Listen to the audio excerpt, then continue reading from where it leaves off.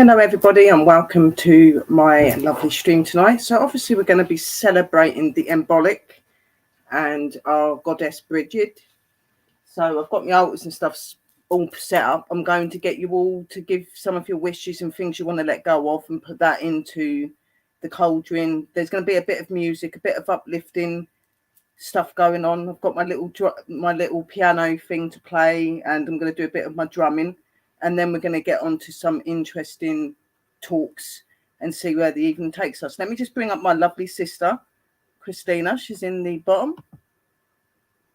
Hello. Oh, you got a crown on as well. You're rocking it. I saw your crown and I said, oh, it's a crown day. Like, I never get to wear them. So I said, yeah, well, Bridget, the goddess that we celebrate, she very much likes her crowns and things like that, and she's very feminine. So yeah, this is why I'm dressed in green as well, because it's to do with her as well. So yeah, I'm rocking the goddess look today, guys, and the other ladies are as well, as you can see. Hello, Lunasis. Hello. So hello. Obviously, when we're doing the ritual thing, I'm going to do a separate little recording on my phone over here so that I can upload that so you can see what I'm actually doing when I'm near the altar. I'm going to have some, I don't know if you're going to be able to hear the music through here, but there will be some music on after that. So all I want to do at the minute is just focus on getting the altar lit and getting your intentions of what you're wanting for the future and all of the bad things you want to let go of. Put that into the cauldron, get Bridget to help us to do that. She is the bearer and giver of new beginnings and the new self and things like that. So she's going to be good for tonight. So just let me sort that out for the minute. Well, if you're hearing it, we should be able to hear it through your mic. I would think. Every time I put it on, it never seems to bring up the music. It's really weird. Like, tell me if you can hear this. Look, tell me if you can. No, you probably have to share the audio for it, maybe. If you go into your settings on StreamYard, you probably have to share like background audio, maybe, or if there's something on there. I think. Hang on a minute. Let me just see if I can do it because I'm not very good at this. So what do you go to settings? And see go into audio. Default microphone, real talk, default speaker, retail, high define test.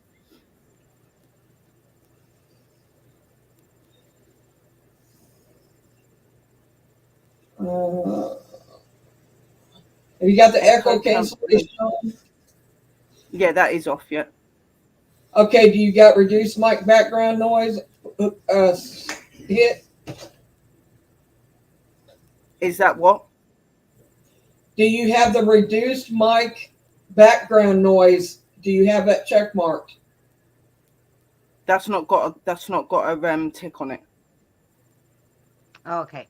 Yeah, just make sure all that stuff is unchecked because sometimes it just picks up your voice. It's got echo cancellation, which has got the tick on it, which because I don't like the echoing. And then it's got automatically adjust mic volume, and that's got a tick as well. Yeah, maybe hear the music, just take the ticks off. When you go back the next time, just click them on, but it might be stopping. Would be what's stopping the music. If it'll work and if you'll be able to hear it. Right, I've turned it off and I'm going to turn the volume up. Tell me if you hear this. Just going to put the music on. Hang on. Right.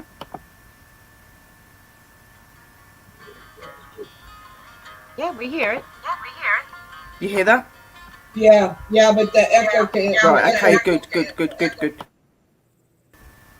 There, what? It had echo to it, so. Did you say you're hearing an echo? Leave the echo cancellation. Right, let me go back to the audio and put the echo on. Right. Let me know if you can hear it again. Right, I've turned that on.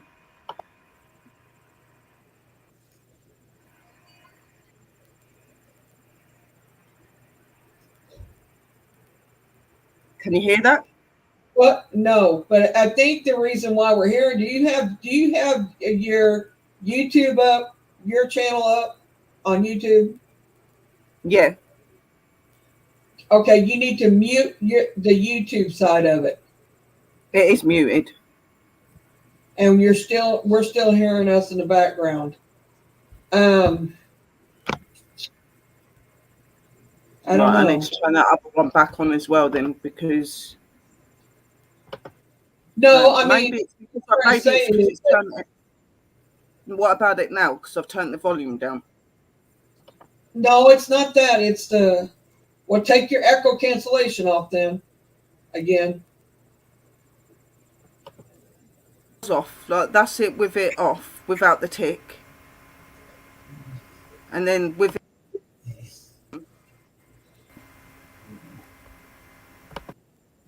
I'm not hearing the music. Are you hearing it, Christina? When she took the tick off, I hear, like, I can hear her computer and stuff.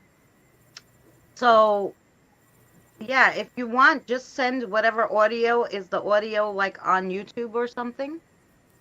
Right, one of them play it. It's on my YouTube channel. It's oh, hang on a minute. I'm gonna have to put it out.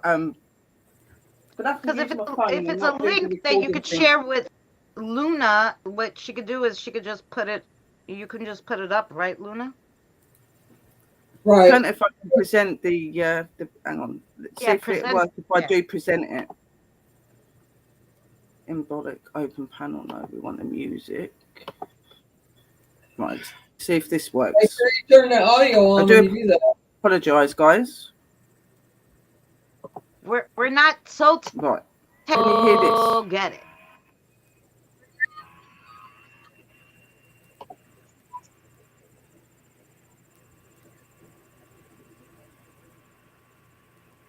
Say that again. You just gotta hit play now. Yeah, like it's there. It's there, yeah. Right, tell me if you can hear it. Yeah. Yes.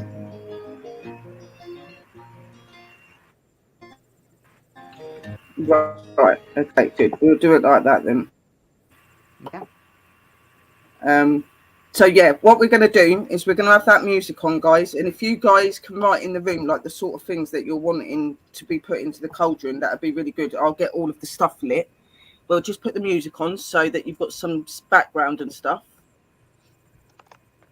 These are all Imbolc songs and dedicated to Bridget. So enjoy, guys, and I hope that it helps to uplift you and give you the energy and the purpose to move forward and have a good future.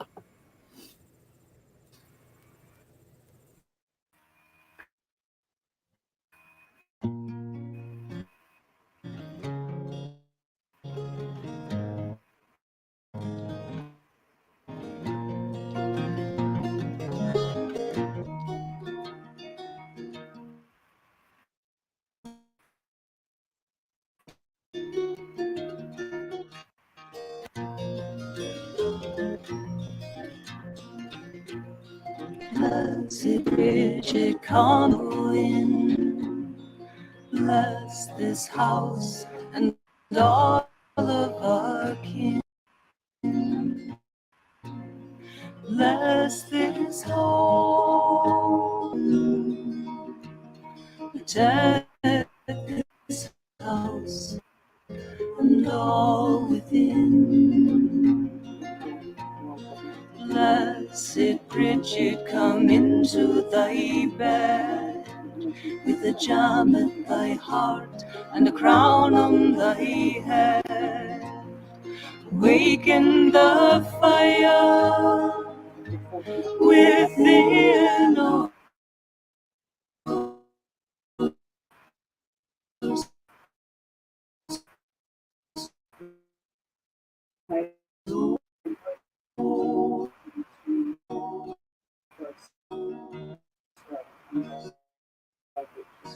Waken the fire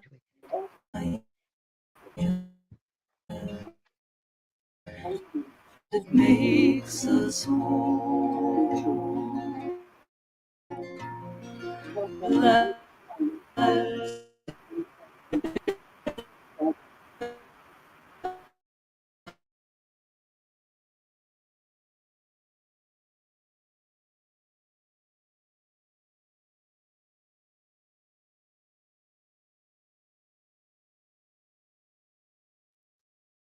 Oops, we lost Sherry, guys.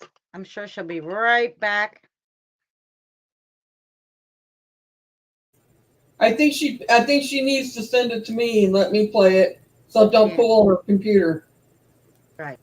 I think it kicked her out.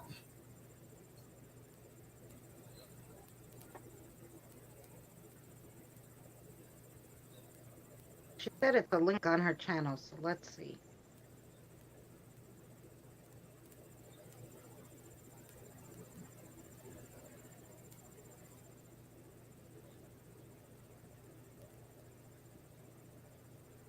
Just hang on, everybody. She'll be back.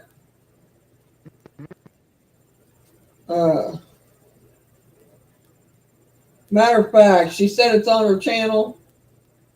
Yeah, I'm just looking at her music list to find the in holistic, she said. Let's see if I can find what she's playing. It's probably in her playlist. Yeah, that's what I'm looking, the music, the witch music.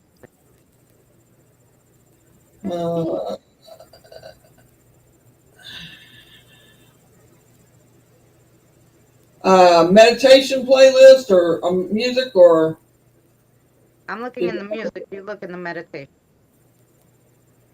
I'm looking in the witchy music, so you look at the meditation. Which one what's the name of it? Do you remember?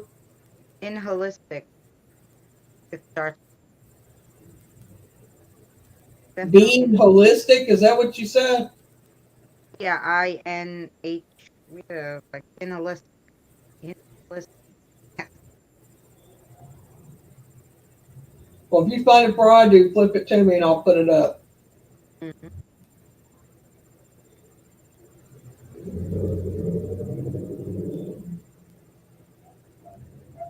Or somebody finds it before I do. That's right.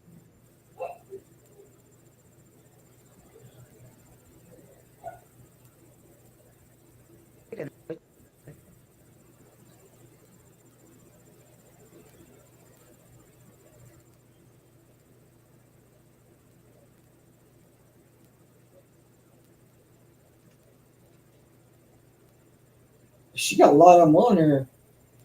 I know. The witches one. Let's go see if I didn't find it on that one, so it's got to be on this other one. Probably on the meditation one. I looked in the meditation. We're trying, guys. Let me send you the link. Angels and archangels, magical. Relaxation. Native American.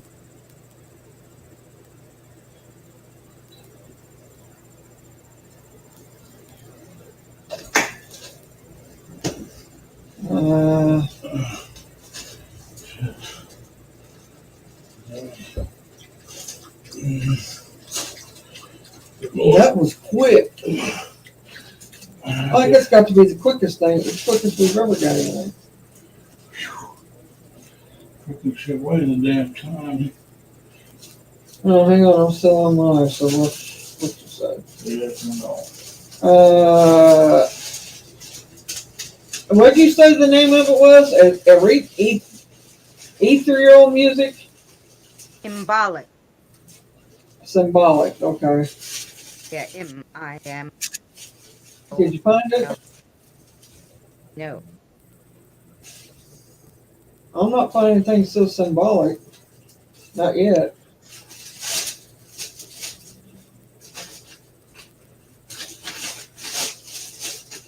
I found angels. I found everything but that.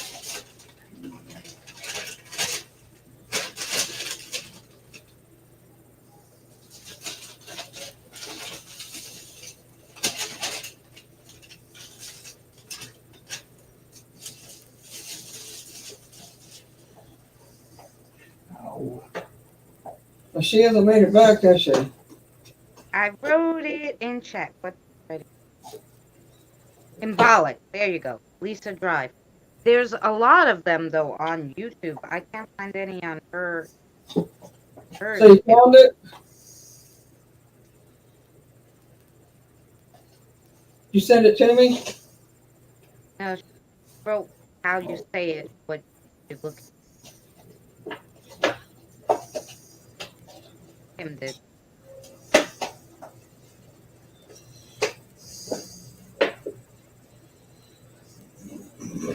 Well, is atmospheric? This is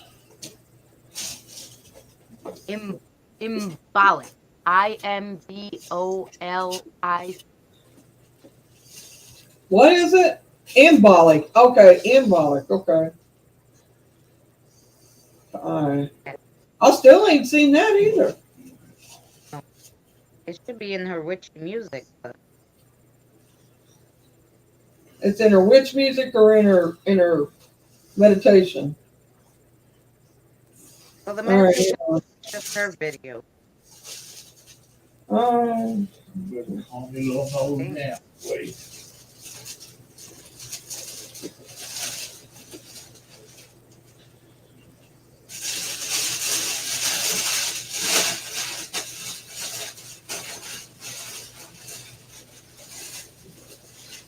But he got to eat. Ah, I found this one by someone else. But, here. Yeah, I'm not. Let me find hers. She should have.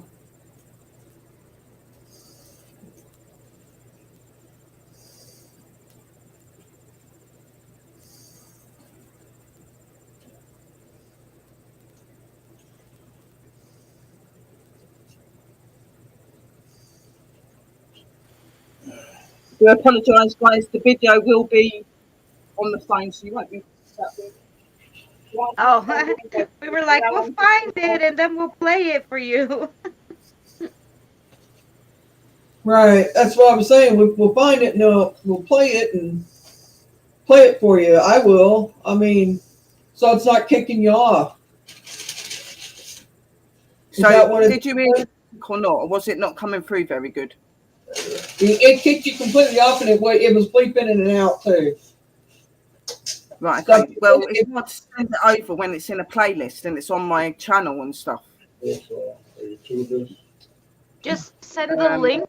Send the link to Luna so she can share it on hers so it doesn't. We're gonna try and hang on a minute. Give me 2 seconds, guys. I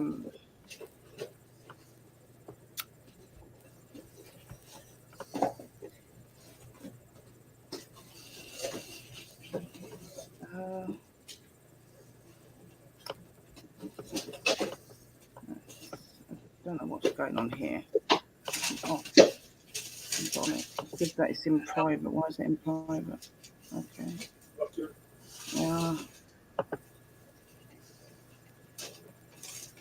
Just give me 2 minutes, guys. I'm just trying to get the video to come up so that I can change it because it's saying that it's private for some reason.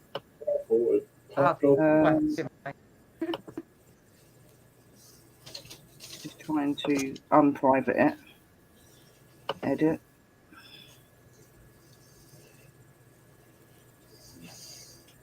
I don't know how that popped open, but whatever. I don't know why it's still not showing me.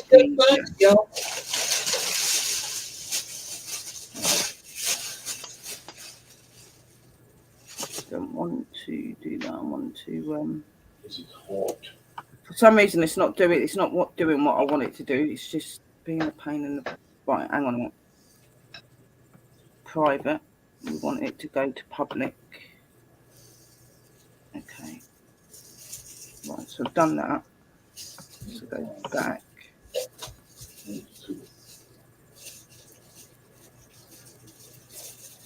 Cool. I don't know how you're going to send the link. How do you send the link? Because it's got all of the songs in it.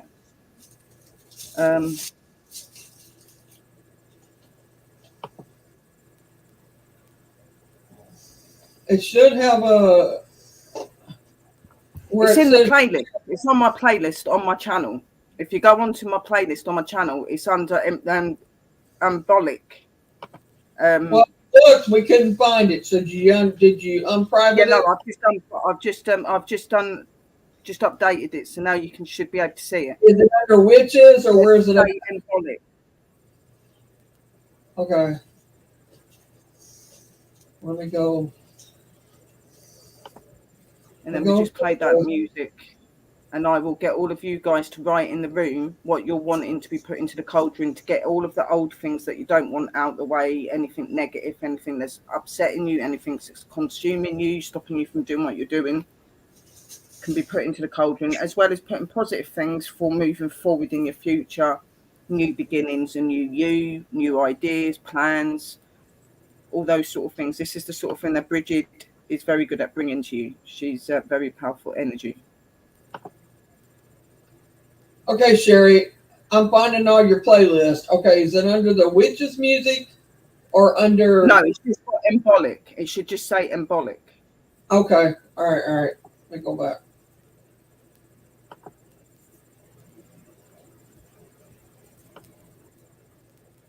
Because after I've used it, I delete it off because I'm only using it for like now. You're eating muffins. Lucky you. I've got like bits down on the floor and on the altars and that for the spirits, but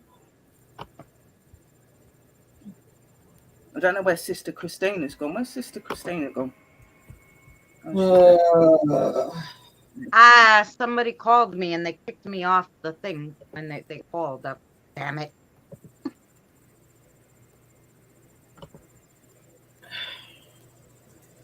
Christina, help me find this video because I'm not finding it. It's got to be under one Hang on a minute. Let me go and have a look again because maybe it's not done it properly. I don't know, but it's showing on here that it's there. It said updated today. Okay, but it's got to be under Witch 101 meditation shows. No, it's just literally a playlist on its own. It's not in any of the videos. It's just under Imbolc. All right. It should be the first lot of videos. I got it. Right. Okay. Send it to me. I found it. Some people are struggling to get it, I think, which is really, really annoying. Hello, Christine. Hello, Christina, sis. Who else is in the room? Did you say Drew? I didn't see Drew. I got a bag of M&Ms next to me. I'm trying to ignore Christine. Got lovely Kim, sis. Hello. And got Siri and Charlie, Siri, and Kelly. Hello to you all, my sweethearts. I hope that you're all okay. Happy Imbolc to you all. So obviously Mary, I've sent it to you. Got the pen and paper, guys. So if there's anything you're wanting me to put into the cauldron, we can do so. Okay, I'm ready when you are. I wrote, Terry, maybe if Miss Bridget would be so kind as to help take some stress away. Can she do that? Can we ask that?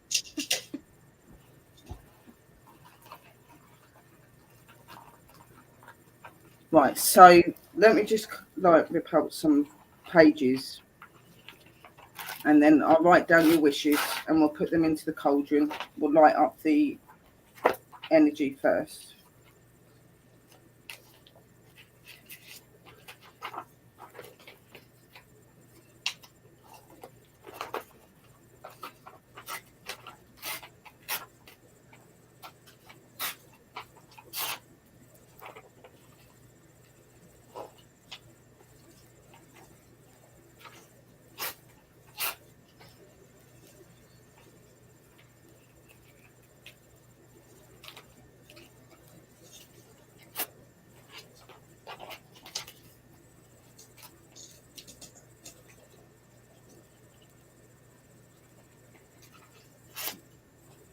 So what was it that you said you wanted, sis?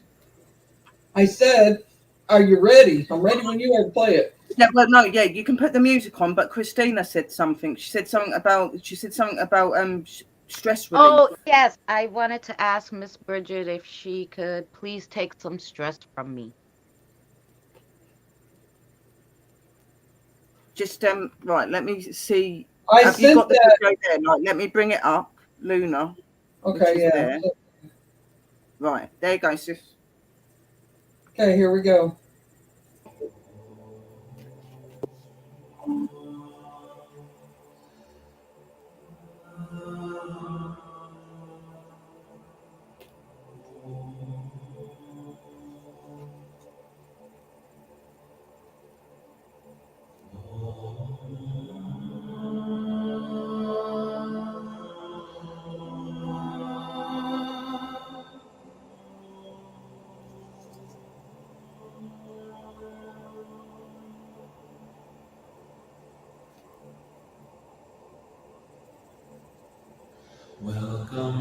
You know, Tina, so anybody that's wanting any energy or anything put into the altar to remove anything negative, anything that don't serve them anymore, write it in the room, anything positive for your future, plans and ideas. And if you want to bring something to light, please say now in the room and I'll write your names and write down what you're wanting. I've got Christina's one. Does Sister Luna want anything?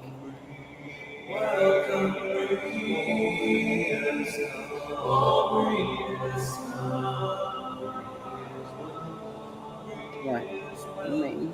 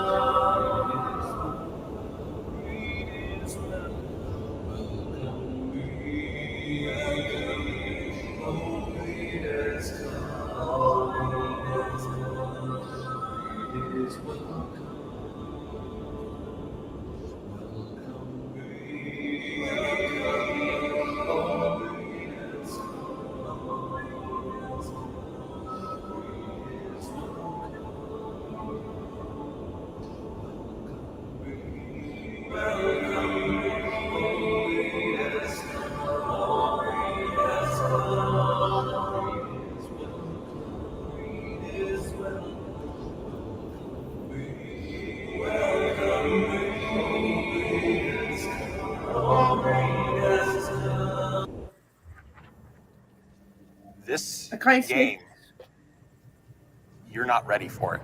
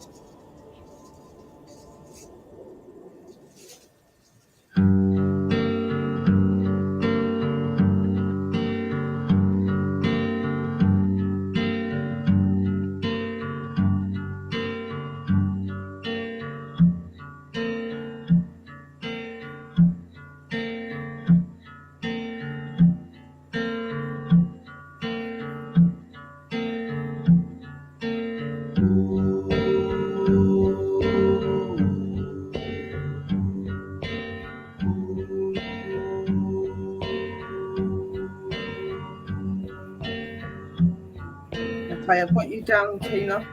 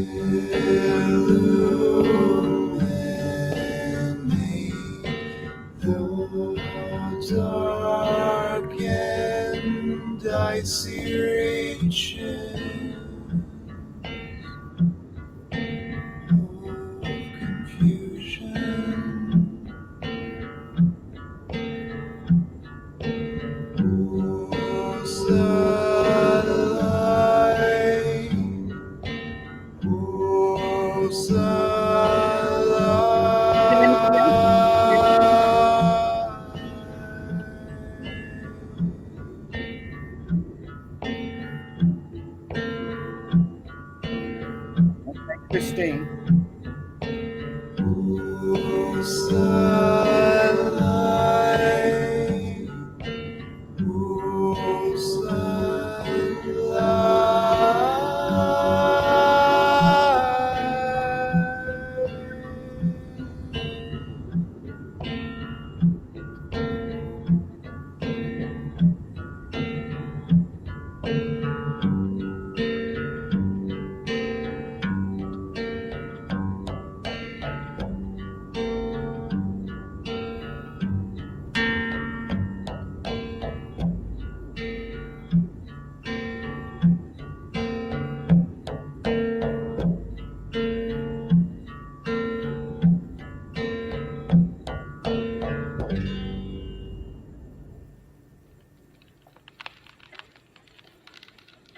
Hey, I've got you down, Christine.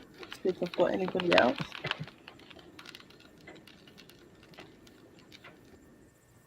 Can I show you something that kind of messed me up? Hang on. Kim. This is a ribbon that represents 100 years. And depending on how old you are when you're watching this, you've probably already lived. Winter is dying. The sun is returning. Ice is receding. Rivers are flowing. The ground will be fertile. The seeds, they awake. The plows will be charmed. Fires are burning. The offerings are given. The old ones are with us. We are becoming.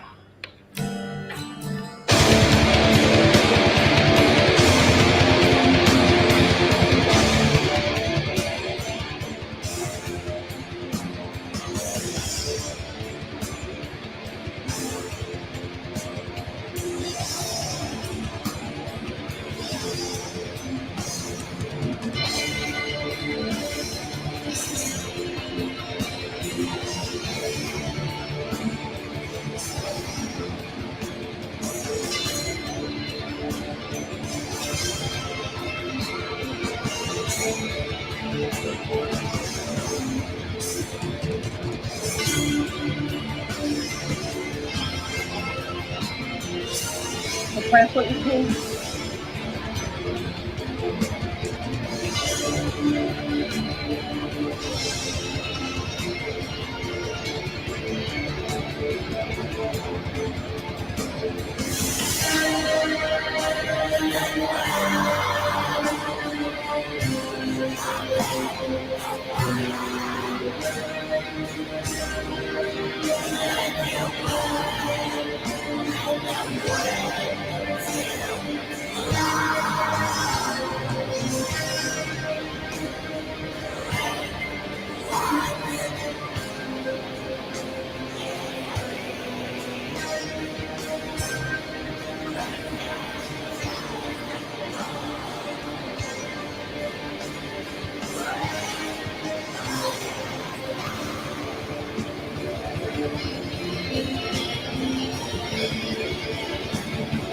Right, I've got that down, Tina.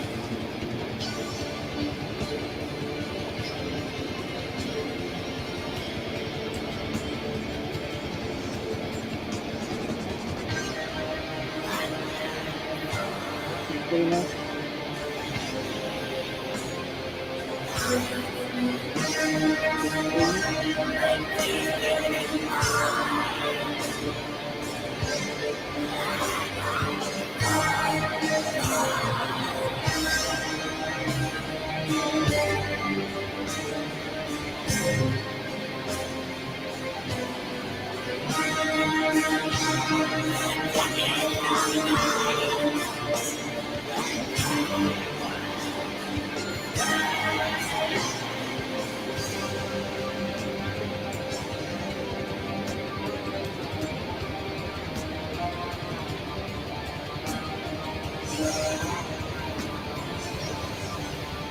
Right, I'll put you that down to 15 straight up.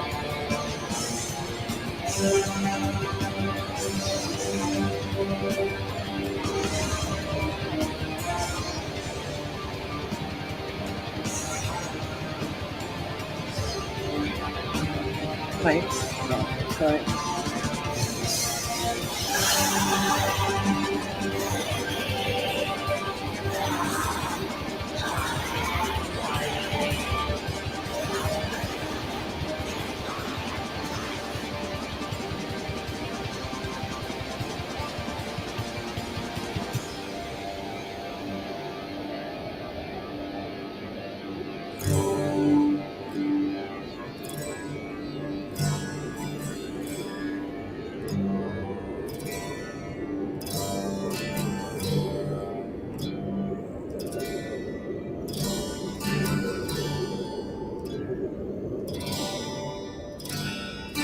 Winter is dying, the sun is returning, the ice is receding, rivers are flowing, the ground will be fertile, the seeds they awake.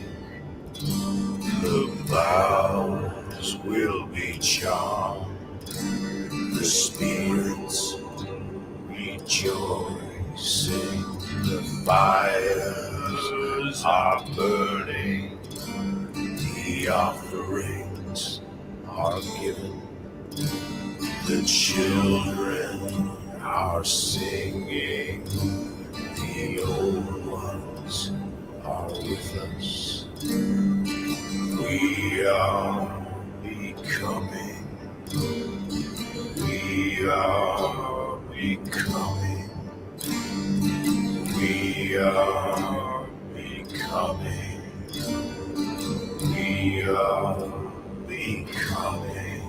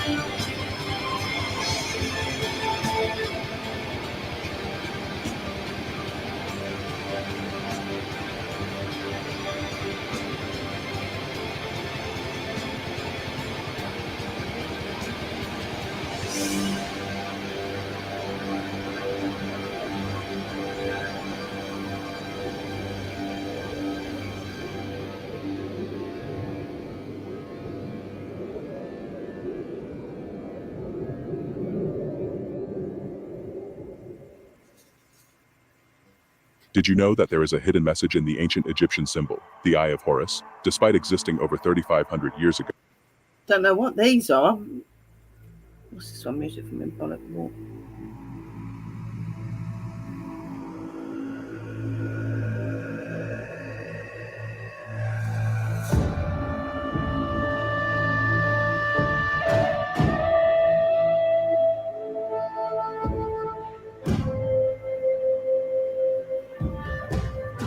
I did, Kim. Yes, I got yours, sweetheart.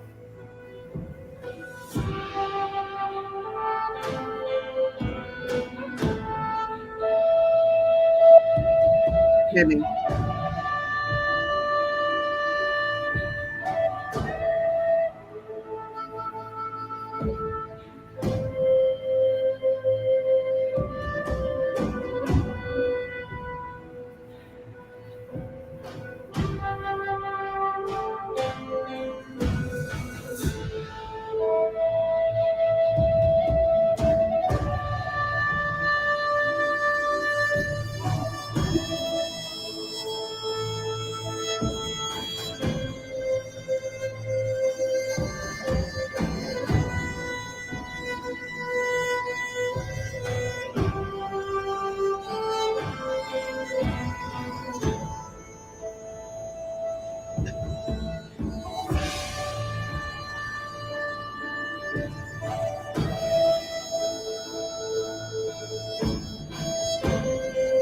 Right, I'll put you down, Kelly.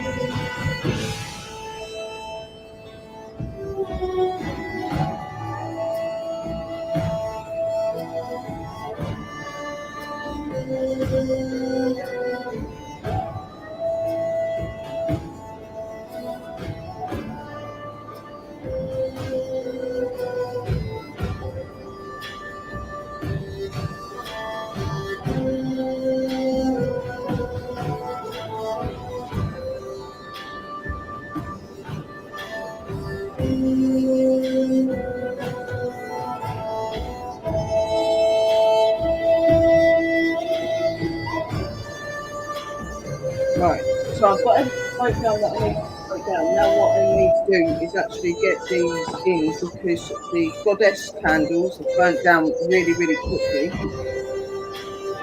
which is nuts.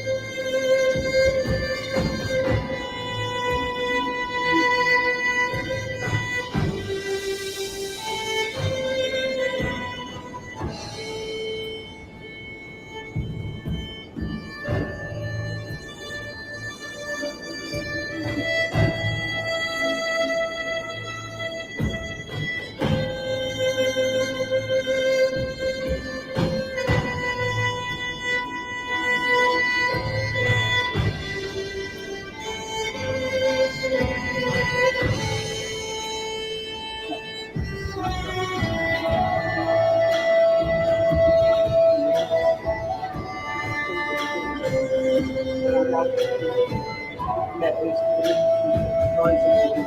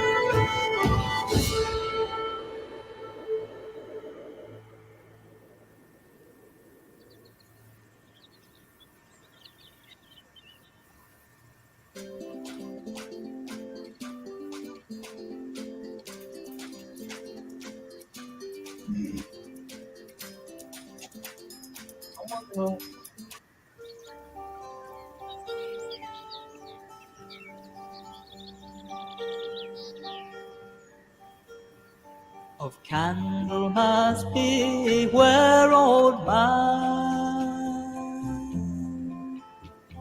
a wind gale and the thorn. And if you think that winter's dead, it's barely been born.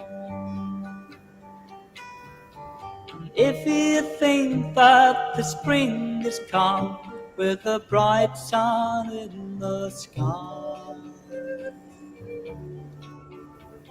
an icy wind blows icy tears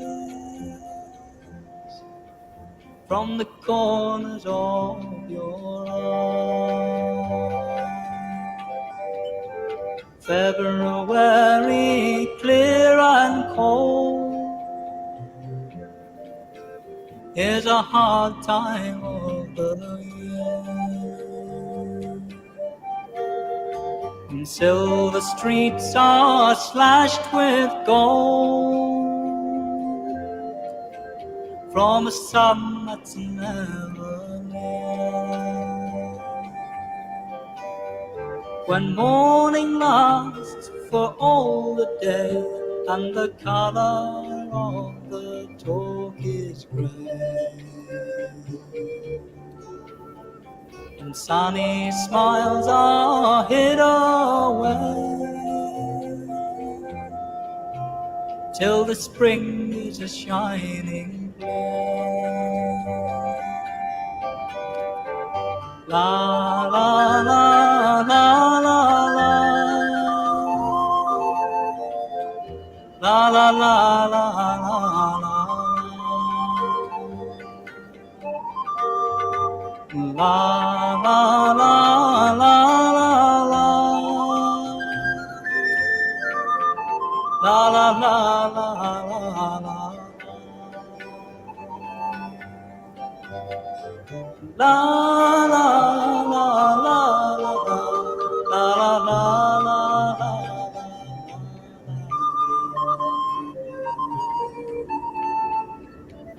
La la la la la la. La la la la la la.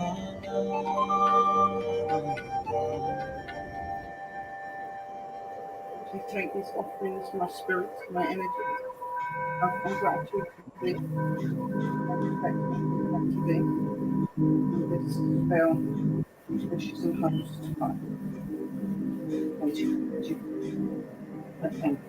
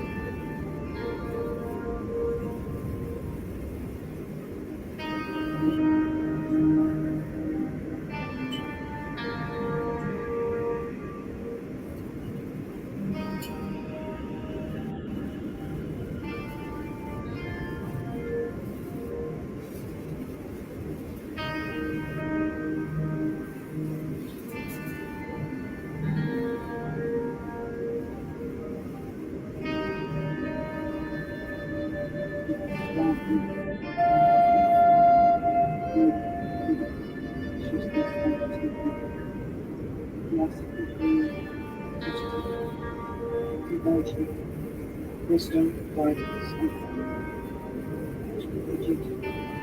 and yourself.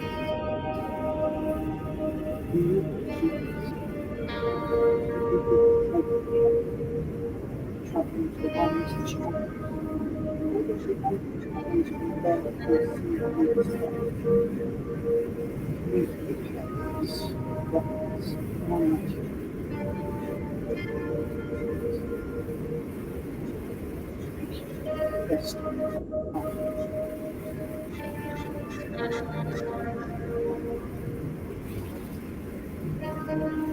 So, as you can see, the altar has now had its welcome back. So as you see now, all of the offerings, everything's been given to the spirit, everything's been put into the altar, into the cauldron, all is just firing up. See the goddesses, rigid, the fire. Their candles have already burned down to where they need to be, but the music is still going. We've still got the residual energy of the old energy of the power energy around the cauldron. So you can see this going on. We've got the bottom candle and another symbolic candle here, energy candles. So it's all just energizing and doing what it needs to do now. As you can see, my dragons already took what he wanted, or what he wanted to do, already made that burn out. We'll see if it will be right. It's not point.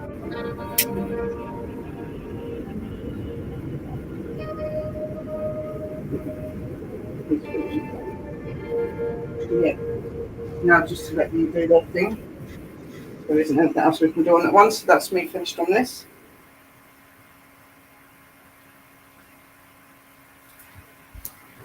Right. So we've got that. Here in the fact that it's the whole team together working as a unit. Yeah, we'll put on. I'll put the music on. We can take the music down. I'll do it on my phone now. I'll do that on the phone in a minute. I'll go on to the. We'll just talk for a couple of minutes. So obviously, as I said to you, everything is empowering now, and is doing its thing. Mm-hmm. So all of your wishes, your hopes, all of your future things are burning with Bridget. Thanks, Bridget is well on form today.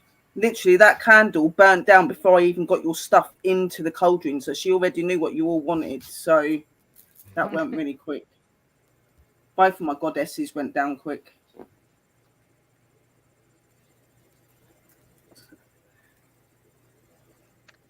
I put on my amethyst necklace to match with my pretty amethyst, and yeah, I've got amethyst in my crown. Yeah, I got amethyst and quartz, and it even got like stars hanging out here. I was like, I'm gonna wear my pretty crown. I didn't know it was that loud. I for you guys, I thought it was just loud like that for me. Sorry. Well, no, you know what it was? Sherry was talking at that point. So I said, I couldn't hear her. It was fine when Sherry wasn't talking. But when she started talking, I'm like, I can't hear her. I haven't heard nothing she said in it. Yeah, well, normally when you're doing your rituals and things like that, some of it you're not really supposed to let people hear, but right. I've only done my basic ritual today, so anything I said has been caught on this phone, so it's nothing that's going to upset my deities or anything. But if I was going into a full-scale ritual where I was opening and closing my circles and stuff like that, you wouldn't hear anything I'm saying, because I'd do other things in with it. But we only need to it's an Imbolc celebration today, so I don't need to do the opening ritual. She knows it's for her, so you just call her in and invoke her. Give her offerings and give her candles and incense and all she likes, and she's away. She's with it. Yep. Hello, Well, Banshee, my sweetheart. people. You are very, very welcome. So a lot of people call her Bridget. Some of them call her Bridget. She's got several different names, and she is one of my deities that I work with all the time, along with Freya. And obviously, Bridget is calculated with weaving and stuff. So you'll find the weaved cross that represents Bridget and stuff like that. A lot of people make those sort of things at this time of year. But I've not done anything apart from my altar and that this day. But I'm hoping that on Saturday I'm going to do them a little meal and do Bridget a little meal and open up completely there as well. You're very welcome, sweethearts. I hope that it does help you in that. And remember, like, just going to bed, just sit there and think positive things and think of Bridget when you're doing it. You don't have to call out to her, just think of her and think about all the things that are troubling and upsetting you and that you need to release. You know, there may be objects or things that you're working on that are not serving you anymore. Anything like that that you just want to get rid of.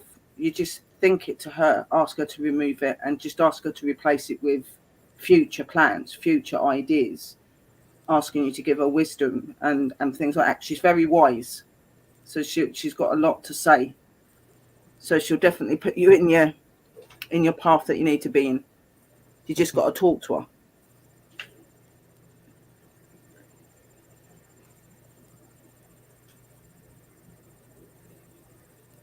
Yeah, Bridget. Yeah. See, I call her both, but on obviously a special day, which is the Imbolc days, I don't. I call her Bridget because that is what her name is. But then on my normal rituals and stuff, when I'm talking to her, I call her Bridget. You are very welcome, my darlings. So yeah, like I had like the music on here, but we've been listening to that a little bit.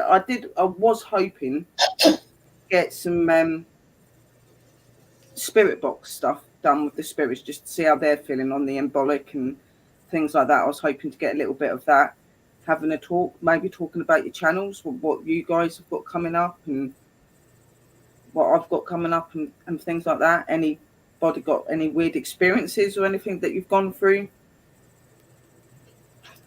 Not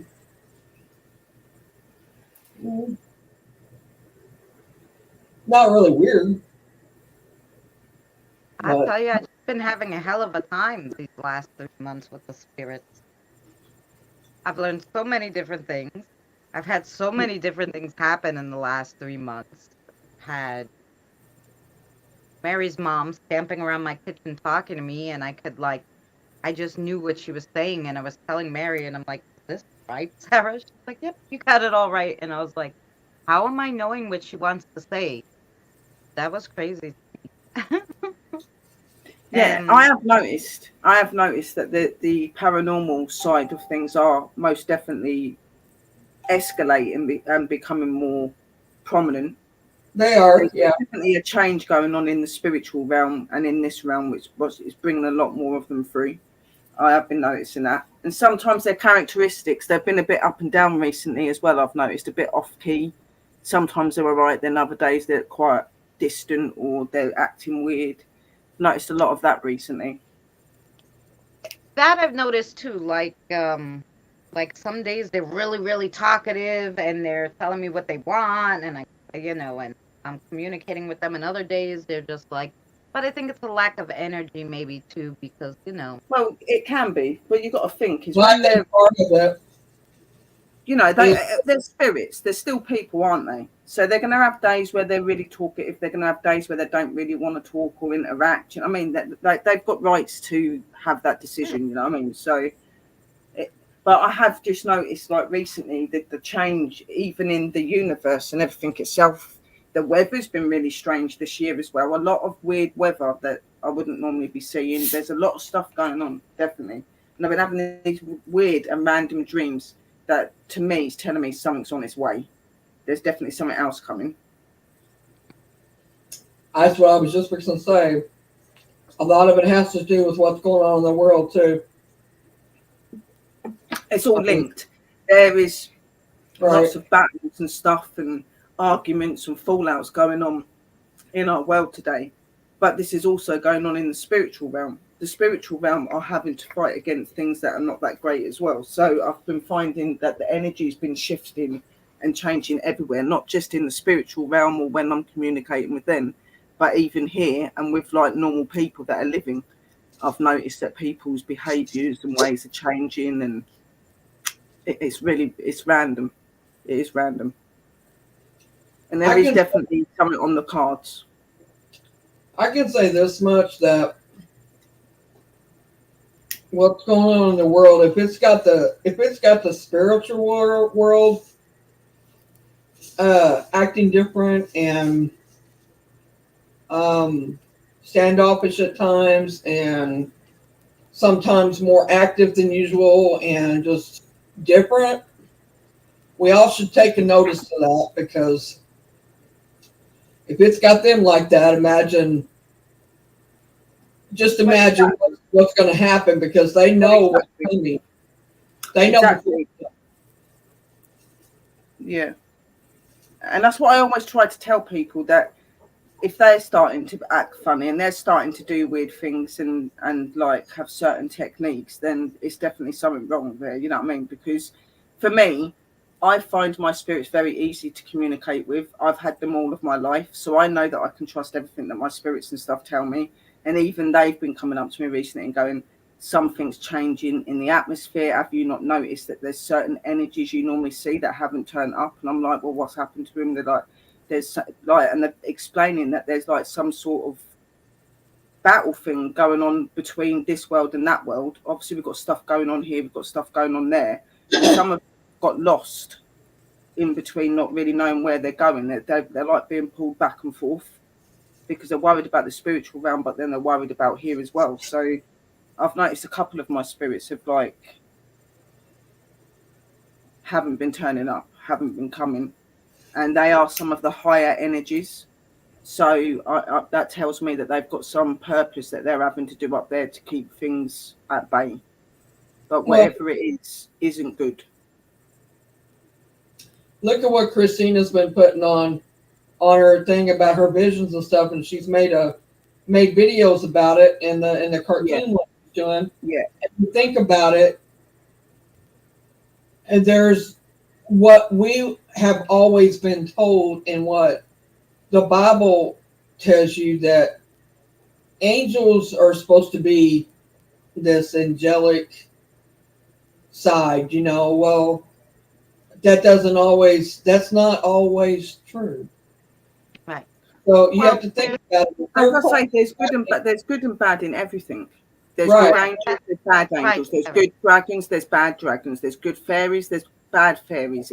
There's good and bad in everything. That's this world. This world is yin and yang. It's good and bad. So are we. So it's all there, you know. You know, like we have free will, fairies have free will. Right. A lot of the things that have free will, angels usually not as much, because they usually they're supposed to be service to the divine, and they're supposed to be angelic. You Yeah. know? So they Dragons don't normally go rogue, but it does happen because they can learn to have free will. They're, you know. So Right. So it happens, and if they don't want to be good, they don't have to, you know, I guess. So Oh yeah, definitely. But that if they are of like a good light and they go over to that side, they do have things that they have to pay for doing that. They don't just do that out of like nothing. That there is going to be a consequence for doing that, and like you're saying, a lot of them probably do sit there and think, oh my God, I'm not going to be told what to do anymore. And they do. I'm not going to be told what to do. I'm going to do what I want to do. But there is going to always be repercussions for them doing that, just as there is for us. You know what I mean? Same with dragons. Dragons, even though a lot of people fear dragons, dragons are a very high divine energy. They are an energy of purity, okay? So they are very much like angels. So like angels, they don't really have free will. They have certain ways they have to act and certain ways to be. The same, like fairies and all these sort of energies, yes, they've got more free will, but they still have different rules in their world to what we do here. They still have things There's they have rules to. in everywhere. Yeah, Well, you know what I there's mean. Like, it's rules, no yeah, different for here. everything. Yeah, And even as here we we've got know, rules. there's a lot of people that break the rules, so there's also a lot of Yeah, they do as well. They do. There are you a know? lot of them that do that. Yeah. So, yeah, so and and that's why you just have to protect yourselves and like I said, I mean that's the reason why I'm not so, keen. Like I don't go to angels for help. I ask the protectors and I'll ask, you know, the animal spirits or like I'll ask anybody usually before I go, I gotta call an angel. um, No, I think so, a lot of people, you know, especially in your witch faith and that, a lot of people don't really call upon the angels in the witch faith very much. I believe in angels. I've right, worked with angels. I believe in them. But my energies I normally would call out to is the Lord, Mother Earth, Mother Nature, the elements. The right, only time I'll ever call out to my angels, and that's just Angel Michael, Raphael, and Michael, Raphael, and Uriel. Okay, because I know them and I know that they are of a positive energy. I've worked with them for a long time, and I only go to them when I really, really need to. When I know there is nothing else that can bring that out, because right, 9 times out of 10, my elementals and stuff can sort the crap out. right, You know what I mean? Because they're very high energy beings as well. They wouldn't be classed as being divine, but they are a divine of nature. Okay, so they have got a stronger energy than some of the energies we work with. So that's why they are very much like the strength and the power of. To be honest, I think elementals are actually stronger than angels and well, things like that. elementals Most were definitely, they've got here. more the dragon energy, in my Well, opinion. because they've been here longer than angels. Yeah, They had yeah. Same as the 300,000 dragons. more years Yeah, to learn yeah. things. Dragons are like that as well. Dragons have been here for centuries before there was Yeah, mankind, before there was human, everything. So they are very much there with the elementals. You know what I mean? And that's why a lot of the dragons are illustrated into forms of nature, because they can form into forms of nature and things like that. They can radiate with nature.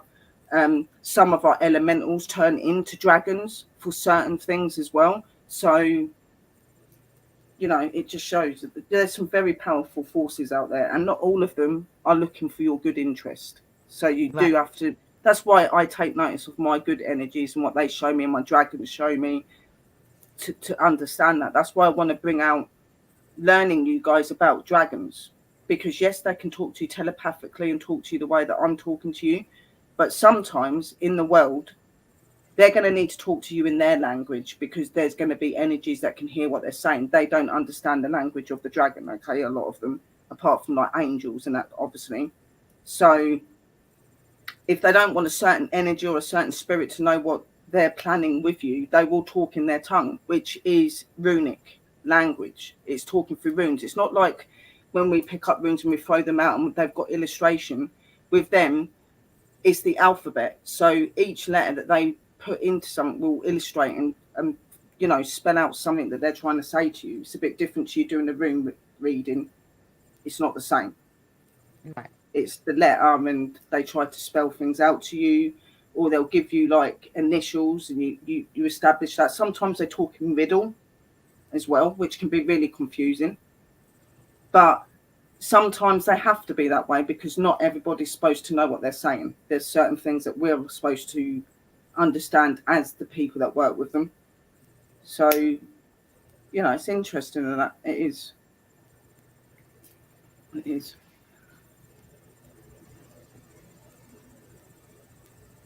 I know. And nobody wishes bad on anybody. And, this world does need to be a positive place. But sadly, there's a lot that isn't. And there's a lot of conflict and troubles going on in our world as well at the minute, which is very Yeah. much showing online. And we've just got to be able to know how to see past that and carry on. And that's where a lot of people are struggling at the minute. I think things are getting down on top of them, and they're like, oh my God, I can't do this. You can get through this. You just got to Yeah, have that willpower and listen a bit. a lot of things are going on that's making, like a volcano exploded. Yeah. Erupt. Okay, so the volcano erupts. And this whole town, which they thought they would stop the lava, but it didn't. So the whole town, this whole town had to leave where they lived because the lava, when it was going into their town, you know? And so, you know, the sorrow and the stress and all that stuff all builds up energy. You know, it's all built up It energy. does, yeah.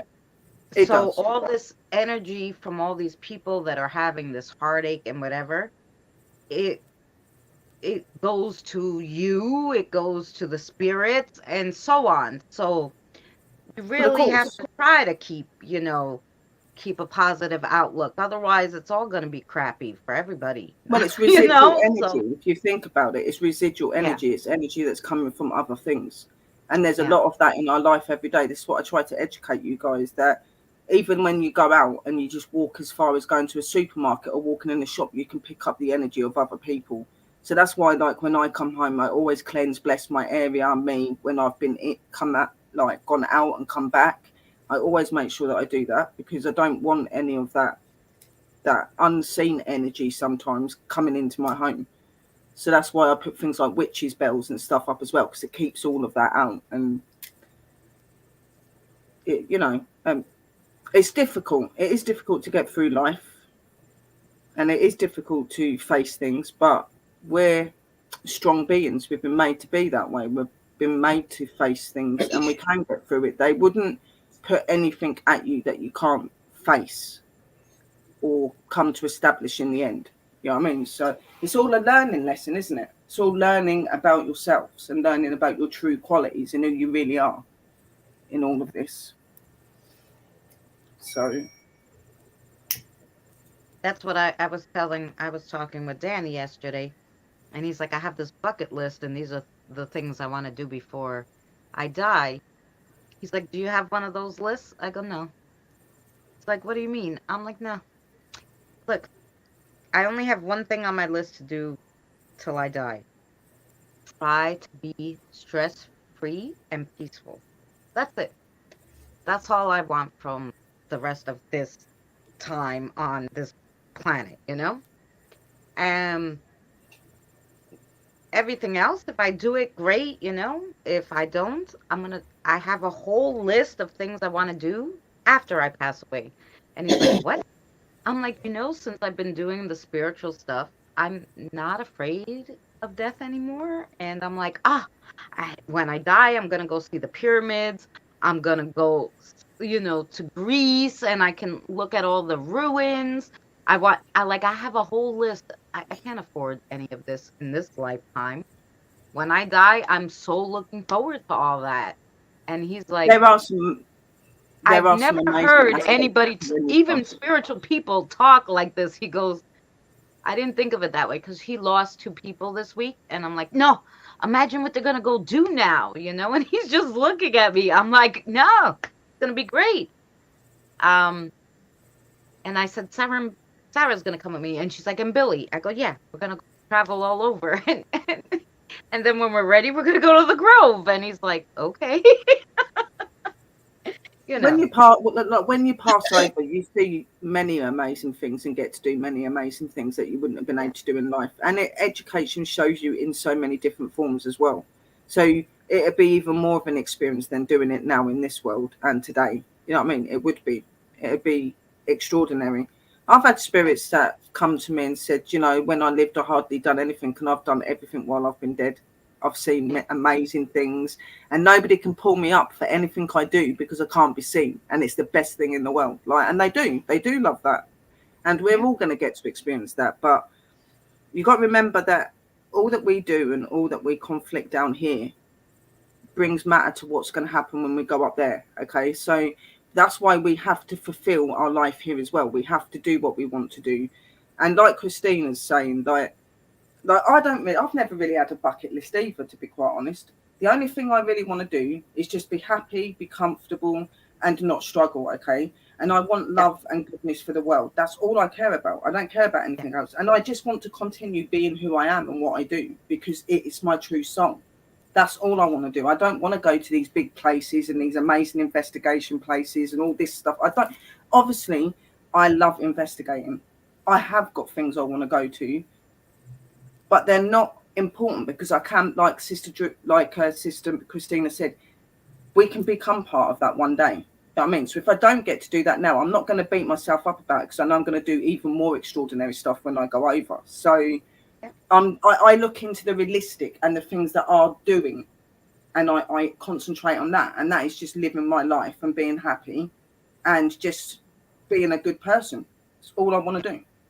Yeah. That is all I want to do.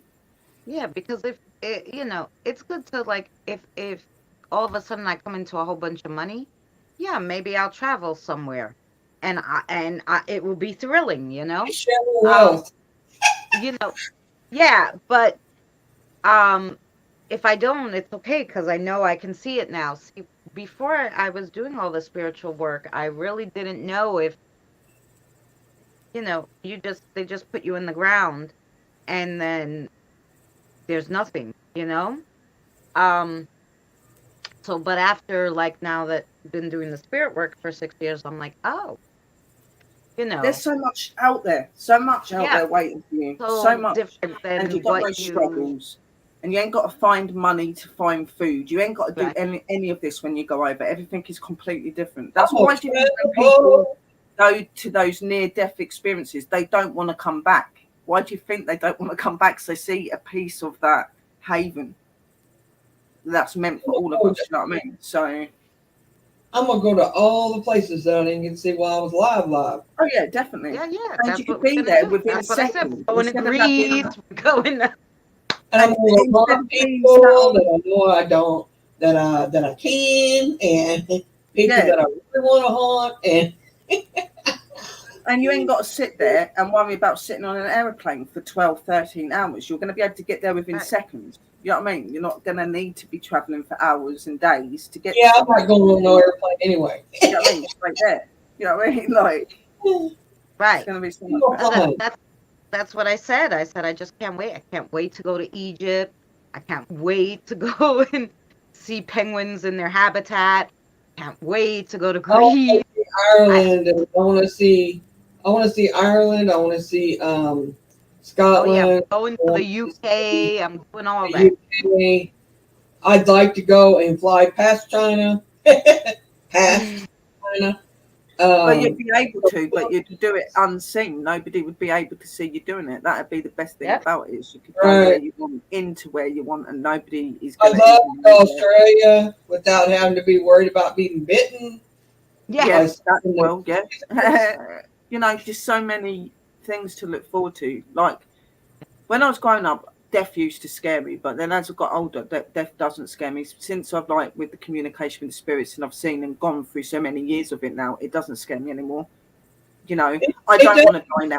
I want to live an old woman and see my grandchildren grow up and speak about all the amazing things that I've done and seen, and then go peacefully and happily knowing that I've got another life waiting. That's what I want to do.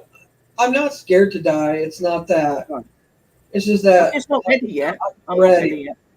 I'm not ready because, you know, I still got my kids they're only in their 20s still. And I got a new grandbaby coming and stuff like that. But, you know, as far as being scared to die, I'm not scared to die. I used to be. Yeah.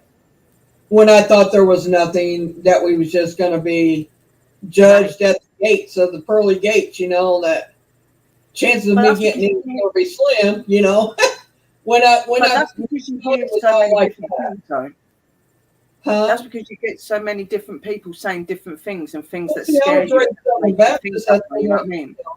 And it isn't like that. Like all this crap about if you commit suicide, you go to hell in that. No, you don't.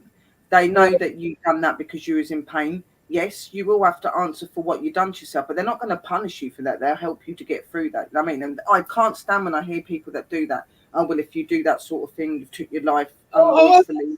That means that you can see going to hell and things like that. I've heard a lot of people. I'm like, That's ridiculous. Even what they say about witches and that, they say that, you know, that we curse lands and we make illnesses and we do this and we do that and we're evil and we worship the devil. No, I do not worship the devil. What I was raised at, once you was baptized, it washed you from all your sins. Okay. Yeah, basically. I've been baptized. Well, I've been baptized too, but in the belief that they have, you know, once baptized, always baptized. I don't believe that. I believe you can lose that salvation. I don't think it sticks round. I just think it puts like a marker on you, but it doesn't stick round. Like you still have to. But as far as being judged like that, they never really per se said that you're going to be judged this, judged that, and you won't get in because if you do this, this, or this. It wasn't so much like that. It was just what we were perceived to, or what we was showed that it could be. And we was never showed the other way, you know, a different way. So that's why all of us thought that. That's why I thought that. But, you know, I knew of the spiritual world. Like I said, I've known it ever since I was 5 years old. But you tend to listen to the ones that's looking at you, that's live, that you can see, that your family, you listen to them and you listen to people around you. And like I said, I didn't do anything with the paranormal side of it because of the spiritual world of it, because, you know, they put you away back then. You know, you'd be locked away if you're talking to spirits or talking to anybody that nobody could see. Yeah.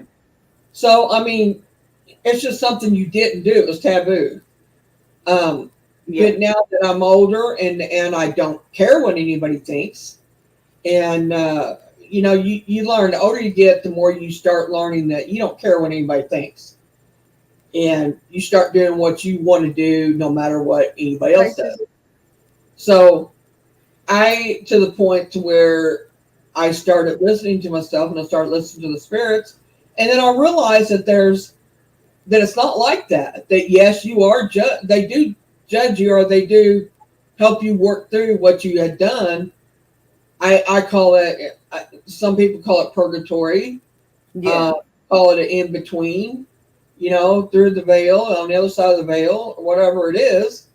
You know, you're there until you figure out, you learn what you need to learn, basically. Yeah, you do. Yeah, and that is what it is. It is that you learn what you've done here, and you put it right. And that it is true. It is true, because like, even me, when I was younger, like, I've always been able to see spirit and stuff, and I've always believed, but my nan was a Christian in that, so I was always pulled in between. Even though I've always believed in spirit and I've always believed in my witch side of me, you know, I was pulled at times because of like the Christianity side and the fact that I was christened, and because of things that I'd heard being said by certain people of that colony and things like that. But the more that I communicated with the spirit, the more that I opened to spirit, like you, Sister Luna, you know, I realized that I didn't connect in church. I couldn't connect in church. I didn't get the feeling I was supposed to feel in church. But the minute I walked into nature, the minute I was with the trees and I was with the energies, I felt what you should feel in that church. I felt the energy of the divine. I felt anywhere else. The peaceness you're supposed to get, the peace feeling you're supposed to get when you go to church. Yeah, you're supposed to get peaceful feeling, this uplifting feeling. You're supposed to feel that energy, that sparkle inside. I didn't get that in a church, but as soon as I went into nature, I did, straight away. Well, my mother always used to tell me you don't have to be in church to talk to God, feel God, to do his work. None of that. Oh yeah, no, I know. But obviously when you grow up and you hear things, you kind of wonder. Like for me, I'm thankful that I was always open to the spirit. So I always had that other side that I looked into. So I was in both ways. I believed in both. But then when I couldn't get that connection with the Christianity and stuff like that, I was like, no, like I connect to nature. I connect to the witch elements. That's what I am. Like, and you know, through that I learned that you can speak to your energies. You can speak to your father. You can speak to all of those divine energies. Anywhere that you are, you can be sitting on a toilet, sitting in a bath, sitting in nature, sitting on a train. Don't matter where you are. If you talk out to them, even in your head, they hear what you're saying. They answer you. They they find a way of communicating with you and connecting to you to let you know that they understand what you're saying. And I do it all the time. Sometimes I'll just sit there and ask out to them when I'm having problems about things or I'm not sure about something, and they come through on like the card readings and stuff.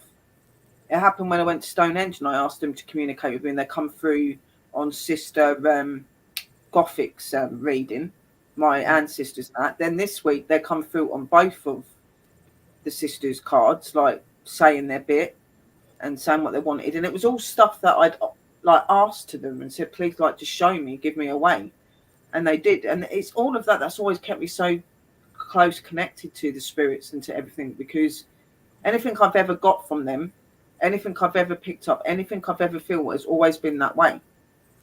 They're like, they've not done me wrong like other people have and things like that. So it goes really deep. It is interesting. I have always believed, also, Sherry, I've loved being outside since I was small. I have always believed in the fae and other worldly things. Not everyone can see, but I knew they were there. Yeah, and that was the same for me. As a child growing up, I could talk to spirit, but I told you on my channels that I had my encounters with the fae and with ETs, but I didn't know it was ETs at the time. But through later life, I come to realise that. But yeah, I've always connected with like the fae. I've always had a connection with the elementals because of aura and things like that. So for me, my destiny was always nature and was always to be a witch and a shaman. Well, I think. Like well, my sister, funny enough, I had forgot, but when she said it, I remembered, and I'm like, oh yeah, you always used to say that. And we thought she was a weirdo, but when we were really young, and I don't know, she was like 4 or 5, maybe 4. So we're like 6 years apart. So, you know, I was older, right? So I was like 10, and my sister would sometimes like be playing at, and it would get a little dark and be in the front of the house, and she'd point, she goes, I'm from there, from that star over there. And I'm like, what are you talking about? And she's like, yeah, I was there. I'm from that planet. I'm not from here. And I'm like, okay, yeah, whatever, you know? But when she was younger, she believed she was not from this world. She was from a different world. And she brought that up the other day, and she was like, yeah, I remember I used to say that. I think I still believe that. I said, well, that was probably your past life. Maybe you didn't live on this earth. There's no reason to say you know, in your past life, you couldn't live on a different planet, you know? Well, of course, you've not just lived in this plane, you've lived in many planes. And there are such things as starseed and indigo children and things, which are energies of like ETs and other energies like that have come from other realms that have chose to take human form and come here to do the better and things like that. That's what I was told through the ET family that I connect with, that I'm connected to, that I'm apparently a starseed, and that I chose to be here. I chose to be human because I wanted to help civilian. And it makes sense because all my life it's always been about connecting and helping other people, and always being connected to the strange and the unknown, being connected to otherworldly energy and power that some people can't see, but I happen to be able to use it and work with it. So it all makes sense, and it's always been there. It's just it takes time to realize that. Hello, Boomer. How are you? Hi, Boomer. It's an amazing feeling. It is an amazing feeling, and when you open yourself, you see so many amazing things, and you experience a lot of amazing things. I'm not saying that everything that you go through is pleasant. You're always going to have things that happen that are quite upsetting or disturbing and things like that. But the majority of it is absolutely amazing.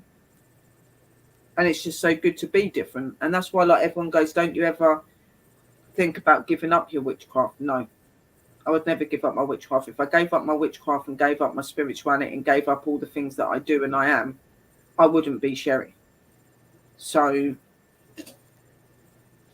I'm me. That's and I'm right. proud to be me. And funny you say that, Sherry, because this last week it started, and then this week is the ending of the first like place that the creator took us was to see they called them star children and the watchers. Yeah. And the watchers looked over the star Yeah. children, and they were Yeah, like they the do. Yeah. watchers of like the planets in this universe and the things in this universe, you know. And I never like thought about those kind of things before, but they were like, when it was in the vision, I was like, wow, I wonder like if these people exist and who are they and all this stuff, and it's interesting. Yeah, the star seeds, yeah, they do have watchers. They have energies of beings of other realms that look over them.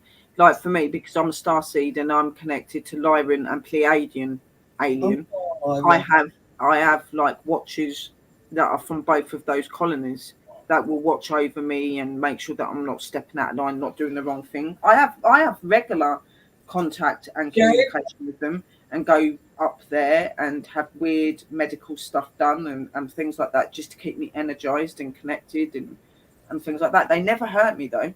I've never had a negative experience, and I know some people have said they have, but everybody's different. And I very much believe in the ETs. I've believed in them since I was young as well, and I've actually had experiences as a child with ETs. I didn't know that at the time. I didn't know that it was ET related. So it's interesting. Oh, Sherry Boomer might want to link. I don't know if he's still in chat, but Boomer, do you want to come up? Would you like to join for a little bit? I'll probably just like let you guys carry on like talking this stuff. I may have to make something to eat in a minute because I haven't eaten all night, and I'm feeling a bit drained. Well, you need to eat. You're thin as it is. You're gonna blow away on us these days.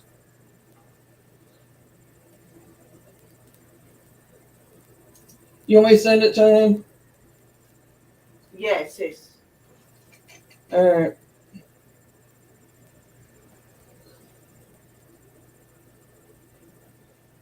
Remember, it's gonna be Messenger. I got coffee and Right, so now I'm just going to let the rest of. I totally forgot that my God candle was burning in my thing. All right, I sent it. Thank you. Oh, yeah, it's very interesting. It is very interesting. If you are people that are thinking of coming into the paranormal field, or you're thinking of coming into spirituality and stuff like that, I would say just be you, okay, and don't try to like push anything on. It'll come in its own time, and practice makes perfect. Whether you're going to be a witch or a spiritual practitioner, or you're just going to be somebody that wants to study the paranormal and do things like that, everything takes time and takes patience and takes practice. And meditation will help you a lot. Research and study is key as well. I found that meditation helped me a lot when I first started wanting to open up more, or wanting to stop the fog that I was having, and the third eye headache I was having, and the ringing in my ears, and Oh, my ears are always ringing, and they were so clogged the other day I couldn't hear anything. And and Danny was trying to tell me all these things, and I'm like, they won't unclog. And he's like, you have to put the smoke every day because you hear them like with your ears. You have to put the smoke every day and clear it, or you're gonna have clogged ears. I'm like, okay. But you forget, you don't think about it, And I don't put smoke in my sometimes you can get. There's an illness that's linked to the ringing of the ears as well, but they say that in some spirituality that you're supposed to get a sort of a ringing in your ears as well, like it's meant to be a sign of a higher self, like trying to connect with you. So there's so many aspects that sometimes it can be confusing to wonder like what it is. Is it that you've got something wrong with your ears, or is it? Right. Well, only it's spiritual. like the last. It's funny enough, Cherry, because when I was younger, I had this problem with my ears, and I never thought it was spirit, you know. And they would check and check, and there's nothing wrong with your ears. And I'm like, okay, I can't hear out of them. And they're like, there's nothing wrong with your ears. And one day I remember they finally popped, and I was in music class, and I just covered because now I could hear everything. And because I couldn't hear for so long, it was so bad. I just had to stand there like for like a day. I had to cover my ears for a whole day. Like I kind of got used to hearing sounds again. And I hadn't remembered that that happened. Like, I was like 13, until the other day when it happened and my ear closed, and I was like, ah. I told Danny, I have that thing again, and I don't even know what it is because they didn't know what it was then. And he's like, you have spirit blockage, you know, like it happens because you hear Yeah. them through your Yeah. ears. Other Yeah. people with their Mine mind, does all you the time. hear their ears, you know. Yeah. So, Hi, And that's Boomer. probably what you was experiencing and things. so yeah, he was like, Definitely. even when you were younger, obviously they were trying to talk to you. I'm like, yeah, well. Hello, all on panel and all in the chat. Hello, Hello, Boomer. Boomer. How Sorry, are I was you? yapping. How y'all Are doing? you eating a Twinkie or are you eating a banana? Y'all, it's funny you mentioned that. It's a banana Twinkie. It's a banana Oh, Twinkie. no, it's both. That's right. I'll show you the box. Banana Twinkie. See, she said both of them all in one. Yeah, just a little Oh, I got psychic. my background on. Yeah. Whoop, wrong I'm going to mouse. move you back a minute. You might hear a bit of a thud. That's me letting my boy out for a wee. How do I do this again? Well, I think it was more to guess, but Virtual background. Banana See it? Twinkies. There you go. It's funny. She had it right on both accounts. Yeah. I've been known to do that a few times. Yeah, I just discovered them a few months ago at Dollar General. It's like banana. No, I haven't had it Twinkie. either since I was the last time was probably I was a teenager. Have you Because- seen that new? Have you got an air fryer, Boomer? Yeah. Have you seen the Twinkie air fryer thing? No. Oh my God! My son says they are addictive. Isn't the word for it? Hmm. You take melted butter and you put it over top the Twinkie and kind of soak it in a little bit, and then you put it in the air fryer for, I don't know, I'll have to look it up. But anyway, for so long, and then you open it, put just a little bit more butter on it, and you put it back in there and let it finish. And it just makes this like really good, not crusty, hard crusty, just a crisp. I like my Twinkies the way they are originally. He says he says that he says he likes Twinkies too, but this is a whole new level. He said it's addictive. I'm waiting for them to come out with butterscotch Twinkies. That'd be the bomb. No, I don't eat that anymore. You know, all the Yeah.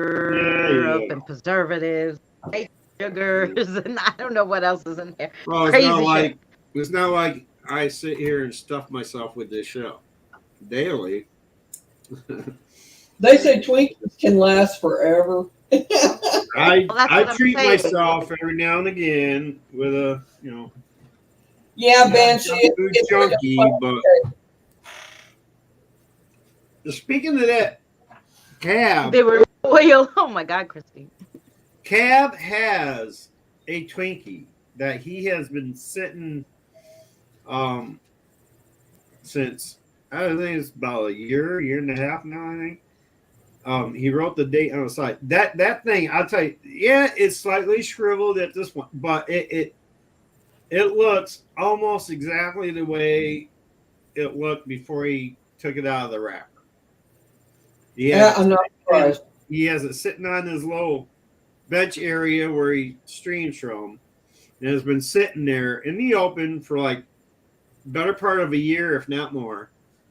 And I didn't every mean once in a to- while, he'll show it to us and see the progress of it. I bet you it's hard as a fucking rock by now, but as far as the way it looks, don't think I'd want to taste it after a year. Definitely not. Oh no, I wouldn't eat that. But No. I mean, if it was in to the do a little plastic, experiment, you to know, and see you how leave long- it 5 years and then try to taste it and see if it tastes the same after 5 years Well, after that. if it was left in its wrapper for that long, I might. But Yes, outside the wrapper, exposed to the elements and bugs and all that and everything, no. Yeah, no, thank you. But Keep this it one to he yourself. took out of the wrapper and wanted to see what it would end up being like after about a year or so of just being exposed to the elements. And it don't look much different than it did when it was in the package. Just kind of shrunk a little bit. You know, the moisture has gone out of it. But can we smoke on here? Yeah. Okay, sorry we interrupted what we was talking about. What were you talking about before I came up? Anything and everything has to do with paranormal. I guess. Interesting. talking My about live stream paranormal tonight. stuff. I don't know if any of you saw the Twitter announcement of my live stream, the post I did. My Twitter was, my stream was about, it was titled Debunkers, the Police of Paranormal with a question mark. Only because DLive doesn't give you much room for a long title. But when I posted it to Twitter, I says, or concerned something, whatever. No, look at my Twitter, you'll see what it says. But anyway, so that's what my live stream was about today. I had no intentions whatsoever of going over 4 hours on this fucking thing, but people started coming up late in the game, so it extended an hour longer than I usually do. I wanted to cut it off at 2.5 hours, and that's what I was telling Christina. I'll be over, guys, in a little bit after this, because I planned on cutting it off after 2.5 hours, but I got Cap 7 up there. Who knows how long you can go? I usually, when Cap 7's on my panel, I usually go until his head starts bobbing. And then I know that's time to quit. So anyway, the subject was, we were talking about like debunking channels, how they either benefit or not benefit. Are they an asset to paranormal channels, or are they hurting paranormal channels? So that was our topic, and we were talking about that for the first hour and a half, 2 hours, and we touched on it again at the end a little bit. But what was the conclusion to that? Well, I'll tell you what. I had Mama Rock and Lou Rock up there. Okay, both of them targets of other debunkers and stuff like that, and they all agree with me that some of the debunkers are doing a good job with it, and they appreciate debunkers, like myself. I appreciate them too, because when they're not out to hurt the person that they're debunking, or they're not out to hurt. That was the general consensus of just about everybody, even the people in my chat. I had like almost 20 people at one time, watching, and there were some of them chatting about it. Some of them left their comments about. They all see the general consensus of it all is that, bottom line, debunkers actually help the legitimate paranormal. What's the word again? Right. Community. But that's more if they know about what the hell they're talking about. Like right. Oh, I saw a debunker trying to debunk yep. And that different apps and stuff. But this person doesn't know how to make an app, doesn't have technical background. So to me, if you don't have a degree in at least like tech stuff and can make an app, I don't think you are qualified to debunk an app. You know, Right. or By debunk, somebody you know. who's used many apps, I will be the first to admit they're not the most reliable things out there. Right. Even some of the actual devices that are so-called specifically designed for paranormal, I don't put a lot of stock into those either. But some of them work, some of them don't. And when it comes to apps, 90% of them are garbage. They're just bullshit. I agree with that. The only app good, but I do use an app. I use 2 different versions of it, and it works for me. Like it has validated a lot of stuff I get as a clairvoyant and Now, let me ask you something, Boomer, because like a lot, like my spirits, some of them. Sherry, you want in on this conversation? I'm not taking over, am I, Sherry? I'm sorry. Sorry. Like, she's sitting back there like this. I thought Sherry was going to go eat, and she wanted us to talk, so that's why I was. Okay. Well, yeah. I do. You know what? I didn't want to like start taking it into a direction you guys. Move because I get fascinated. Oh, okay. Good. Like, yep, I just kind of felt like I started taking it in a direction you guys weren't headed. No. This is an open panel, Boomer. Talk about anything. As long as it's respectful and it's not going to get my channel shut down. Right. Fine. So no more calling me the biggest asshole in the world, Mary. Okay. No.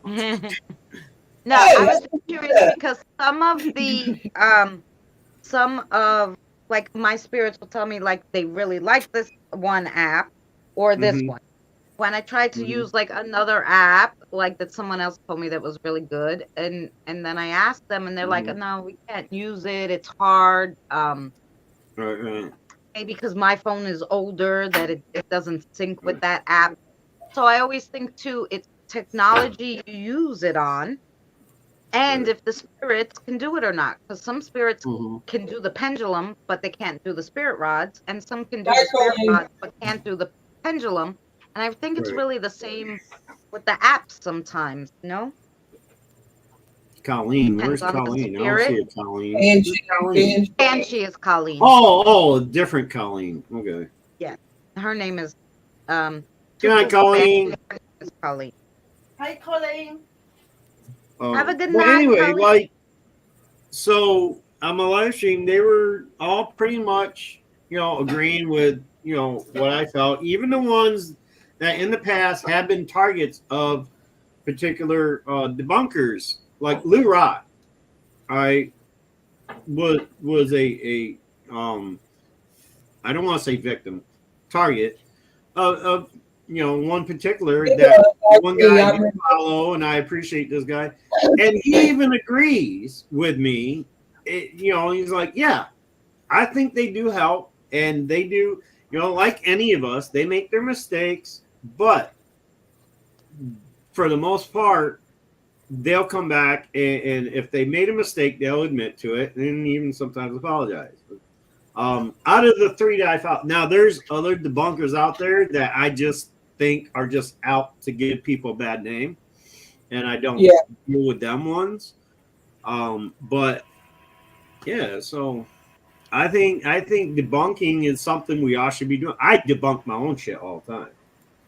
Well, I do that too. I say, look, I'm not sure, guys, what this is, because I don't know. Look at the pattern. Look at the way it went. Look at it back and forth.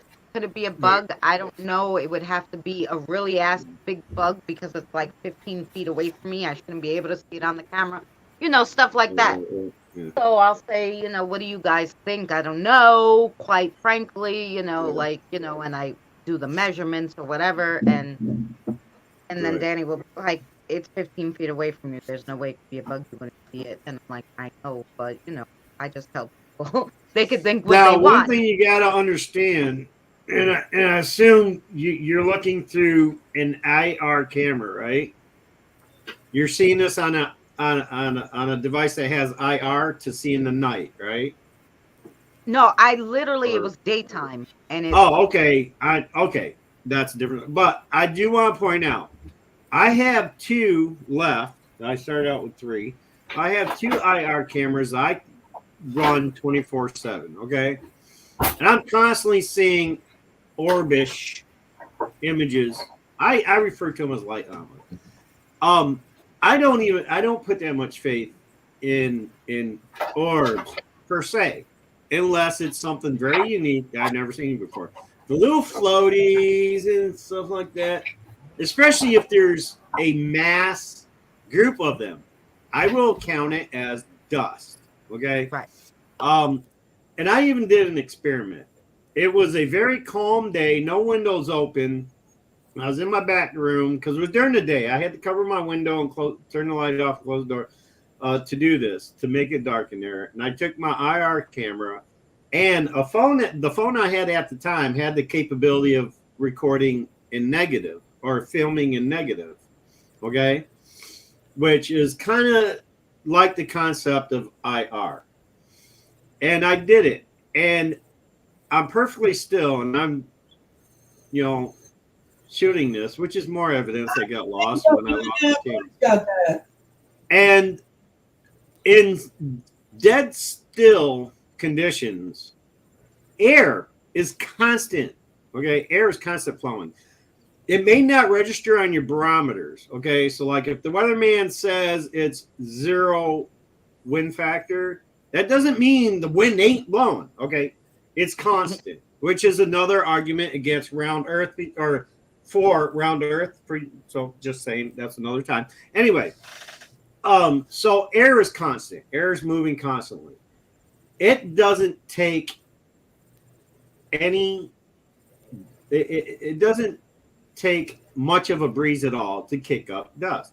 You closing the door, walking through a room, any of that can kick up dust. That slight little dust is so minuscule and light, it's weightless practically. Like it's lighter than a feather. So a dust particle flying up into a camera will look like an orb. And I've studied these for the last 5 years with these cameras. I've sat here and I've studied it. I've created scenarios, did tests on my own. So I will discard any kind of orb evidence unless it's very unique and distinct. A light anomaly that suddenly starts forming in the middle of a room, but that can't be dust because the dust comes from a source somewhere else. It flies into view. Okay, or comes through a wall. I've seen that. Or if it's like pulsating or acting unlike an insect or dust or anything like that. Now, dust can fly in any direction it wants, whichever way the air current is taking it. Okay, and that is constant. It goes up, down, left, right, 360. That air is always in motion, 360 constantly. Just it's at such a low, I guess, force that we don't physically feel all the time. And then you have the matter of like just happened, fucking air, the furnace kicks on, blows air. All right. So that I don't put a lot of stock in orbs at all, especially if there's like if somebody's coming through with a night vision camera. IR, is not true night vision anyway. It uses lights on the device to create its own light. Infrared. Okay. IR lighting can be tricky. It's very misleading sometimes. Because if a tiny little speck of something passes through that beam of IR light, it's going to show up like a bright light. Okay. But that is reflecting the light. And if you look at it long enough, if it's there for long enough for you to study it, or if you can pause on it or whatever, you can see the difference between a self-lit light anomaly and something that is reflecting light, like a bug, a piece of dust, something like that. So I always study. I don't see something on a camera and say, "Oh my God, did you see that orb? That's a huge orb." bugs can look huge from a distance on IR, and maybe not as much night vision. True night vision, like when we used to wear our night vision goggles in the service, everything, like the size of things aren't necessarily distorted, but the way the light in IR works, like the mirrors on cars, side mirror says this object may be closer than appears or whatever, or further away. IR light cameras have that same kind of effect. It'll make a tiny little thing. The closer it is to the camera, the larger it looks. You know what I'm saying? I don't know how many times suddenly something swiped by my camera and I thought it was, and I'd go downstairs and I see this cobweb like swinging back and forth. You know what I'm saying? But initially it looks just like an orb. Like you would think it was a spiritual orb. Right. Well, I don't use any of that. I use my phone. Right. And I go outside and I film with my phone. Right. I don't have nothing special. Right. Now, so when I see a black orb appear out of nowhere, fly a little and disappear without going in and out of my camera frame, I'm usually sure that's an orb. yeah. I can agree with that. That's why I asked. I just want to make sure, like, no, I don't use any other type of like my phone all the time. Danny and I went orbs, and we went to this psychiatric hospital, right? And I'm like, Danny, did you see that? He's like, I didn't see anything. I said, well, on my camera, orbs during the day are pretty much hard to debunk. I mean, if it's in the middle of the day and this object suddenly appears in front of you that looks like a ball of light, I can't, But I still tell everybody, I go, look, I don't know. Maybe it's a big, humongous bug. That's white. I don't fucking know. But, I let you make your own decisions. To me, I think it's an orb because it appeared out of nowhere. It came into screen and then it came back again, out. I was like, why would a bug fly the same exact path? Right. Yeah, I can't argue against that. I mean, because it's a big difference between looking at something at night and looking at something during the day. Yeah. Especially if you're using alternate light source like infrared light to enhance the brightness of the image, that will cause you to think that something's there that's not, because it's tiny little speck of dust that looks like. But during the day, you can't. If you see it during the day, I don't know how, and it don't look like a bug to you, if that damn thing ain't got legs and it's just floating there in midair, I can't argue against that either. Well, and I said to Danny, I don't know, do you think it's a bug? He goes, oh, look at it. Let's measure it. He goes, it's 15 feet away from you. And look how big it is. You would have seen that fucking bug, And he goes, it would have been humongous, I'm like, that's true. Yeah, right. He goes, that I would have ran if I would have seen that. And also, like, another thing, could you see it with your own naked eye? No. It only showed up on your camera? I was filming, so I saw it on the camera, but when I you're just seeing it on the viewer, not with your naked eye. There's another argument for it, because for the most part, cameras pick up things that the naked eye can't see, such as light anomalies like spiritual orbs. So like that, if it ain't there in front of your face, a solid thing, but it's there on your camera live as you're doing it, well, it's got to be something other than, Right. Well, it's like that black orb that we caught a few times. We went to Gettysburg. Danny and I went to I've been Gettysburg. there. It was on my bucket list, right? And I'm filming, and I'm like, what is this black thing? So I said, oh, it must be a bird. There she goes again. It appeared out of nowhere. Hey, you got to repeat the last 30 seconds of that because you popped off for a sec. Oh. Do you not want me to tell the story? I played it back frame by frame, and this black orb, but it looked like it had wings. I don't know, but it was flying. It was a black anomaly. It appeared in frame in the middle of the frame. So it didn't come into frame. It appeared in the middle of the frame and then disappeared, right before it got out of frame. So I'm like, there's no fucking way. Right.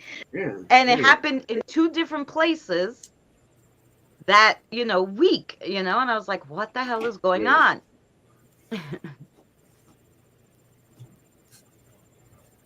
That sounds like orb anomaly to me.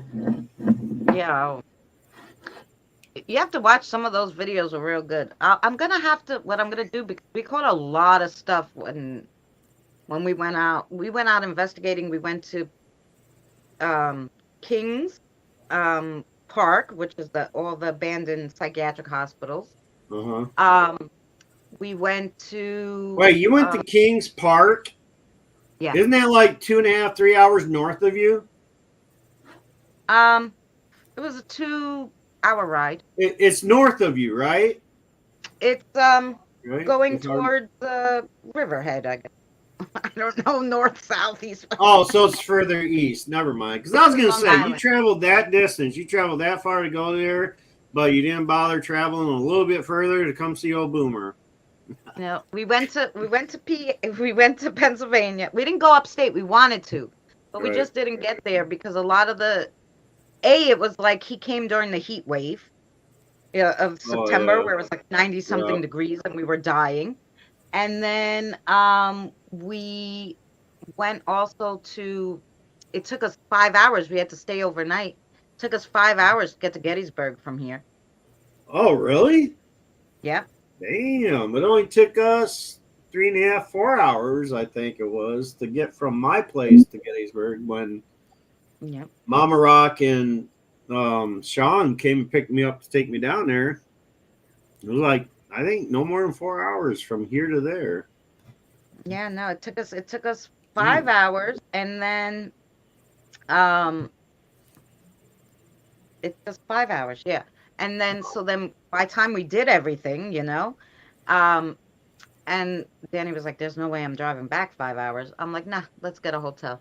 Right. So we stayed there, and then we sorted like 2 other things in the morning, and then we left.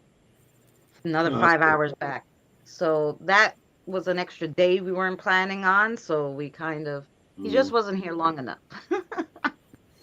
Yeah, I get it. But we, because we wanted to go upstate. There was a few places upstate I would have liked to go, but one of these days I'll get now this is one thing. If any of you ever get whiffed to this one, okay, I used to recommend it to people because I heard, good things about it and how great it was. But I'm gonna let you know, I have a personal friend, an old Army buddy of mine, who is a demonologist. He's done countless numbers of investigations and things like that. All right, so the Dandy House up near Buffalo, New York. It was all the rave for a long time there. I'm going to let you all know right now, I don't think it's worth your time. For one, they charge you out the ass to do a day's segment there. Okay, it's expensive as hell, and most of the stories are made up, never existed in that house or on the property. So they built it up over the years to lure in suckers. It's just an attraction to make money. So, and that's from my friend that went there. I was supposed to go with him to visit that because I heard it was all the rage back then. I heard it's like the stories and everything, and he discovered so much about it that was so fucking bogus that he says, man, it's a good thing you didn't go. I didn't want you to go there and tarnish your reputation as medium or whatever. So I didn't want to put you in that situation. So just be glad we didn't take it. I'm like, oh, okay. So I used to recommend that place to everybody. The Dandy House up in what's the name of that town? It's just north of Buffalo, New York. Just letting you all know, it's not worth your time. It certainly ain't worth your money. Yeah, that's right. There was this place in Indiana. I went to Indiana to visit my daughter, and I was gonna go. It was like this hotel that everybody's talked about, and they wanted like $200 for the night, and I said no. Wow. Well, that's not too bad, because a lot of hotels charge you $200 for a regular stay. Now, if you were there to investigate, and that's what they're charging people to go and to investigate, that's not too bad. All right.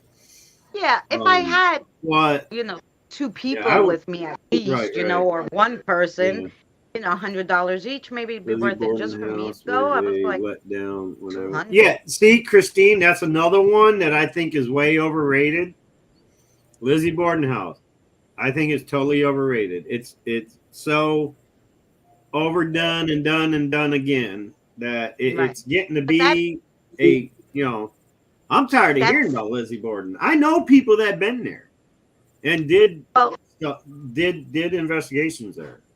The second house that they built, the second one, or that they fixed or whatever, the second one, Omar went there to the second one when it first opened. Oh, that. And man, did he catch this a few things? And I was like, you're talking about the one in New York, right? You're talking about the Amityville house, right? No, not the Amityville. It's the Lizzie Borden. They have two. Oh, there's the one she grew up in. Right. Where the murders happened. And there's the one she moved into later on. And she passed away while living in that house. Yeah, that one. Yeah. Which people don't go to as much because they want to go to the one with the murders. But that second one, Omar went to, and it was really crazy what he caught. I was like, whoa. That was more haunted than the first one, That's but another it could thing be that gets me is, like, even with the, like, real investigators, like on TV and shit like that, the real groups or whatever, the professionals, right? They go to these places, all right, and they claim that they're contacting these particular spirits. They have a connection with the house, whatever. Well, then later on you find out, all right, first of all, they didn't die in the house.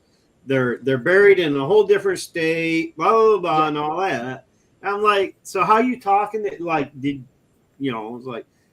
I'm like, this is stupid.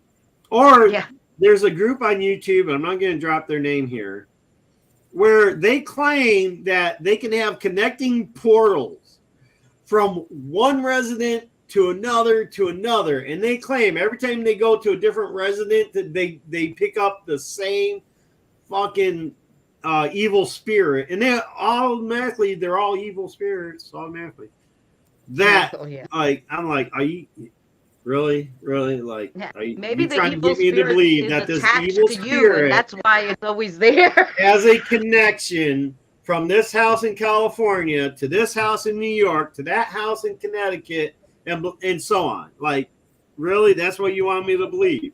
That this spirit's just traveling, following you guys everywhere you go, knowing where you're going to end up and be there when you get there through some portal that links the two. I'm not buying it, guys. Not buying it. Sorry. Nope. I don't. Don't forget to hit the bell. I'll try not to, Nightbot. The place in Indiana that she's talking about is Story Inn. Oh, I heard about that. Hi, Diane. It's worth the $200 in the house. What's up? But anyway, I don't mean to monopolize on Sherry's. Sherry's eating because she said she didn't eat, so. She went off to eat. Yeah, most people seem to think that that's the best thing to do when Boomer comes on your panel. You know what? Let me go eat, have something to do while Boomer's up here running his mouth. Everybody thinks. I don't do that. Yeah, you do. If I'm going to eat, I'm going to sit right there and do it with you. Oh, I didn't mean like run off to do it. I mean like, people are like, I gotta go grab my popcorn. Boomer's here. Oh shit! That scared you. Oh, If I could reach through this camera and slap her, I would. That was a jump scare for me. All of a sudden, I am like, so sorry, room, Boomer. My table does a tendency to move on its own and the laptop sometimes, so that was me though. I was like, what? We were talking about her. I guess we pissed off her resident spirits, and they decided to turn the camera just to fuck with Boomer. Oh, shit. I did it again. Dropping F-bombs on YouTube. Not good, Boomer. This is not your show, Boomer. I can do it all day long at D-Live. Talk away, Boomer. You're absolutely fine. I've been doing better with the cursing since Danny. He always. Hold up, I just noticed. Are you wearing a damn tiara? Yes, me and Sherry, because we were, Well, I know, like, that's something I would expect with Sherry. She's like some voodoo priestess or something. I expect that with Sherry. But I would have never thought Christina. All right, now I'm going to get it from all three of them for that comment. I am a nature priestess, Boomer, not what? a voodoo priestess. I'm a nature what kind of priestess? Nature. Nature. Okay, yeah. I knew there was some sort of, priestess thing going on with you, but I was surprised to see Christina because, like, I don't know. I think you're just being a follower. That's what. No, we came here in the beginning. Sis Sherry was doing prayers for Bridget, and Bridget liked her. Okay. Her right. Oh, tiara. So tiara acts as like a channeling device.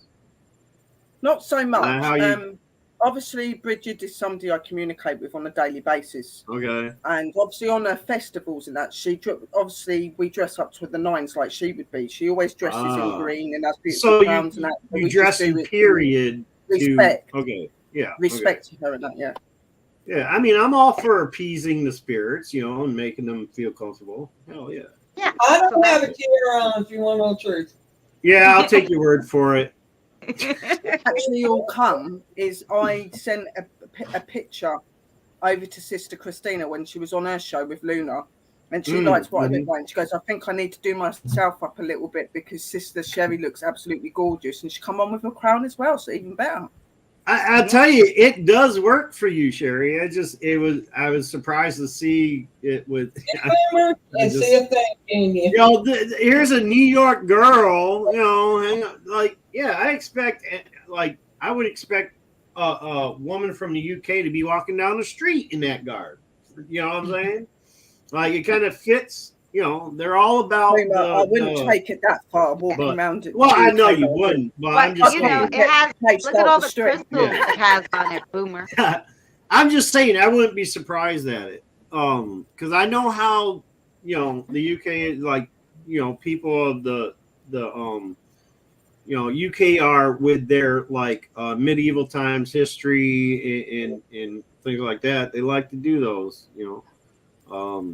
Oh yeah, where is everybody nice stuff? A lot of them, they just like to feel like royalty. Hey, if it's good enough for the queen, it's good enough for me. You know what I'm saying? That's right. Anyway, I just thought, a tear with a middle finger. That's what my crown would look like. Like big old middle finger right in the middle of it. Yeah, I'm king. Fuck y'all subjects. Okay, it says right here. I do like to dress up. I like to. My favorite saying is. I really like it. Right. My favorite saying is "fuck them if they can't take a joke," because it's like, hey, who cares if you like it or not? Hey, I'm good with it. You know what I'm saying? And I like that about you guys. You all sport that attitude. You're almost right there with Boomer. Okay, I could almost compare you guys to Boomer. I've been told that I was female version of Boomer.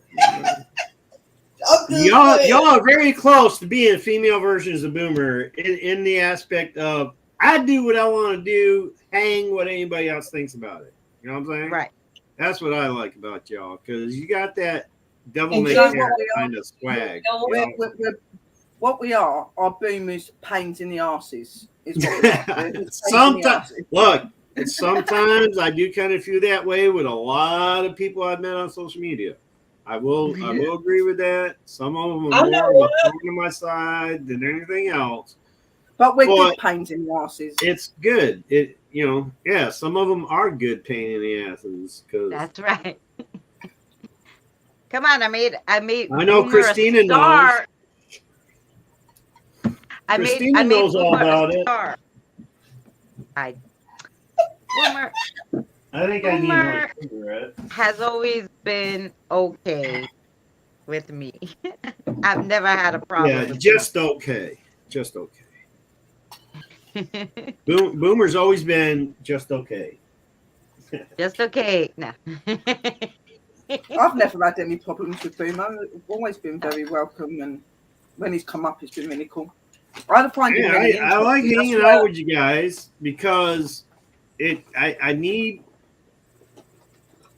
that kind of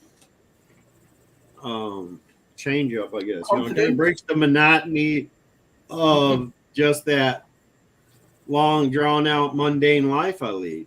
You know, you guys. Yeah. See, if anything, you guys are very interesting and entertaining, more than anyone I've met on YouTube. Okay, so I give you that, and it's fun to hang out with you guys. Whether I agree or believe the same way you guys do or not, at least you guys have that. So I give you credit for that. We're our community, but I know you believe like I believe, but I'll still take it as a compliment. Well, exactly. And how I look at it is everybody has their own beliefs and their own ways, and nobody should be mocked or looked at badly because of that. We all follow different things. Like we're all different witches and different spiritual practitioners, or we're investigators, but we all work and do things individually and different. And that doesn't mean that you have the right to sit there and say that we're wrong. It's what we believe in and who we are. So we are very open to anyone. I agree wholeheartedly with that. Non-believers. If you want to be a non-believer, come in here by my mean, because I love it when you change a non-believer's mind and they become a believer. That's the feeling. I've done that a few times. Yeah. And what makes it even better is as much as I know about you guys, and I know myself, I'm never out to do that. Like that's not my intentions. But when it does happen, it's kind of like, hey, look, I made a non-believer a believer. Cool. I didn't set out to do it. But it happened, and it does feel good. And we don't. You know, I don't set out to make. I don't set out to make. Hello, sweetheart lady. Same apartment as what, Diane? Are you asking if I'm still living in the same place? Yes, I'm still. I've been here almost 15 years now.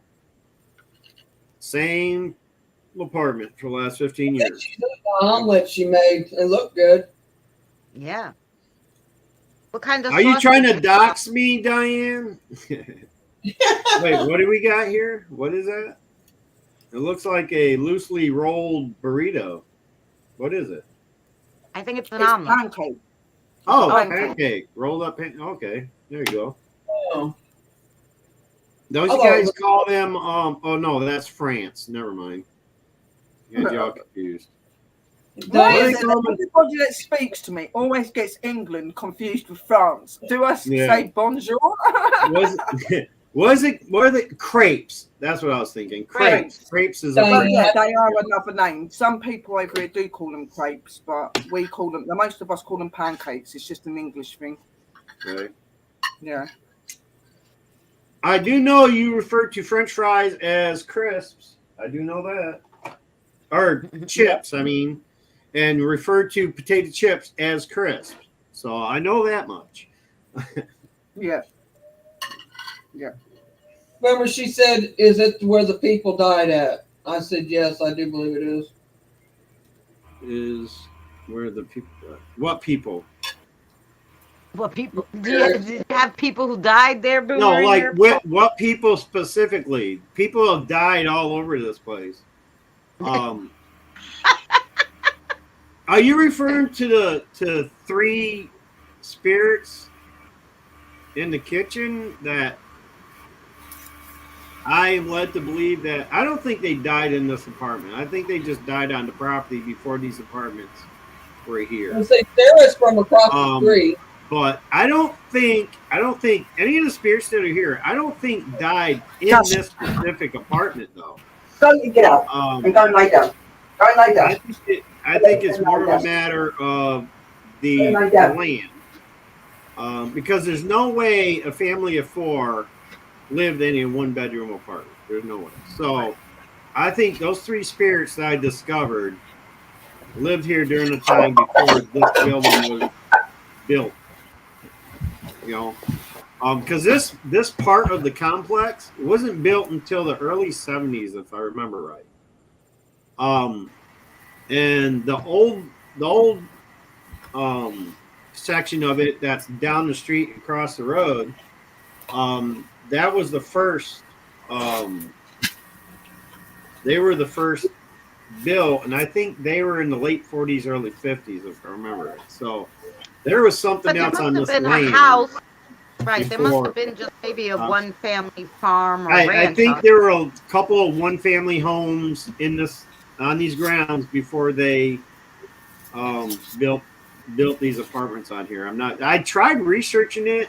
There's no like real like history on this place specifically, but I tried researching this area of Elmira to see if I could find out. And as far back as when the Civil War was going on,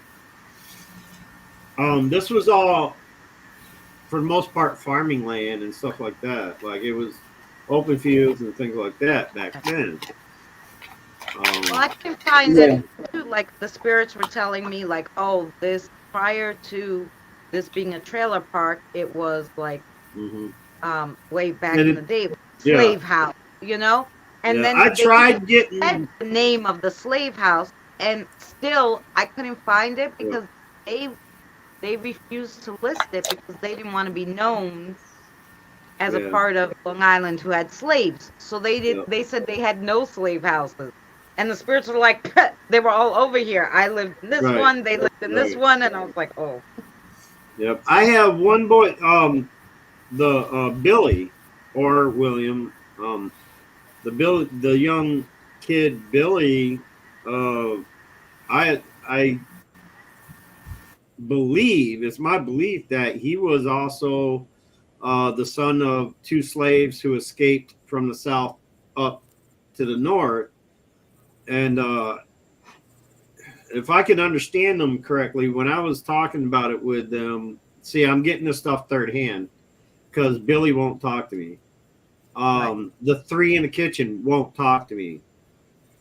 So I usually use Sarah and other spirits that I've communicated with to relay things. And you know that it's kind of like, that operator game that we used to play in school and shit, where by the time it gets back to you, I hate you could turn into, I want to kill you and bury you in my backyard. Okay, that kind of scenario. So like, it's hard to understand, but from what I can make of it, where Billy's concerned, I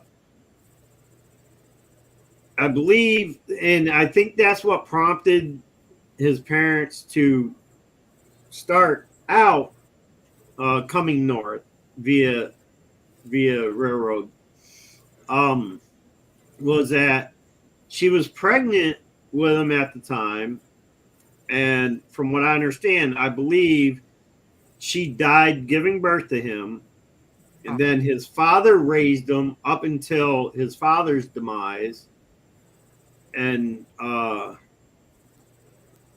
apparently something happened where eventually, see, he won't talk about it. I think they were both hung. I think they were both caught and hung, because that's what I keep seeing. I think Billy and his dad died at the same time in the same manner, but they won't talk about that. They won't divulge that. So it was hard to me to figure out, did the father die first and then he died later? And afterwards, or did he die first at the age of 11 and then his father died later on? So yeah, that's what I'm not clear on, because that's the information that keeps getting Well, Billy's hello, just Billy, if all you're the time. there. I Billy have came. I Billy have came to 3 the Billies. box one night, but he hasn't. He's only done it twice the entire time I've known you. I have 3 Billies here. I have Billy, Little Billy, and Mini Billy. Billy, little Billy. Yes, A lot of because of their Billies. ages, 8, 5, 4. I thought I they have a all lot of died Adams here. together. So we have a No, lot of little ones not here, Billy. yeah. Not when it comes to Billy. Billy, all right, the family of 3 in the kitchen. The teenage daughter, the young adult brother, and the father, from what I gather, they're the ones that kind of hang out in the kitchen and don't really interact or talk at all, most part.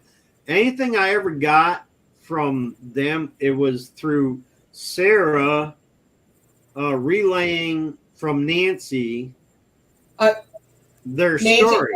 And Nancy was still vague on it.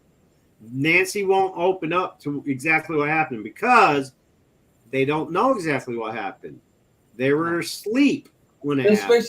She told me she didn't know what happened, and that's the only time she's ever said anything to me. What I can gather is because when the images of them, when I'm projected the image of them through third party, like another spirit sees them, projects the image to me. What I see is the father's in nighttime wear, the daughter's in like a white or light yellow nightgown type thing, and the brother is in like, it looks like basketball shorts, stuff they would be wearing, to bed, as pajamas. So that's it, and they're when they show them to me, they have a very dark pinkish, which is one of the a symptom of carbon monoxide poisoning, which happens when there's a gas leak. All right, and then the fact that I got the information about the mother not being there, I can only make assumptions from that part, because there's no clear story on it, and I've researched it and I've looked for it on the internet, stories of and I can't find anything solid on it as far as news clippings or obituaries or reports of a family of 3 dying due to carbon, whatever. But from what I had, the information I could obtain through communicating with the spirits is that the mother wasn't home. She was due to be at work at 8 o'clock in the morning. Mm-hmm. I remember this. Go ahead. The dead doctor is what they refer to him. The coroner, the dead doctor, said that the time of death was between like 6:30 and 7. So why would the mother be out of the house? Because if she was in the house at that time, she would have been a victim of it as well. So clearly she was nowhere to be seen, because if she was in the house at the time, she would have smelled the gas, alerted the family, got them up and got them out of the house, or would have been consumed as well by it. Okay?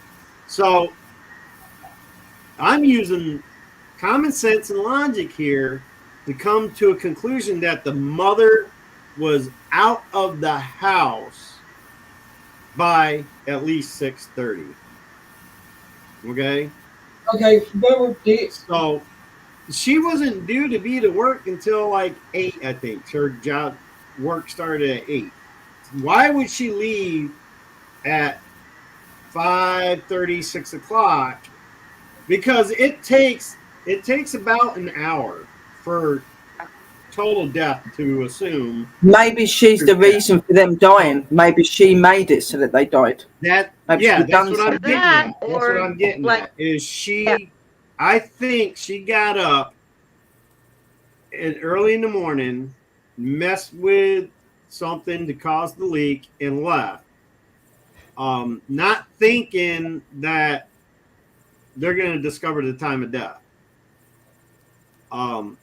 Which also gives me and lets me narrow down the time period as well. The period, which would be like between 60s and 70s, because that's when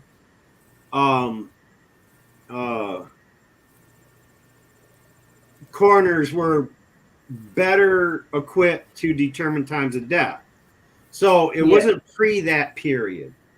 It wasn't after that period. I concluded because of the outfit. If the images are right, what they were wearing didn't coincide with the 80s or 90s.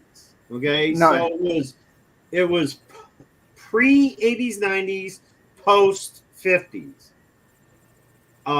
So I'm putting it before this place was built in the early 70s. So there had to have been another in the 60s. Huh? I said that before. I think it was in the 60s. Yeah, that's what I'm leaning toward. It took me 2 hours to get to work 60s. from Long Island to Queens. So I would leave prior. So I don't know. Well, let's not, convict the poor mama yet. I don't know. She was a nurse, apparently. Okay. From what I gathered, she worked in some sort of medical field, nurse, dental, all right. There are no hospitals in this area that are more than 20 minutes away. Okay.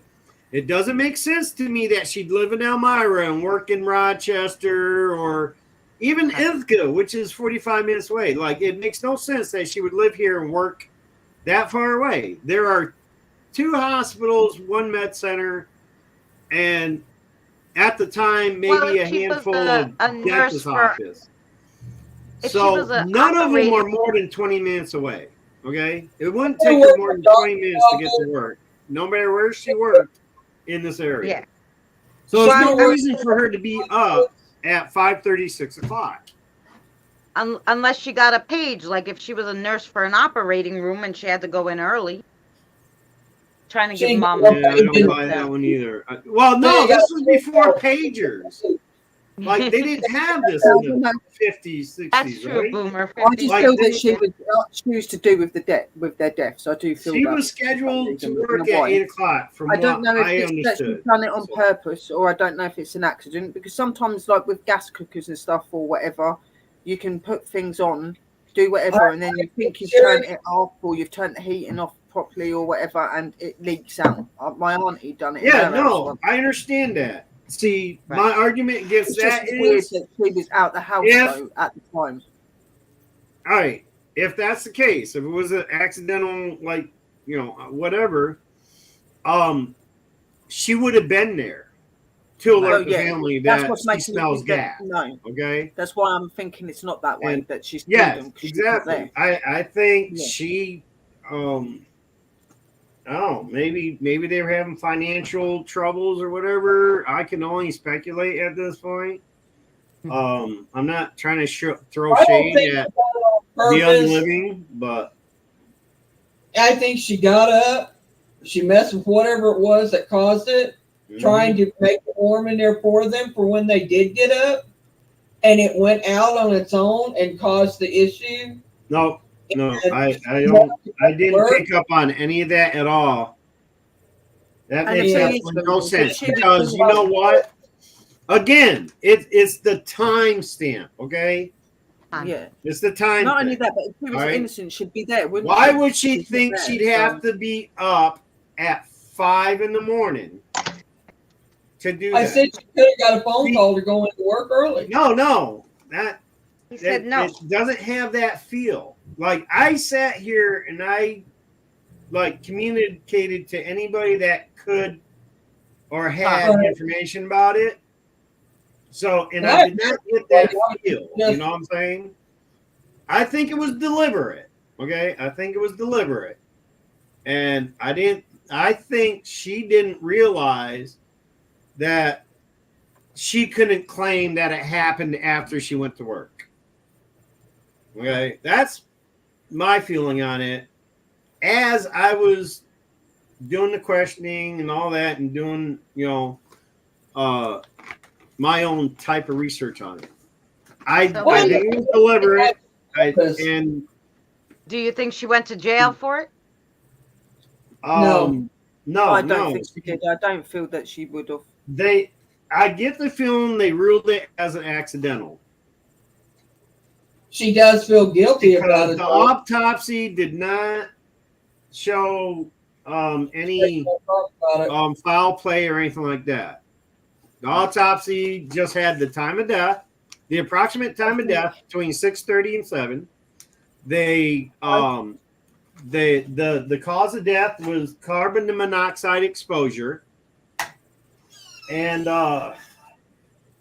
the mother apparently, I guess, she came home around 9:30, 10 o'clock, supposedly an hour after she gets to work. She was called at work to come home, and that's when they told her what happened. I guess a neighbor smelled gas or something like that. And when there was no answer at the door, they had to force themselves in and found the family in their beds sleeping. Did they tell how long the family's been dead? Yeah, maybe she nights. Yeah, well, the time of death was between 5:30 or between 6:30 and 7. And they were found at, I think, around 9:30, 10 o'clock. I think that's when Sarah was liaisoning for me. Right. So Nancy saw people coming into her house that morning. That's all she could say. People came into our house, blah, blah, blah. That's all she would say.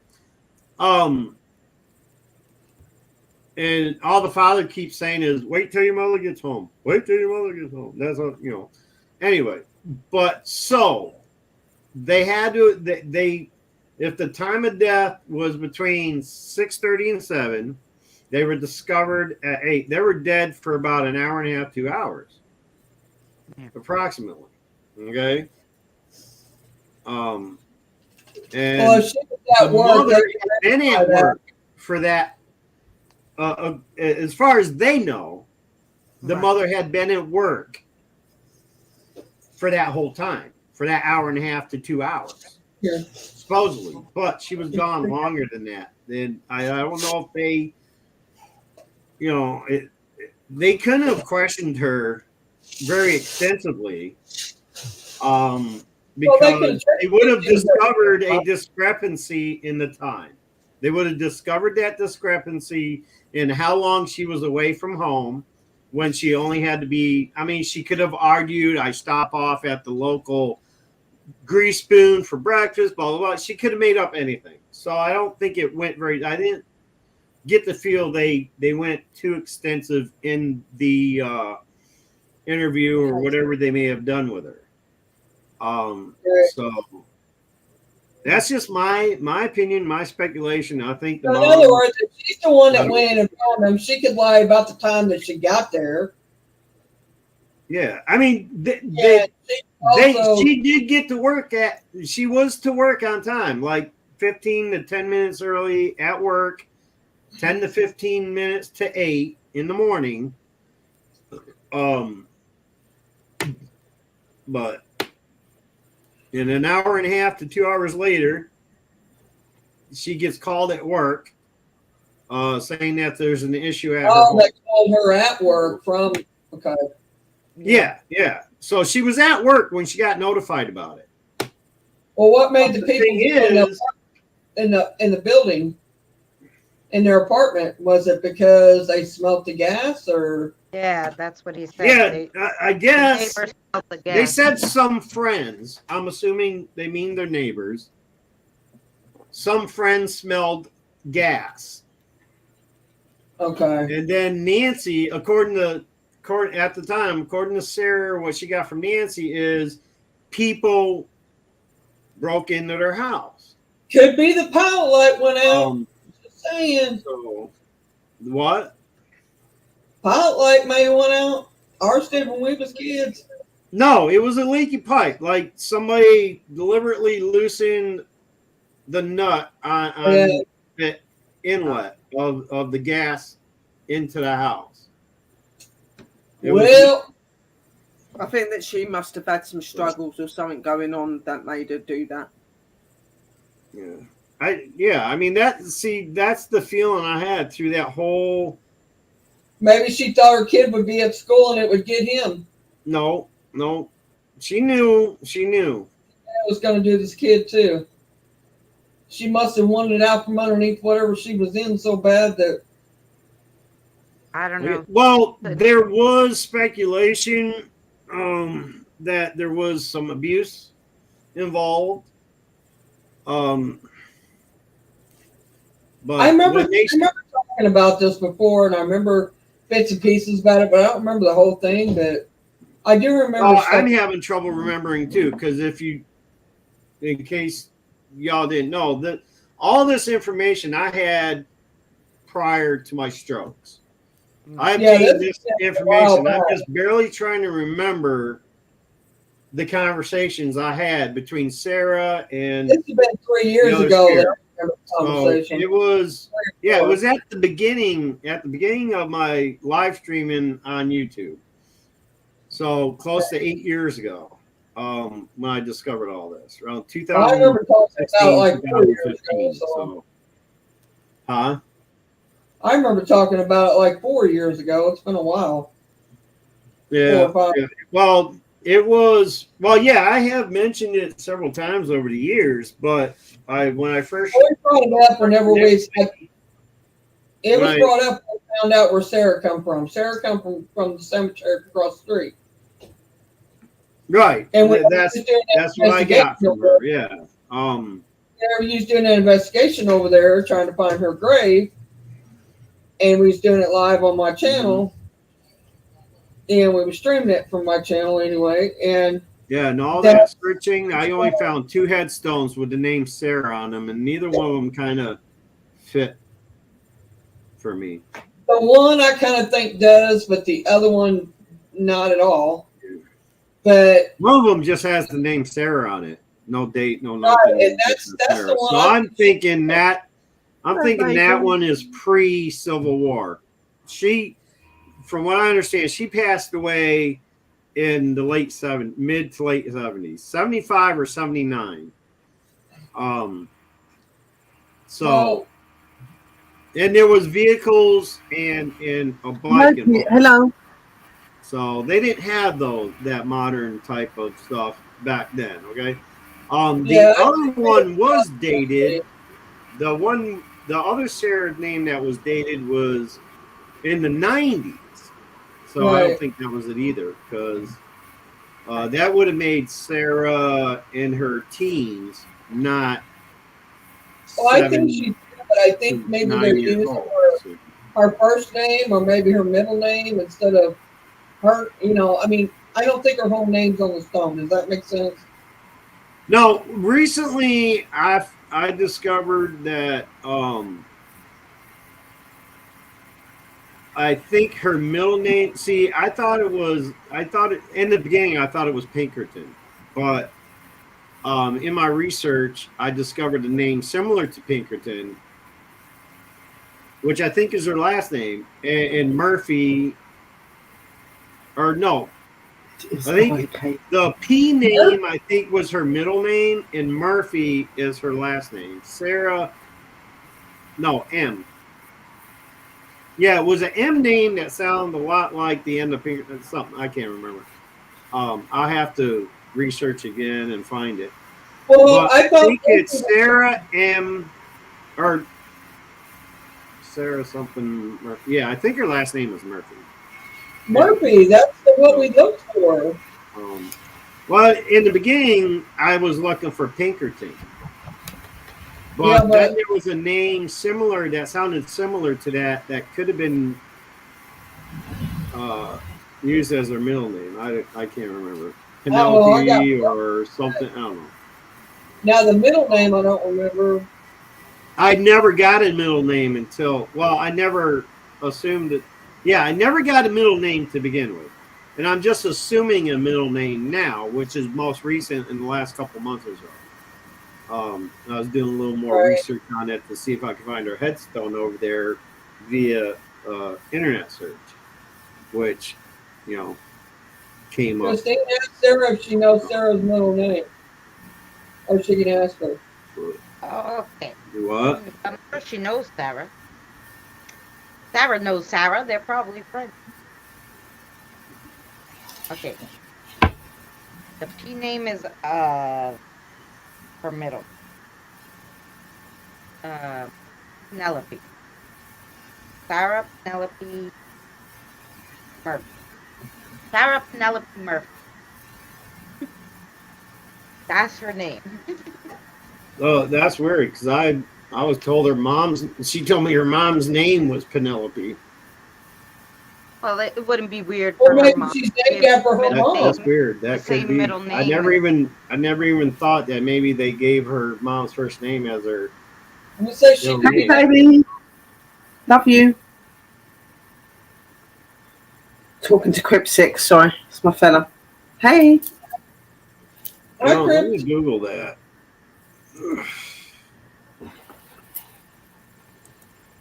Sarah Penelope Murphy. Well, these are pictures of a bunch of old people. Do you want to come up, baby? Penelope Murphy, 77 matches. Penelope D. Murphy. Oh, these are all with. All right, these aren't Sarah. These are Penelope Murphys. These aren't Sarah's. Okay. Well, maybe it's under Penelope Murphy. Penelope D. Murphy, Sarah Glaser. Penelope Murphy. She's too young to be the mother. She's this one. This one ain't old enough to be the mother. Penelope is her first name or her middle name? Well, Sarah's definitely her first name, and I think Penelope's mom, or I think Sarah's mom's name is Penelope. Her mom's name is Penelope. Is her last name Murphy? 6 more images. So yeah, none of these ladies look old enough, so I don't think her mom's even still around. I don't know. No, well, I'm thinking her mom's buried. Okay, so her mom's buried there too. So if you look under Penelope Murphy, they would be buried together. Yeah, because her mom would be as old as my parents right now, so it's quite possible that she has passed on as well. Well, I'm just saying, I mean, they may have called her by her middle name because of her mother and her having the same name. You know what I'm saying? So they may call her. Yeah, no, I know. But it wouldn't come up that way on the internet search. Right. That's why I said that. Yeah, they have no images of that person by that name, so.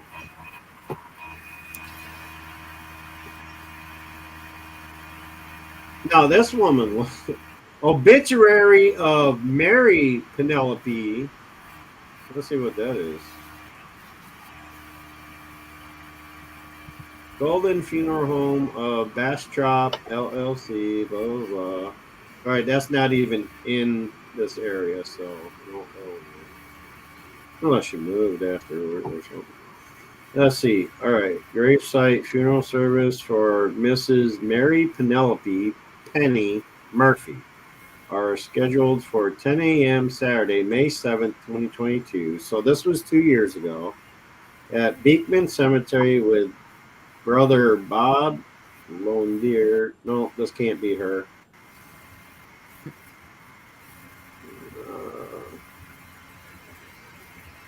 Let's see.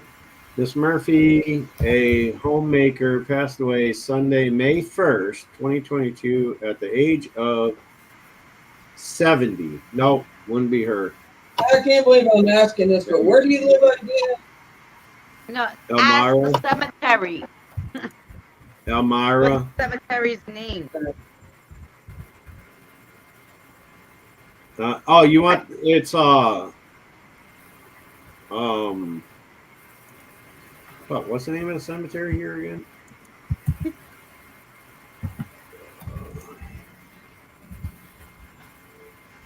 Woodlawn Cemetery. Yeah, and I've looked. I've did an internet search on Woodlawn a million fucking times. And I couldn't find any Murphys who were put to rest there in the 70s.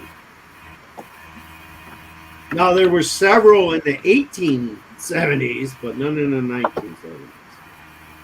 And there was one. It was one in Barberley, 70. And let's see. Obituary information for Sarah Ellen Murphy, 67, Prompton Plains, Corner of Oxford, Brooklyn, New York. Hang on.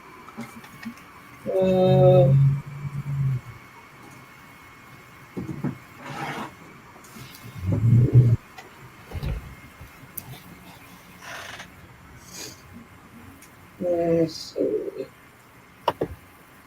do you know the spelling of Sarah? Yeah, it's Sarah with an H.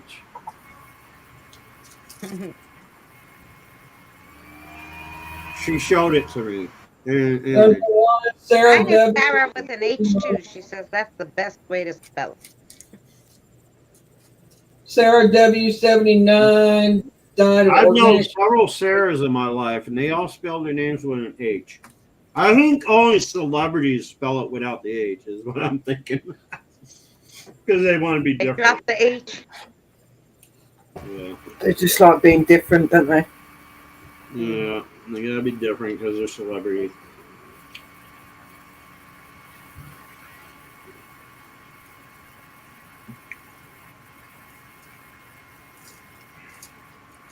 Yeah, my Tourette's is kicking in. Must be getting tired.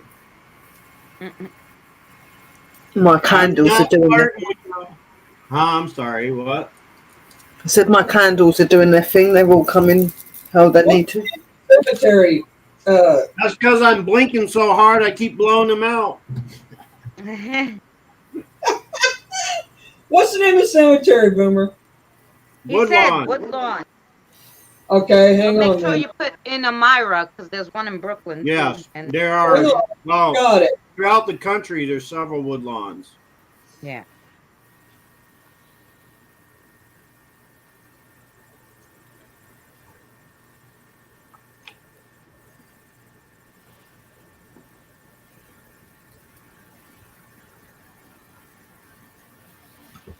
Yeah, I'm thinking of doing a probably do a musical live on Saturday or something. Ooh. Cool. Play my drums and my finger piano. What, they let you play music on YouTube now? I've done that for quite a few years. I always used to do my If she's dancing playing and play my the thing. instruments, she can play the instruments. Oh, okay. Right. I Yeah. thought you meant like doing a music video night or something. Oh, No, I normally I go live and I'll get like my drum and Mhm. get my tambourine that I have like Oh, a that's metal, cool. the proper metal ones, and I've got my finger piano that I haven't tested out on live yet. So Burns Funeral Home. Yeah, that's on the other side of town. Yeah, I know where Burns is. I think it's near Water Street, if I'm not mistaken. That's where everybody goes in Elmira now, is Burns. They're one of the most popular funeral homes in this area. August 28, 2021. Who? No, wrong Sarah.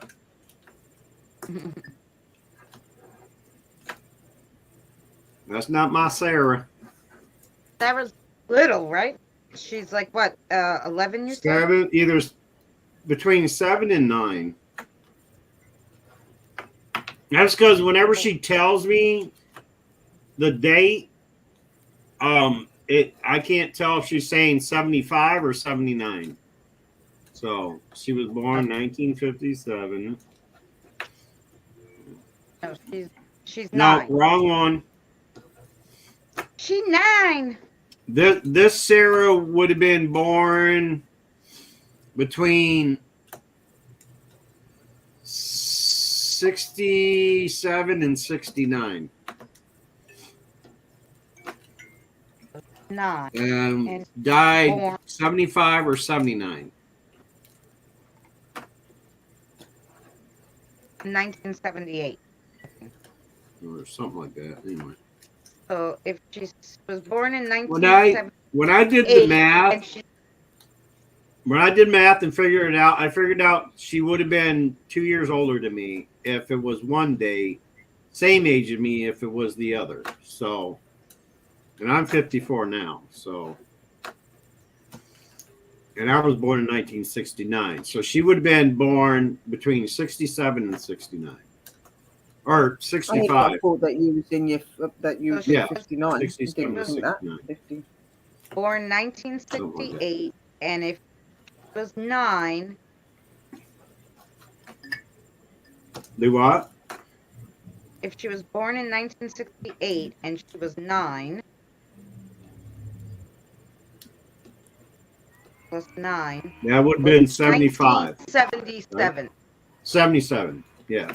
So See, I can't do she would have math in my head. died in 1977. Yeah.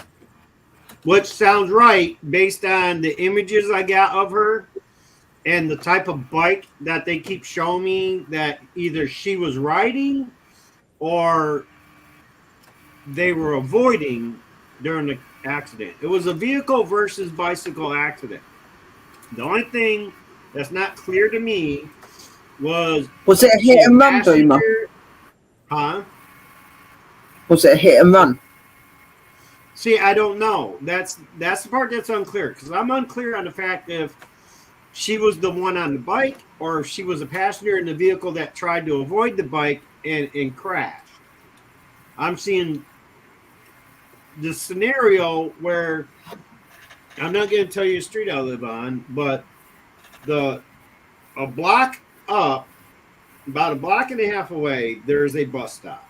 Okay. Yeah. So I'm seeing, and my street comes to a T intersection with the street up the block. Okay.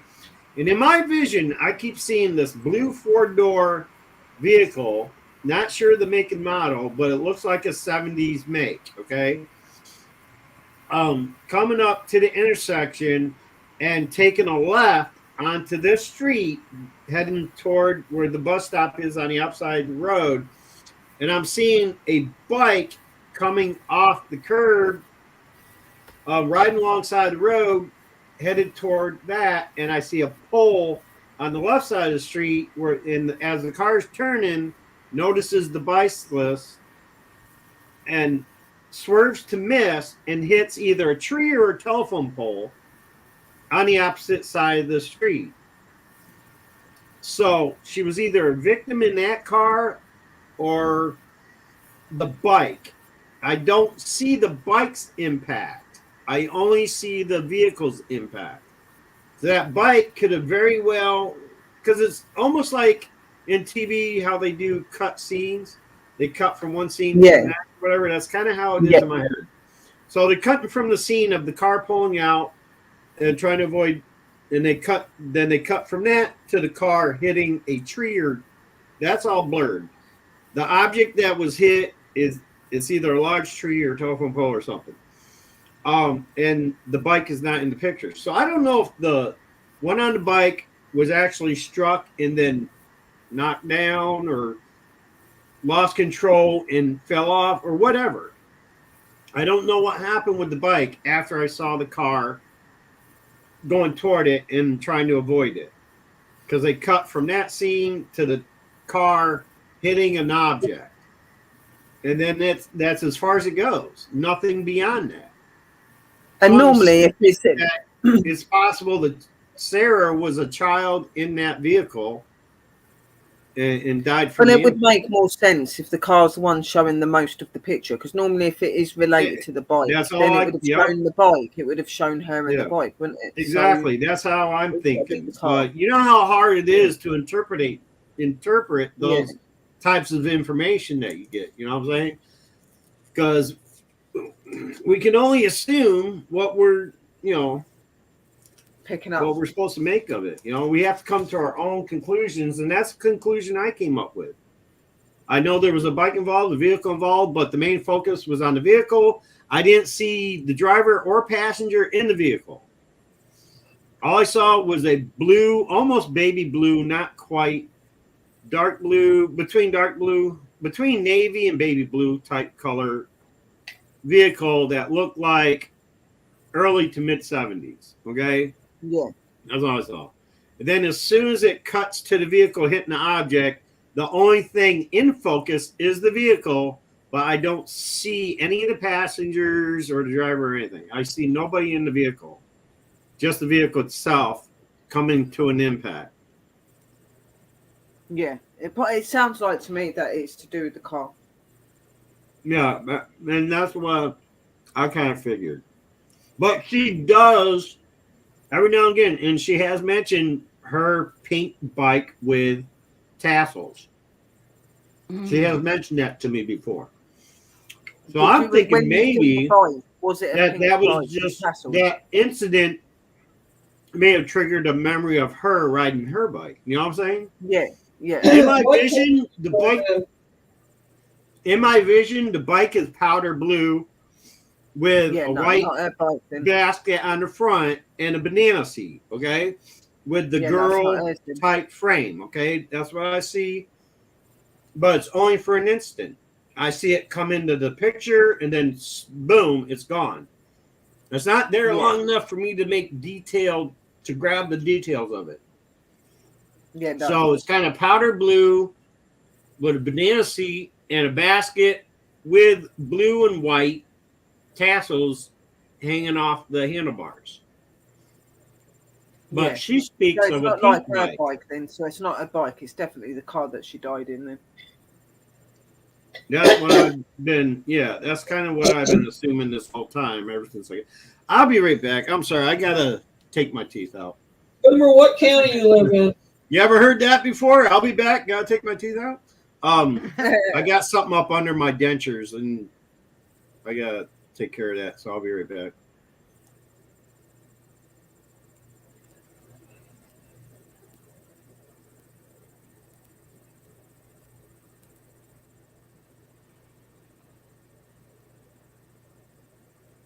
It's been an interesting topic. Yeah.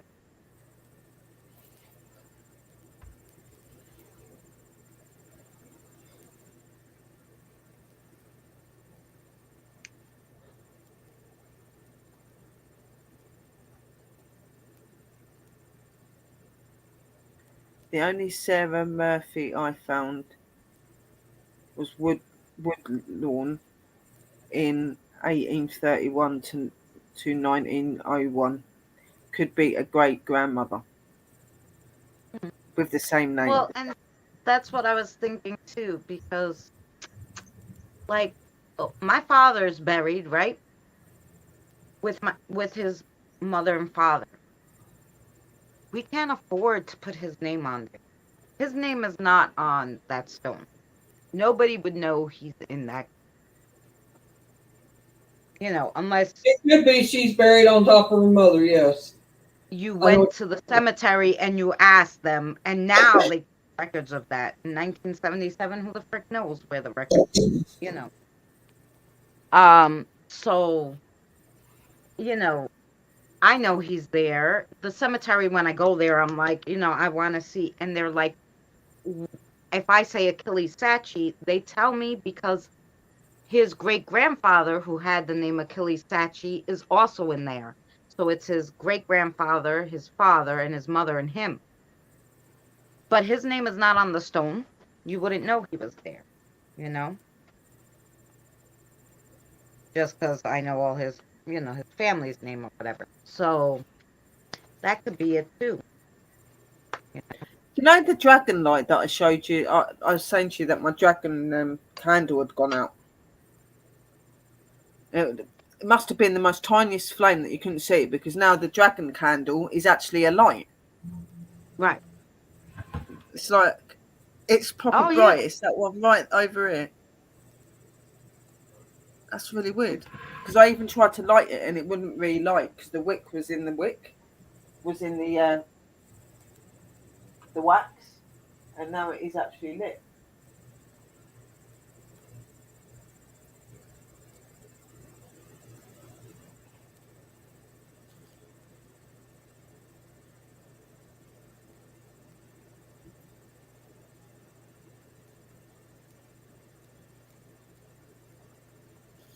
We've been on for 3 hours and 13 minutes, guys.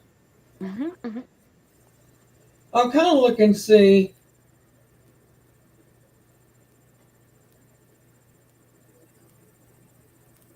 I wonder if he lives in Chemung County, New York. If Elmira is in Chemung County. He's got his thumb up. He's putting his thumb up, so I don't know what that means. I think he's saying yeah. Yes.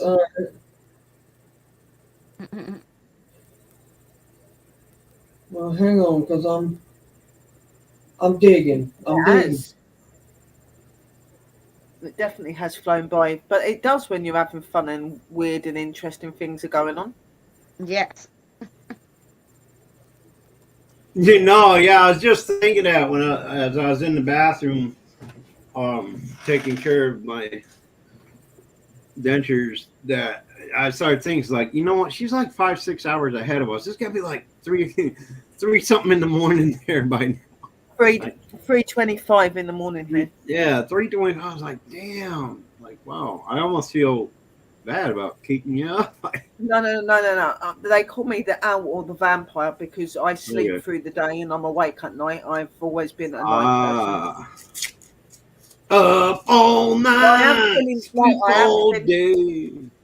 I am feeling drained because obviously I've done all of the ritual stuff and all of that, and I have been on the go all day doing videos and everything else. So I'm feeling it today. Eek, I know. 3:25 in the morning. I've been known to do 24, 48-hour streams in the past when I first started up on YouTube. I'd go days doing streams. Cool. The names that my family.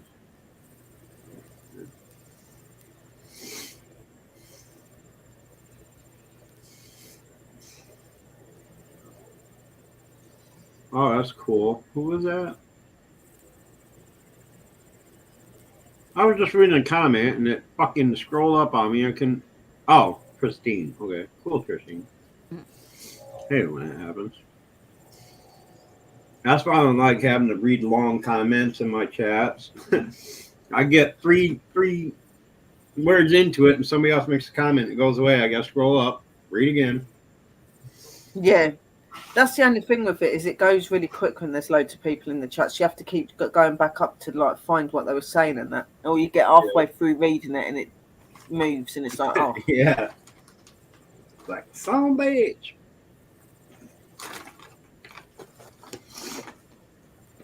Kelly. That's why I just click on the actual message when I get it, so it comes up on the screen. So if it does move, it's going to stay on the screen. Have you looked at Elmira census? Sue me if I butcher this, but is that Kelly Lavoie? Is that how you pronounce it? Lavoie? Lavoie, yeah. Let me know if I'm wrong. What was that? I'm sorry, Mary. Have you looked at any of the census records? Yep. Okay. To get the specific information, everywhere I went, in the end, after you do all this and everything, signing it on, in the end, It's kind of like, if you want this information we found for you, it's going to cost you $29.95. I'm like, all right, fuck. Well, there's a free site that you can go to for your city and your county. It says Community Genealogy and History. Right. You have to find the old newspapers, what you gotta find. But when I went to something like that. I don't know if exactly, but I went to that genealogy thing and all that, and they say, you type in the name you're looking for, the city if you know it, the state if you know it, blah blah blah blah. You go through all this. I sat there for like 30 minutes on 100 different websites doing this for like 30 minutes, filling out all the information they asked for and everything. It was like, yeah, continue. And then on the 15th continue, it's like, okay, we found your information. Now just pay us our fucking money. Anywhere from like $4.99 to $29.99 is what these sites were charging to get the information that they found for you. Even the Hall of Records. I went through the Hall of Records, and by the time I got to where I wanted to get the information, you're saying, all right, now pay us and we'll give you the information we found for you. I'm like, okay, whatever. Well, I just so happen to have genealogy, ancestry. Oh, so you're paying for that, right? Yeah. Yeah, see, I was going to do that at one time. I couldn't find it. Anything. Okay. So did you check it out on that? Hold on, I'm just picking it up. Oh, no, I'm sorry. I thought that's what you were leading up to, that you were going to say. No, yeah, I'm going to. Okay. If you give me a second to find Hey, where don't get all a bunch of ants in your pants now. I'm I'm not. just asking. You chill out. Just asking. Like, damn. I feel like a fucking gingerbread cookie. Everybody biting my head off. Bite your head off. Yeah. I know Sherry's enjoying the banter. It is. It's making me laugh. I just sit here like giggling. Bloody Americans. Yeah, bloody Yanks. Listen, you're going about. What you playing at, you toss pot? I do. I know you ain't gotta say it. I butchered the English accent. Yes, I do. I know. I do. Hey, I learned. No, stick to being American. Yeah, I learned all my slang and accent of the UK through watching Harry Potter. Okay, come on. Yeah. It is funny listening to you say it. That is how we like some of us speak over here. That I do it for the entertainment. Yes, it's just like, yeah. I don't do it to try to convince anybody that I'm British, English, or anything like that. I do it specifically for the entertainment purposes. Just like half of those paranormal exploiters, or whatever the fuck they call themselves. This is for entertainment purposes only. Yeah. Yep, it is. That's Boomer. Boomer's here for entertainment purposes only. Nothing real about him at all. Anyway. Thank you for being here tonight. Blessings to all. Well, you're very welcome, Nightbot. Thank you for the acknowledgement. Appreciate it. You're awesome. You won't work on my system, but you're awesome. I tried using Nightbot back when I was doing YouTube. It just totally fucked up my operation systems. Well, I was about to sit there and go, Boomer, you do realise that is a robot and it doesn't respond to you. But you did say it, so I didn't need to. I know, but I still write to him anyway because I laugh. I knew there was going to be somebody out there that was going to think that. There were people, there has been people in the room that actually thought he was an actual person, and they're like, "Why? He's really rude. He doesn't reply back to me on it." I said, "He's a robot, mate. That's why he's not replying back to you." Like, I was totally expecting somebody in the chat to come up with, something like, "Hey, Boomer, you know that's not a real person, right? You know he's just an algorithm, right?" Yes, Yeah, no, people, it I'm was well going to be aware. me, but then you kind of let it out anyway. That yeah, and Right. I was going to try and have Nightbot. I thought I don't need to say it now. Then We all talk to it. Do you, Christine? Well, I don't feel so Yeah. left out then. yeah, no, a lot of Oh, people do. They go, "Oh, hello, Nightbot, thank you." Whatever. Hey, I'll sit here and talk to my damn microphone, you know, for entertainment. You know, it's like, hey, microphone, how you doing? You know, I just mess with him because I like when he says cheers, so I give him a cup back and I go, cheers back at you, Nightbot. I always do that. Yeah, Well, she does. She puts a little cheers, Nightbot, yeah, cup. to the U.S. from the Philippines. She thought the U.S. was like Baywatch. Oh shit! Please, y'all, do not base your opinions on the U.S. based on fucking stupid ass TV shows like Baywatch. Okay, yes, some areas of California is exactly like Baywatch. Okay, just saying, but that's not the whole of U.S. Like, yeah, no, it is a total opposite culture experience. Experiencing New York, not just the city, but the state entirely. Visiting New York and then going to visit California, which again, it's not all LA and California either, but there is such a big difference in cultures between the two. Like it's almost like moving from the UK to the US. Just 10 states away. You know what I'm saying? So it's like, yeah, and when it comes to New York, you say New York, everybody automatically resorts to New York City, you know, the Bronx, the boroughs, the uptight, snooty motherfuckers of Manhattan and all that. It ain't like that in all of New York. Okay, look at a map, a real topographical map, and you'll see about 75% of New York State is wooded and farmlands. Yeah. There's very little land in New York that is overly what's the word for like when you build cities up and stuff like that? But I don't know, there's a word for it. Anyway, New York City is the biggest metropolis in New York. I think second to that is either Rochester or Syracuse. I think that's a toss-up. You know, and then we got Buffalo, many states that are very, very urban. Okay, but there is 75% of New York is rural area, like, you know, especially in Mexico. There ain't nothing but woodlands out there in Mexico, New York. I got lost in Mexico. Trying to drive home for a visit from Fort Drum. My passenger needed the bathroom and we needed gas. So we pull off the off ramp into Mexico, New York. And it took us, what's going on with my camera? I don't know.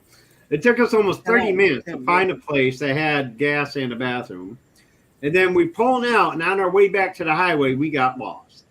We were in the middle of Timbuktu, like nothing but woods, dirt roads, back roads.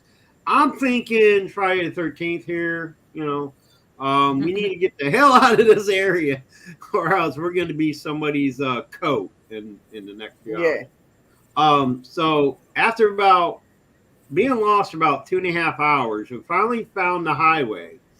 There was one road that was running parallel to the highway, and we had to go about 10 miles up that road, a little bit out of the way and back, to find an on-ramp back onto 81 south to get to where I was going.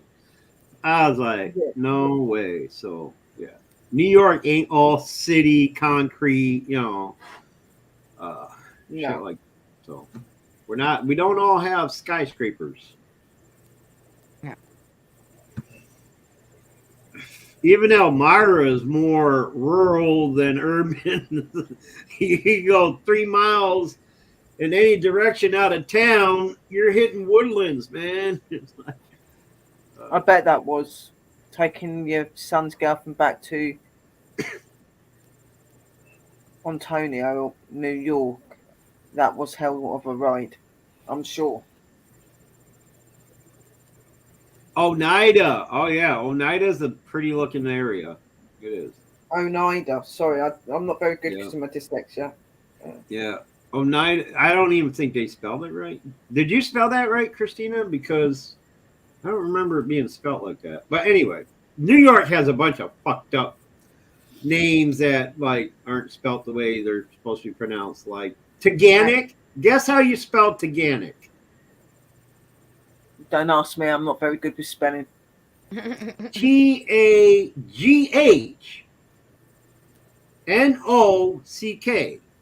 So if you read it out and didn't know any better, you would pronounce it tough knock. But it's pronounced organic. So yeah. I'll be right back. I'm not sure spelled. Oh, okay. All right. I wasn't sure either because it's been a while since I've been up to Oneida. Yeah, it's a pretty area up there. I think that's where we used to fish at Sylvan Beach. I think Sylvan Beach is in the Oneida area. We went past the Canadian border.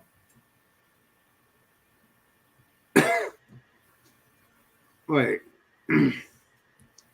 Because Oneida Lake is, yeah, it is up there. Let me look at it. Let me Google this. Oneida Lake. Yeah, it's Oneida, Oneida. And yes, the town of Oneida is east of Syracuse. So I don't know why would you have crossed the Canadian border to get to Oneida? It's east of Syracuse. Syracuse is about 4 hours south of Canada. Unless you're thinking of Onondaga. Onondaga is further north. She's saying that she went from Providence. Oh, that's probably Providence. Right. That's New Jersey, right? I think so. Okay, Providence. Well, Christine is in Australia. Okay, you were coming from Providence, going to Oneida.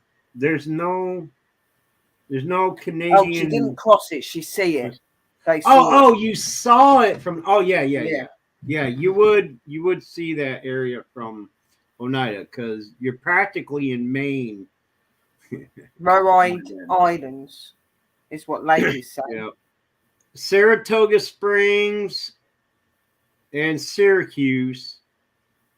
I think Oneida is in between those two. There's a street in Chicago spelled Syracuse. Okay. All right. It goes Syracuse, Oneida, Utica, and Saratoga Springs. Yeah.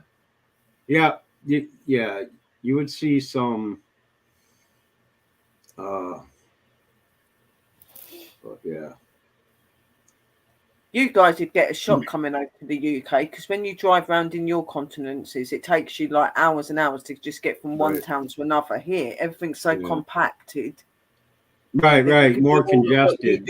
From one city to another, you could do the whole of the UK that way. Yeah, it's mad. When I went over to my partner in Texas and that, it completely different. Even the roads, I was even scared to cross the roads because they're all double and the cars just fly by. I was like, it's not like over here. Mm-hmm. Definitely not like over here. Goat. What about goats? Go. Oh, get out. Girder is get out. Everybody's writing typos today. Rhode Island. Yeah, well, I'm not keeping up with it, guys. We didn't cross it. We saw it. Yeah, okay. So I bet you guys saw Lake Ontario. We used to fish. We used to go ice fishing on Lake Ontario. because that's not too far from where you guys had to go.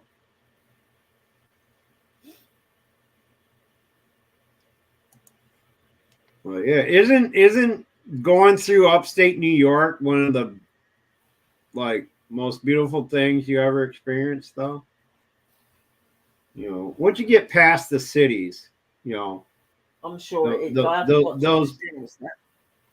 Those slummy areas like the Queens and, you know,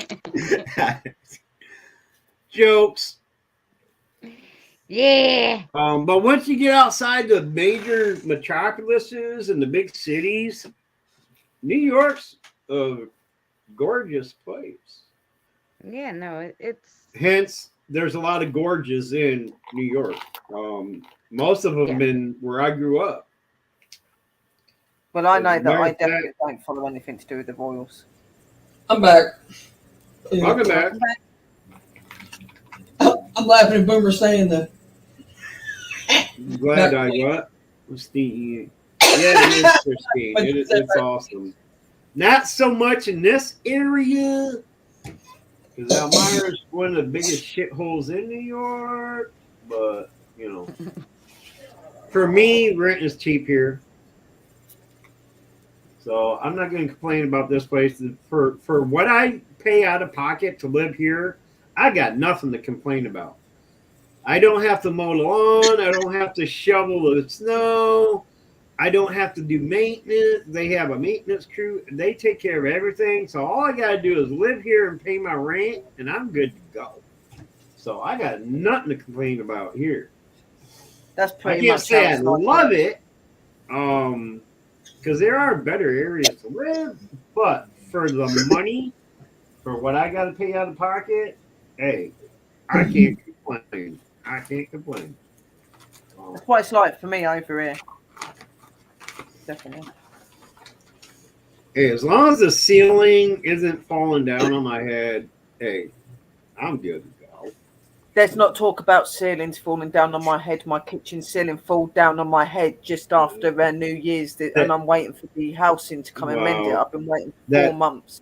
That's crazy, because I was literally referring to a certain situation that happened to me years ago in another place I lived, where our bathroom ceiling literally a part of it fell down as I was, you know, busy on my throne, you know, right in front of me, just fell, smashed on the floor. It's so annoying when it does it, though.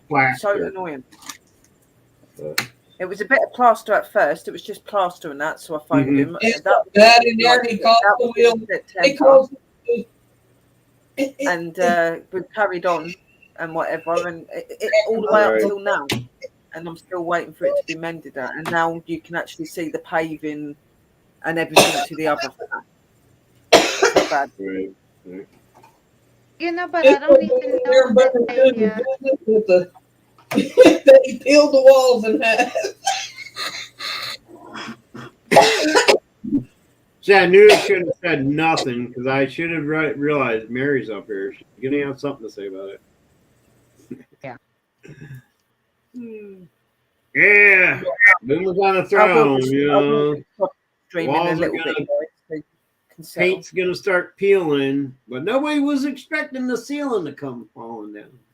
No, actually, in this place I'm talking about, I mean, this guy was such a fucking slumlord. It was one of the first place her and I lived in after we got married.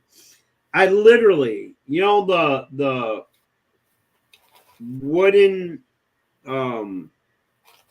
natural wood things that they have along door jambs back then during, like, you know, the wood around the frame of the door. I went to lean on it. I don't know, I was talking with my wife or something. I went to lean on it, and my thumb went straight through the fucking wood due to fucking termite damage. The wood was so, and I'm like, what the fuck is this? Like, yeah, we gotta get the fuck out of here. I'm like, no wonder pieces of the fucking ceiling's falling down around us.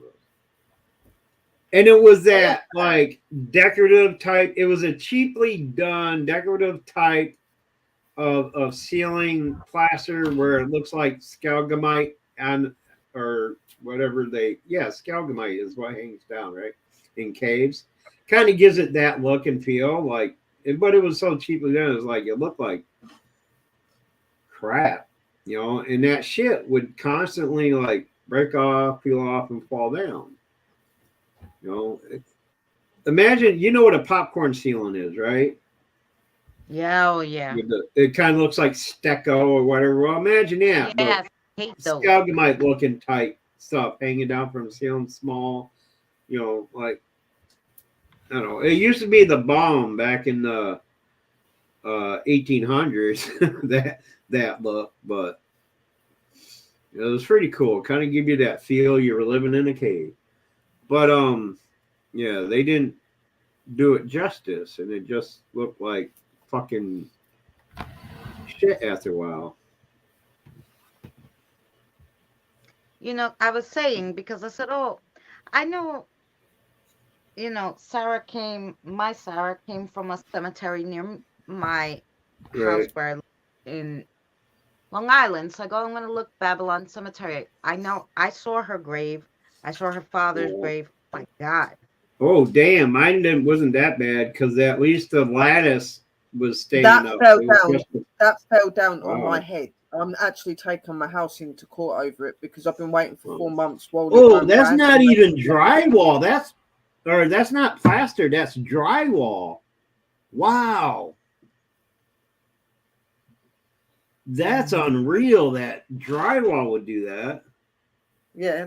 Was it water damage or something? Yeah, there was a leak upstairs. That's there was okay. well a few, like last year my neighbour accidentally flooded the house a couple of times, and then I thought maybe that was what the wear and tear to my ceiling was. Right. But when they come out and they sorted it out and had a look and everything, they established that there was a leak going on, and I'd obviously noticed the leak from when it come down on my head. Right. I said, look, you need to come out because it's going over electrical wiring. Water and electrics do not go together. They made me wait another 5 days. They come out. They looked at it. They said, there's nothing we can do till we go to your neighbours. They go off. They come back to him about a week later to sort the leak out. So I went a whole week and a half waiting for this leak to get sorted out, going all over my kitchen side, everything. And that is unacceptable. I'm saying I'm worrying about electrical fires and that. I'm disabled. I'm not well. Have they still not got it fixed? And that's what it's looking like at the minute. I first reported it on the 26th of September, saying that a bit of the plaster had come down, and I've kept reporting it, but it's got worse and worse and worse, and it fell on my head. So now I'm taking legal action against them. Oh yeah, I would too, man, because that's totally unacceptable. Yeah. And they've been called, they've been told about it, and they're aware. They sent somebody out yesterday to my house. Hello, sweetheart, I'm here to sort your leak out. I said, my leak was sorted out 2 weeks ago. Are you kidding me? Do you not read the records where it says it's been completed and that it's actually my roof that needs to be plastered and sorted out? Like, it's ridiculous. And that whole ceiling at the end of December. Beginning of January, I reported that, and I'm still waiting. They should have had that hole fixed. Period. Yeah. That is how it looks now. I've just showed you on the phone is the picture I've just took now, so you could see it. That's what I'm looking at the minute, sitting here like up there. It's terrible. Look, just so you can see. I'm not kidding. Look. It's that shit ain't right, man. Look, there's no way that should be like that.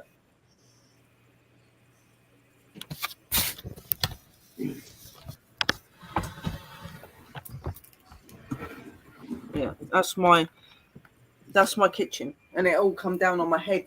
So, here's some plaster stew for you. Yeah, I've been taking pictures and doing videos and documenting it, so that if they did, when I do it, they've got nothing to like be able to keep their legs stood on or anything. So I've got all the evidence and that there. Wow. It's not, and the thing is, it's really difficult to get places over here because you have to go on a list, then they have to find Yeah. properties that are suitable for you, and that can take years.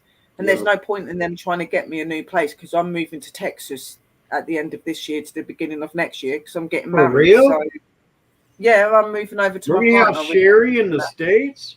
Yeah. Yeah. Hey, yeah. look, I'm just saying. England is to the east of me. Texas is southwest of me. I'm between. Just saying. Okay, yeah, no. I will definitely Hopefully, be maybe arranging you for some can meet get up a with you. layover in Syracuse and take an Uber to Elmira. I don't know. Yeah, no, definitely will be Well, coming we're over gonna have to all see meet people. in the middle somewhere. Yeah, we're Right. definitely. Yeah. Let's all meet at Gettysburg.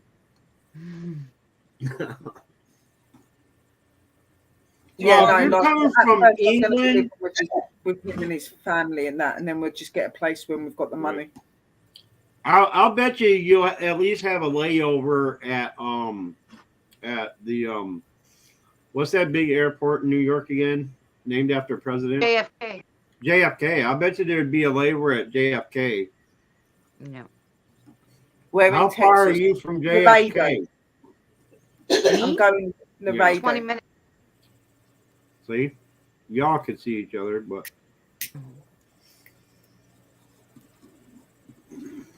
and this is supposed to happen when? Within the next year, you said?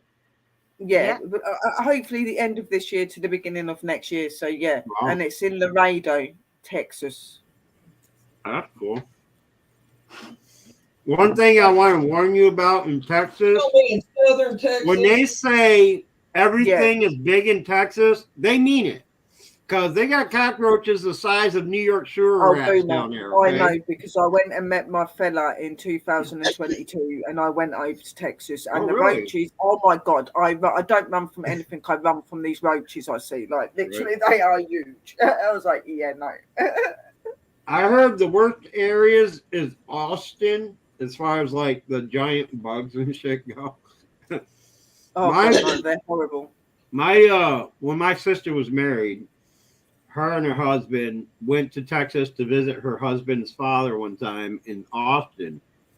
And they said they went to a movie theater, and in the aisle of the movie theater, my sister said there was a cockroach so big there, like you would need a fucking shotgun to kill it. Like, she's like, it was huge. It was bigger than my foot. And I assume she's exaggerating, but I don't know. They're pretty fucking huge. No, I don't know because I love that guy. What's the comedian's name? Fluffy. You know Fluffy. Fluffy, yeah. Fluffy's funny. So he said during the pandemic, they weren't really working. They were like, "Look, you can all stay together in this house in Texas and do doing some kind of special." So they all get a room and he's looking at the wall. He's like, this room is gorgeous. Why is there a hole in the wall? And when he went a little closer, he realized it was a cockroach. That's how big it was. He thought it was a big hole. Yeah. And he's like, damn. So he backs up and the lady comes in and goes, is everything okay with your room? And he's like, yeah, except for that. And she's like, oh, there's a hole in the wall. And then he's like, yeah, go closer. And she's like, oh, that's a roach. That's okay. She took off her shoe and tried to hit it, and the thing didn't even move. It just turned to laugh. And she's like, okay, let's try it again. He's like, leave that thing alone. He's gonna kill us. Like, what's so funny? Yeah, that cockroach be like, yo, Holmes, why you hating on me? Yeah. You're one of them cholo roaches.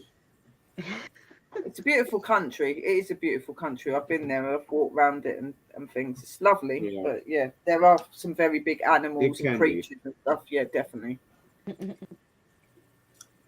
If you're ever in Indiana, though, 2 places to avoid. Fountain Square, Indianapolis, and Gary, Indiana. Right, okay. I will take that. Gary has changed, though.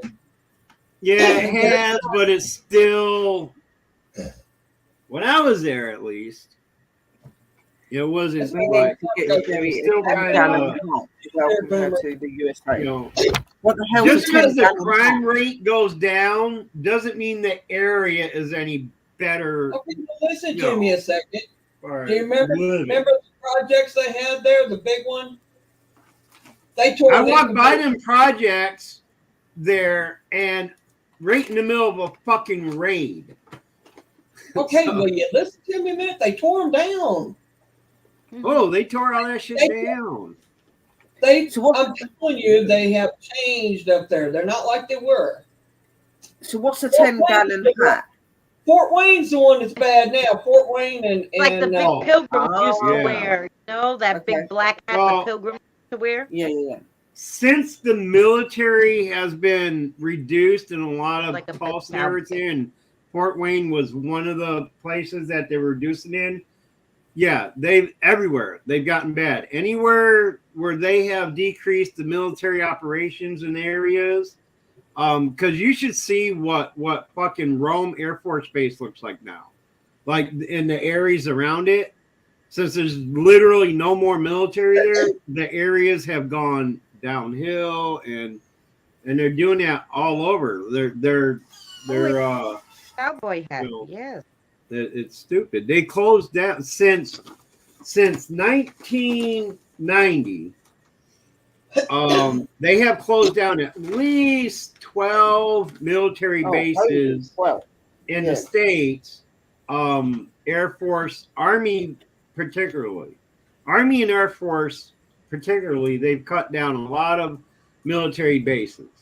And in those areas where they have gone to fucking hell, literally. Like That one's not too bad. That one's all right, but the other one was a bit like, what? Wait, are you shopping for a new hat? Is that what you're doing? Well, they're saying that I should get a 10 gallon hat to be welcome she's to going the to USA. Texas, But then they'll and, show me you know. what a hat is. No. We'll give you There that you one. go. There's a Yeah, hat that's for really you. cool. I like that one. That's I nice. can see you in that. Yeah. In pink cowboy boots. Pink. Hell no. Brown or black. Fuchsia. Yeah, nah, here, let's give her this one. Or red. I'd wear red boots. Oh my You God. know, I was at a bar one time. When I first came back to New York from Indiana, and I came back to the area where I grew up in, and there's a bar down there where they did karaoke and shit, right? So I'm in there. I decided to get up there and do some karaoke. Well, I did the one song that I knew at the time because I used to sing it to my daughter. The only country song that I would ever really sing with any passion. So I'm up there, I'm singing, and they said, hold up. If you're up here singing a country song, you gotta wear the hat. And guess what the fuck they put on my head?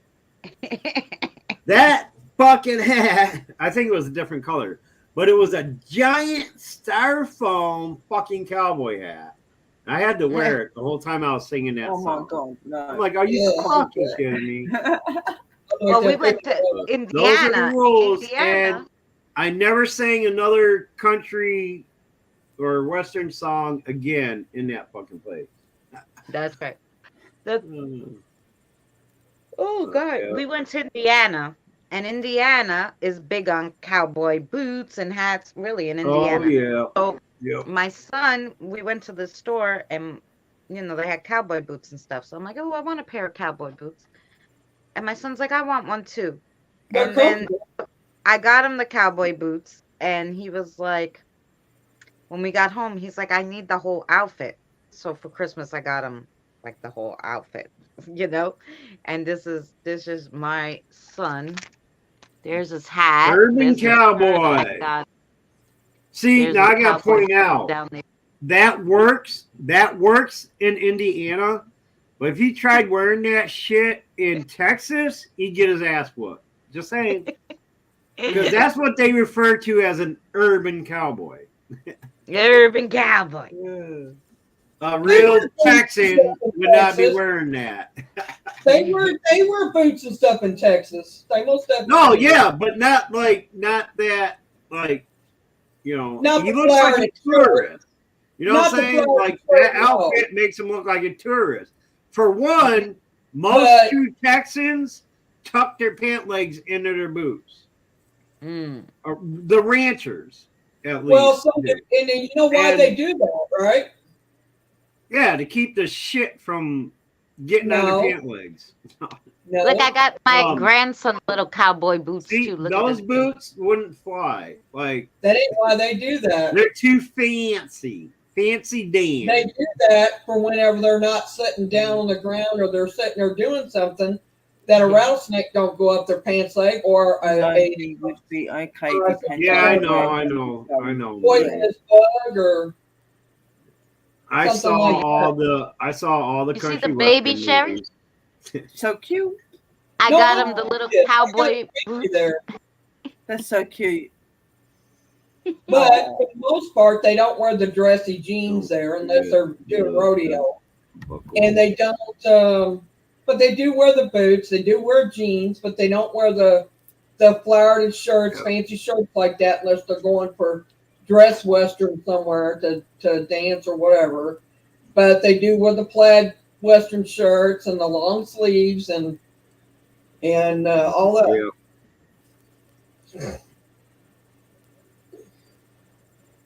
Yeah, those were the boots that I got. And it's different in Kentucky too. The way they dress, what they consider cowboy garb, is way different than even how they would do it in like Indiana and Texas. The closest thing to the Texas where that I could come to is Colorado. I got a picture of Colorado, him. they dress close to the same as the Cowboys in Texas do. I don't have my hat on, but I do have my boots on and I do have my belt on. I have a See, picture. they call people from Indiana cowboy wannabes or urban cowboys. I don't know so much about that. I used to show horses and do the rodeo thing, so I don't know about that. I'm just getting at your goat, Mary. I know you're. Look, my father, when I was a kid, my father had this plaque hanging on the wall right under our large mirror in the living room that read, "If you can't dazzle them with brilliance, baffle them with bullshit." What do you think I'm doing with you right now? Bullshitting. Yeah, I don't know a fucking thing about Texas or Colorado, but I do know a little bit of Indiana. I was only there 3 years, but I know a little bit about the city life in Indiana. I know Yeah, Indiana, I'm just Kentucky, fucking with you. Texas, and Oklahoma as far as western wear goes. And for those of you who don't really know me, because I'm not familiar with a lot of you, and I forgot most of you because I haven't been in the YouTube community for over 2 years, I'm going to let y'all know right now, 97% of Boomer is bullshit when he talks. You'll know when he's serious, though. Oh, yeah. Yeah. I never joke about paranormal. I'm always serious about paranormal, my art, and stuff like that. Okay? So if I'm talking art, if I'm talking paranormal, you know I'm being straight with you. But any other time, just assume I'm bullshitting you. Okay? Yeah, there's the belt. Yeah. And then I got him a knife to go on the belt. Yeah, there you go. Okay, them pants are way too tight.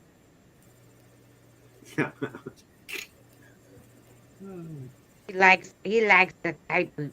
I was in Alabama The tight for pants. a few months. Oh yeah, but that's nice. It's his age. Oh, really? Alabama wasn't a pleasant experience? That's really cool. I used to have a knife like that. It's Yeah, his age. A larger version of that. he loves knives. The back of it kind of looked like, you know that chameleon paint that people have on their cars and stuff, like where at a different yeah. angle of the light, it changes color or whatever? I had one like that. It showed on like the back of the blade. It was the way the blade was heat treated and then cold treated. You see that? Like it almost looks like an oil slick. It was pretty fucking Yeah, like it has such a badass. nice pattern. The Yeah, kind of like that, but it kind of shifted in the light, like Christina, from ask purple to blue to. It was pretty cool. ask Sarah what Sarah's father's name was. Richard. First name was Penelope, or his mother's name was her mother's name was Penelope, right? Yeah. And the father's name is Richard. Yeah. As far as I know, her father was Richard, and he left before. You know, Debbie, sweetheart. That's as much as I got Hi, out Debbie. of it. She said How are Daddy you? left before the accident. Whatever that means, I can only assume that maybe her parents split up before Sarah, Sarah's incident. So The last name's Murphy. All right. One of the candies. Well, that's another thing she wasn't clear on. Did the mother keep the married name or her name? That's another thing I wasn't clear on. I could only assume that Murphy was her married name, but that could very well have been her. That's good. I'm glad you're okay, sweetheart. Saying before we were looking at Cherry's ceiling, so my Sarah came from a cemetery that I visited in Babylon, New York. I saw her grave. I saw her father's grave. And she was with two little ones, two twins that died like a few days after birth or right after birth. That they only had one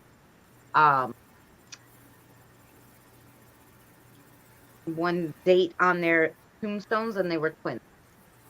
I'm not sure what you're talking about, Kim. Sorry.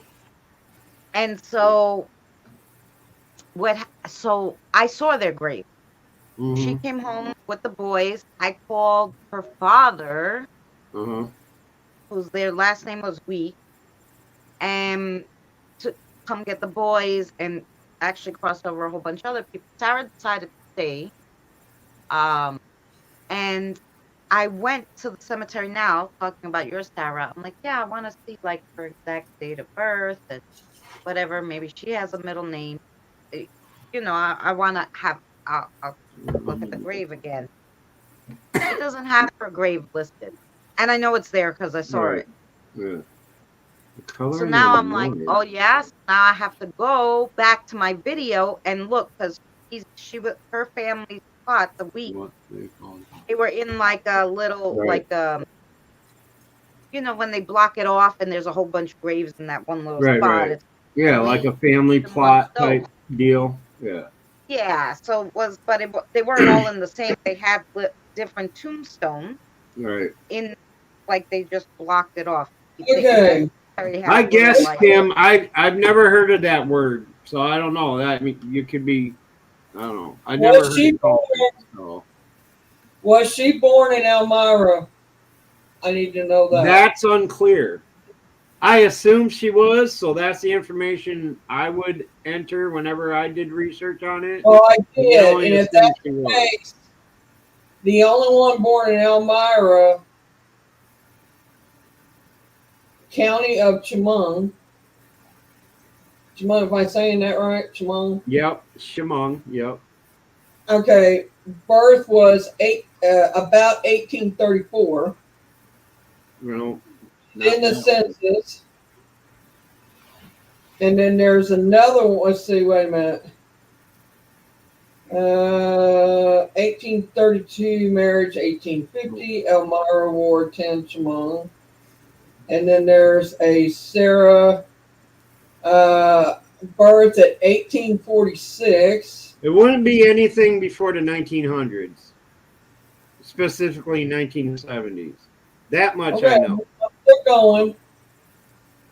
1826. I'm just trying to save you time and energy. That's all. All right, wait a minute. Because my Sarah said 1968 date of birth, like the year. Your Sarah? Okay, here's the Sarah J. Murphy, 1940. resident Elmira, Chemung, New York. Birth was in Pennsylvania, but she resided in 1940 in Elmira, New York. Yeah, it wouldn't have been that. Ask if she was born in. Christina, ask her if she was born in Pennsylvania. No. Ask who? In the States. Okay. I mean, she was born in up. Are you talking about my Sarah or her Sarah? She says to ask my Sarah because my Sarah's standing. Hi, Debbie. And my Sarah and your Sarah know each other. They talk to each other. Oh, okay. Well, I can tell you right now, I've spent 5 years with this issue. Well, 8 years with this issue.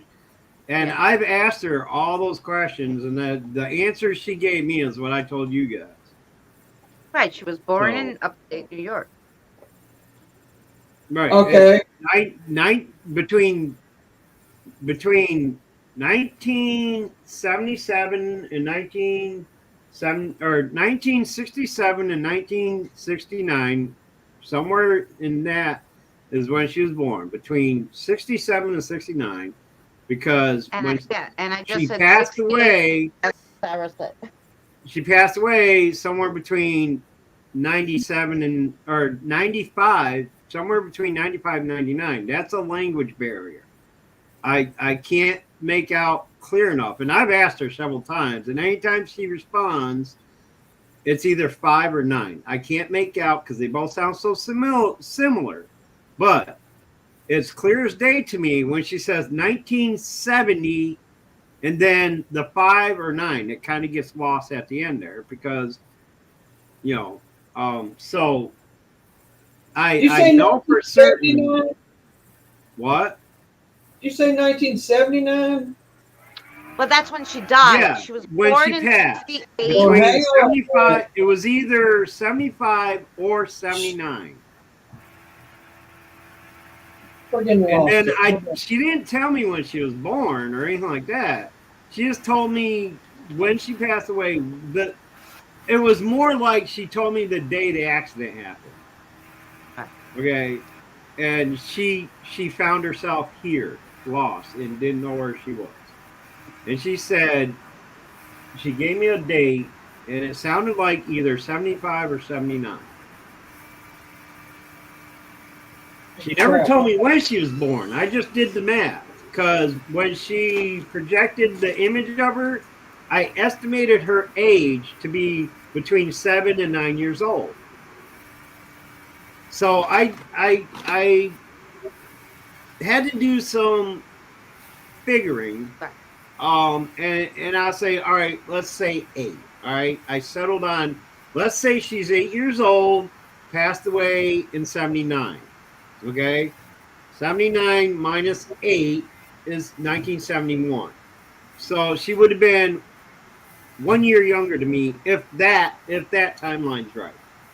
If it was 75 minus 8, that would have put her birth before mine, which would have made her a couple years older than me. So that's the only area I'm stuck on with it, because the 1979 thing wasn't clear enough for me to say, yeah, okay, this is the date, because communication gets, you know how it is, like, it's like trying to listen and make out an SB7. You know what I'm saying? It's kind of like that. There's static noise. There's other voices going on, and trying to. And every time I ask her, it sounds the same. So that's a guessing game at that point. Right. So I settled on 1979, and settled on 8 years old. And went back from that. So 79 minus 8 is 71. So I'm assuming she was born in 71. But like I said, that's the kicker. I'm assuming it's 71. You know, okay. It could have been 67, 68, 69, 70. any one of Right. those. But that's what I settled on, based on the information I obtained and how I deciphered it. Calculated it. Okay. Right. She's 9. So you were spot on, basically, on the Right. age around. So she's 9, and they told me she was born in 1968. So 68. 68 plus 9 is 77. yeah. So 1977. Okay. Hey, I'll take that because, like I said, I couldn't make out the last, or 1997. I mean, wait, hold on. 1977. My math is not good in my Right. head. So Let me she check was this born out. in 1968, which is about right near the 70s, which you thought. And she's 9. Yeah, that's only 2 years died in off. 77. Yeah, 1960. So that puts her a year younger than me. All right. Okay. Minus 9. You said she was 9, right? Yeah. So that makes it 1959, not 1979.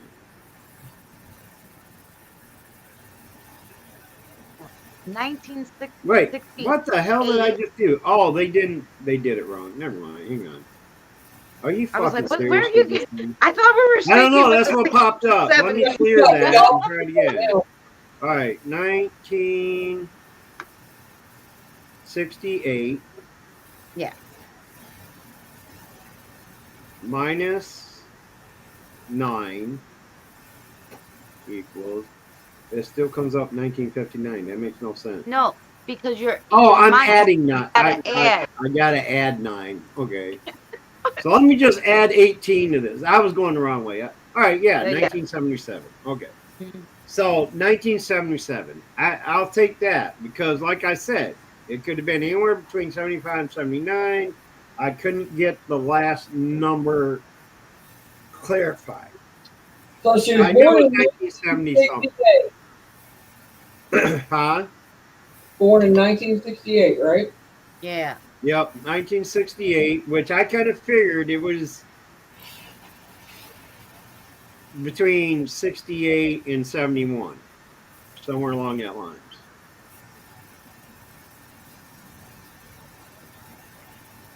So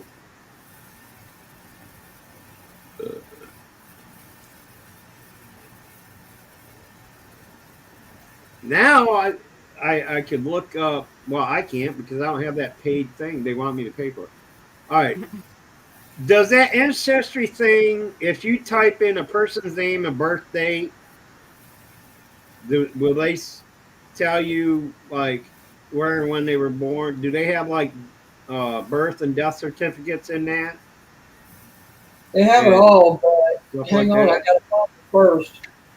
So with that information, that she was born in 68 and passed in 77,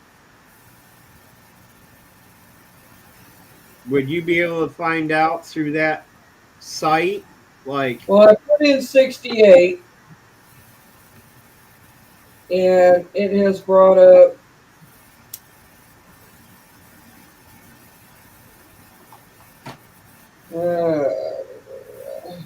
Sarah Penelope Murphy. Born in 69, September 1st of 69. June 6th of 69. You can do it on June 6th of 69. See, I used that one too, Christine. I couldn't find her through that either with her name, Sarah Murphy. Usually you only need first and last name. And it didn't show up on that with Sarah Murphy. And there's so many Sarahs, and you would Right. think Murphy was a regular name, that more would come up, but it doesn't. Yeah, Murphy, back then, Murphy was a very common name. Right. Two different ways to spell it, too. What's that? Murphy, there's two different ways to spell it. I found it on here. It's different ways, M-U-R-P-H-Y. All right, there's okay, but there's also Murphey.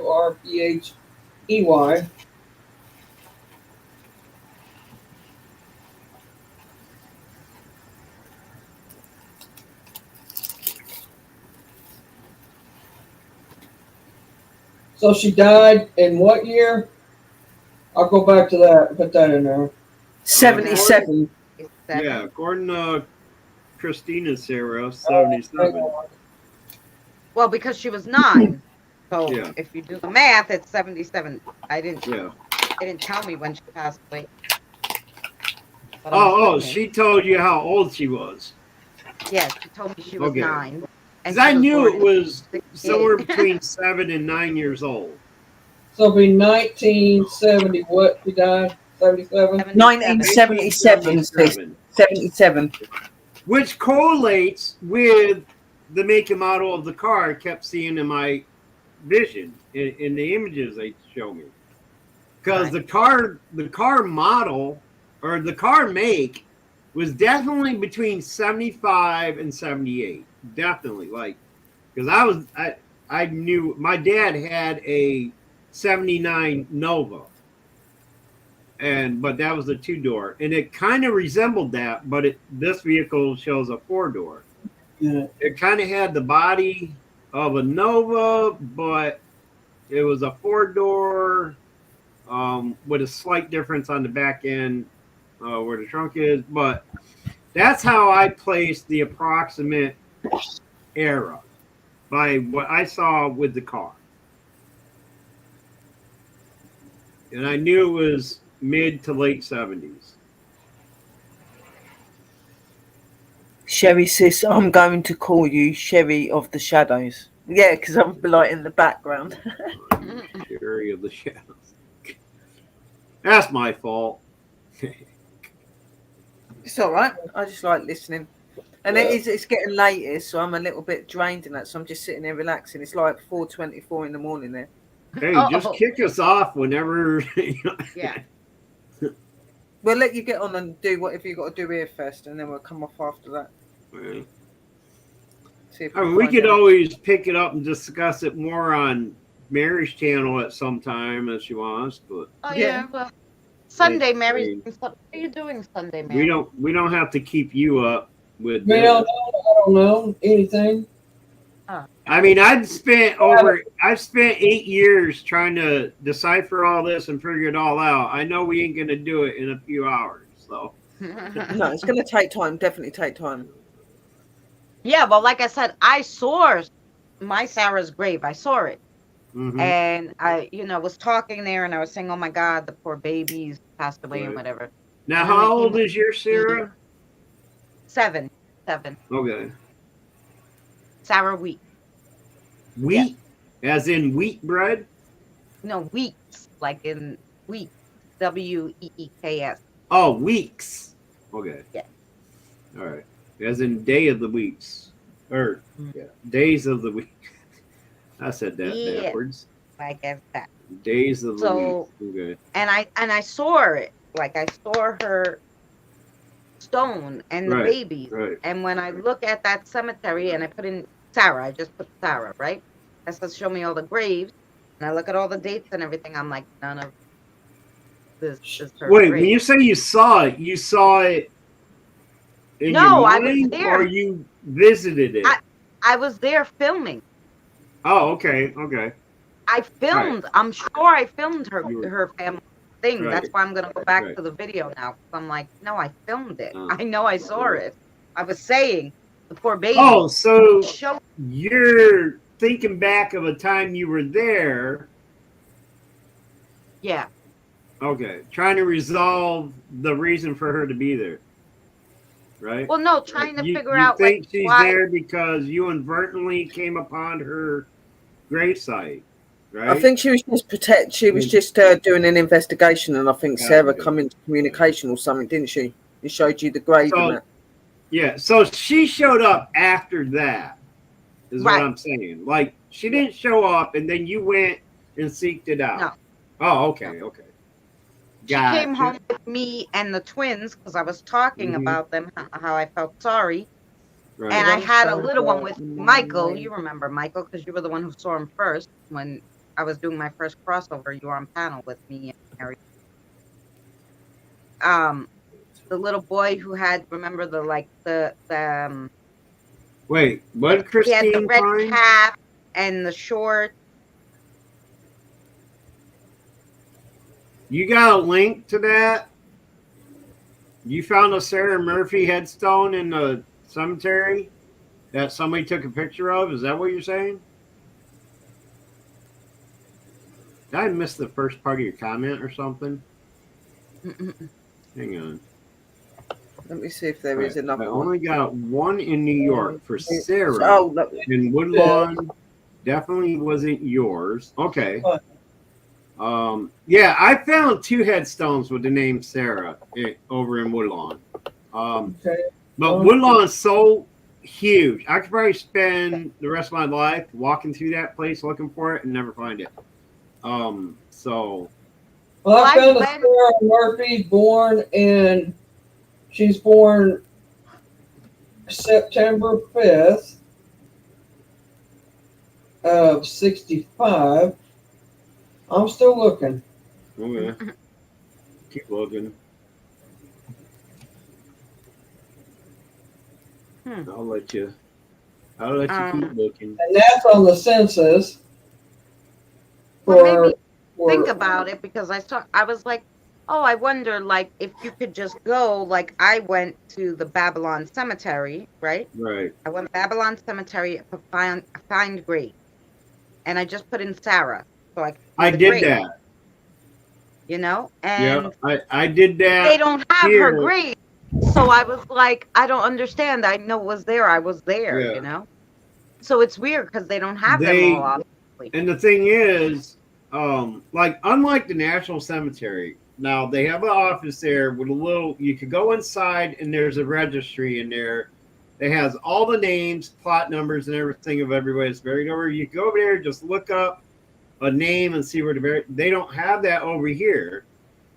So I did it via internet search to see if they have a registry to go through of everybody that's buried in that cemetery. The problem is it's so fucking huge over there, and it's so old that they don't have updated documents to it. You know what I'm saying? Like, they haven't digitized all that. And it would cost me money to go to City Hall, to the Hall of Records or whatever, and look that up. You know, because, you know, City Hall and Hall of Records have records on everything from the existence of time to now. You know what I'm saying? I was wondering if you went to the library and looked up old newspaper clippings of 1977 that maybe you could find the access. You know how long that would take? Like, I could do microfiche. I could look up. I could look up the microfiche of you know, car accidents in Elmira in 1970, and spend the rest of my life sitting there looking through a microfiche machine for it. You know what I'm saying? Like, that's more fucking legwork than I want to do. Well, maybe they could give us a month at least.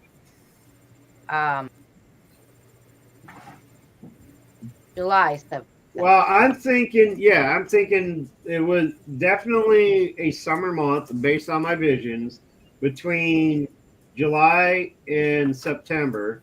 Okay, based on what I'm seeing, like, leaves haven't changed yet. The grass is green and trimmed, but back then, what they're showing me is like even the bus stop isn't the same. Like, they didn't have that bus stop that's there now. It was just like a bench with like a wooden wall or something is what I'm seeing. And there was no sidewalks. There was no sidewalks along, so they had to go in the street. You know what I'm saying? So, you know, when I try to review the image I got in my mind, I can narrow down the season to between July and September. July, August, or September. Based on that. Plus what they were wearing, like the kid on the bike was wearing shorts, things like that. Little kind of details I was able to grab before the image lot. Like the kid had denim shorts on, knee-high denim shorts, and kind of like those, you know, those canvas shoes kids wear all the time. For some reason, they go from white to pink. I don't know what that's all about, but it was those kind of like types of shoes, you know, with shorts. But from the torso up, there's no identifiers. Like I can't. It's all like blurred out. Which is also what leads me to believe that that's not the sole subject, you know, because all I saw is the bottom half with the bike and, you know, banana seat, the powder blue, you know, the bike.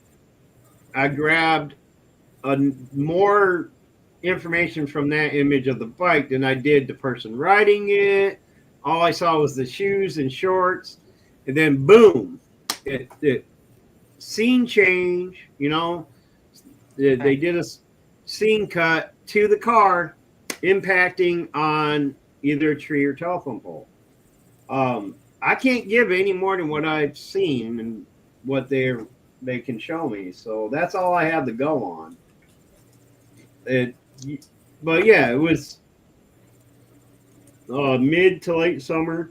Well, there's a Sarah Murphy in Pottersfield. Pottersfield ain't too far away. July 9th, 1978. Okay. Wait, the death? Burial cremation place, Hart Island. Oh, Hart Island. No, that's not even. That's way off. Hart Island I'm just telling you what it's. I didn't see it till just now. Right. No, I'm just saying. I know where Hart Island is because I've been there. It's way up north in the Thousand Islands area. All right. Well, I'm just give me that one. Let me go back. Yeah, I know. Don't bite my head off. I'm just commentating. There's so many of them that. And that's hence the problem I ran into. You know, it was like. I mean, if she's in here, on everything other than what I was looking for, and that's why I got frustrated and gave up on. Well, did you look on Ancestry because it's got the biggest? I told you I tried doing that, but I couldn't get it any far because they want me to pay for the Ancestry. I paid for it, so that's why I'm getting it. But I'm just saying that if she's in here, I'll find her. Just believe me, I'm going one by one. Oh, that'll take forever. 19,126 and the dates I put in. You said 1,100 and... No, 19,100. 19,000. That's just in that the name? Penelope? Sarah Murphy's. Oh, Sarah Murphy's. Okay. Did you try narrowing it down to Sarah? I did, and it gave me an astronomical amount, but it gave me all the dates. So I put in just the dates. It may not have her middle name. So I just put usually at least have a middle initial. I put the date of birth or the year of birth rather than I put the year of death. That's all I put. And her father and mother's name. Okay. The least amount you put in, like mediocre, unless you know for 100% sure it's right, the better off you are. Chances you find it better. Or you have to start all over. Right.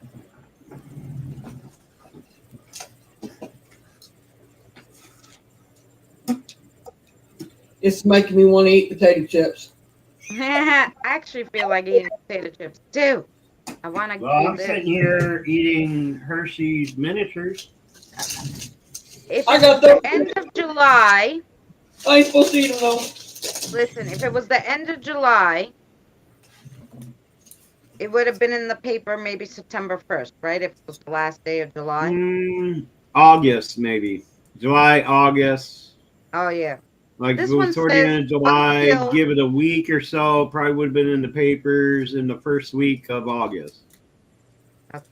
Well, this one is from September 77. I found this little newspaper clipping. God knows I can't first see it. It's They want you possible. to. They want If it you to happened pay in for it. August, it could be in September. Yeah. It says 1 killed, 1 hurt in a car crash. This is from the Star Gazette in Elmira. Okay. But I can't see any of it because they No want you. name.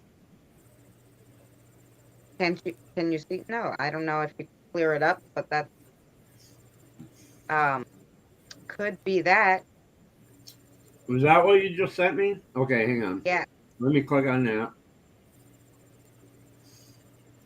But if you can find that at least that article somewhere, because that would be easy to search maybe. I just can't. Well, see the picture they have there is nothing like the image I was showing. But we all know images are suggestive. Yeah. They're just little, you know,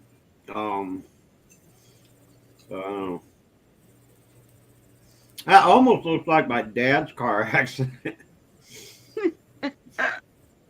I don't know, like because depending on the angle, or you hardly see in that thing.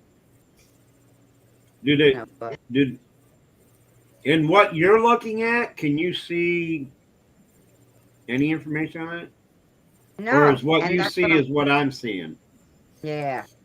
There's no way to open it up to a full. I wish. Because it wants you to. It says you can. But it wants get you a to free sign up for trial at the Star Gazette. If you get the free trial, it will show you all papers from 1977. Yeah, see, that's what I kept running into. Oh, yeah, you can try it for free, and then we charge you. We need a credit card, blah, blah, blah, whatever. Yeah, no.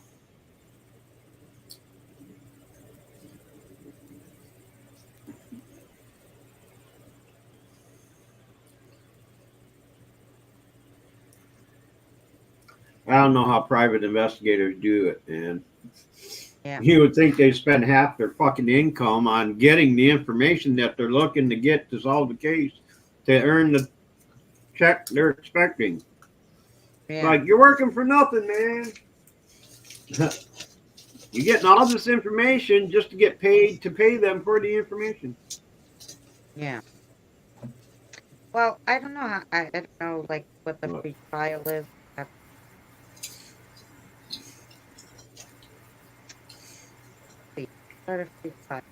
So we're going to keep doing this research into this, Sarah, and things then? No. It's going to take time. That's up to you. I mean, I stopped, delving into it a long time ago. Like, I stopped. Okay, wait. I'm going to send it to Mary, because Mary, this paper says, oh, you can sign in, for a trial with newspapers on Ancestry. But if you have the Ancestry thing, you should be able to look at the newspaper. If I pay for that part of it. Doesn't it come with it? Like, doesn't it give you everything with your... Well, if I go all the way in it, if y'all want, because I'm getting tired myself, I gotta get my. I was asking because I was going to say I'm going to end it soon. Yeah. As far as I'm concerned, like, they can do what they want with it. I pretty much have exhausted myself on this. But if they want to keep going on it, that's up to them. Yeah, we can find something, though. You guys, let's do it this way. If you guys come up with something, just message me. You know, if you find anything solidary, you know. I will. So, well, Sherry, I know thank this. Sherry, I know Sherry's ready to, you know, never let me up I here do again. appreciate having my beautiful panel up. Lovely Boomer and lovely Luna and lovely Christina, my sisters and my brother. I very much appreciate having all of my angels and everyone in the chat. I do wish you all a very happy Embolic, and I hope that all your wishes and desires put into the cauldron and to Bridget will come your way. Giving you lots of love and blessings. Again, thank you to my lovely panel, to my beautiful fam in the chat. We love you all. Remember to be real, be true, and just keep being you guys. Don't try to be any other way. And lots of love and light. And thank you. And if any of you guys want to say anything to the guys before we go?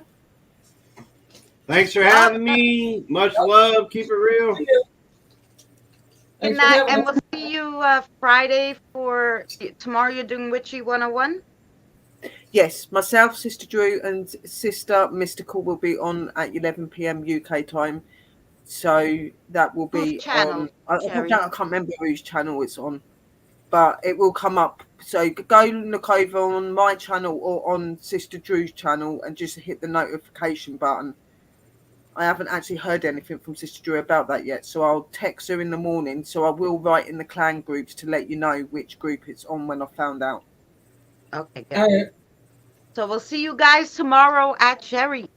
Witchy 101 somewhere. Yeah, and keep an eye out for all of us over the weekends, guys, doing our shows and things like that. There is going to be more uploads and stuff like that. And I do want to go to the graveyard at some point as well. So keep tuned for all of that as well. So from me and the sisters and from Lovely Boomer, have a blessed Embolic and a blessed evening and lots of blessings to you all. And we will see you all very, very soon. And I'm now just going to play the intro out and the stream is ended. Merry parting to you all. Bye. Good night. Where is me? Oh, it's there. Okay.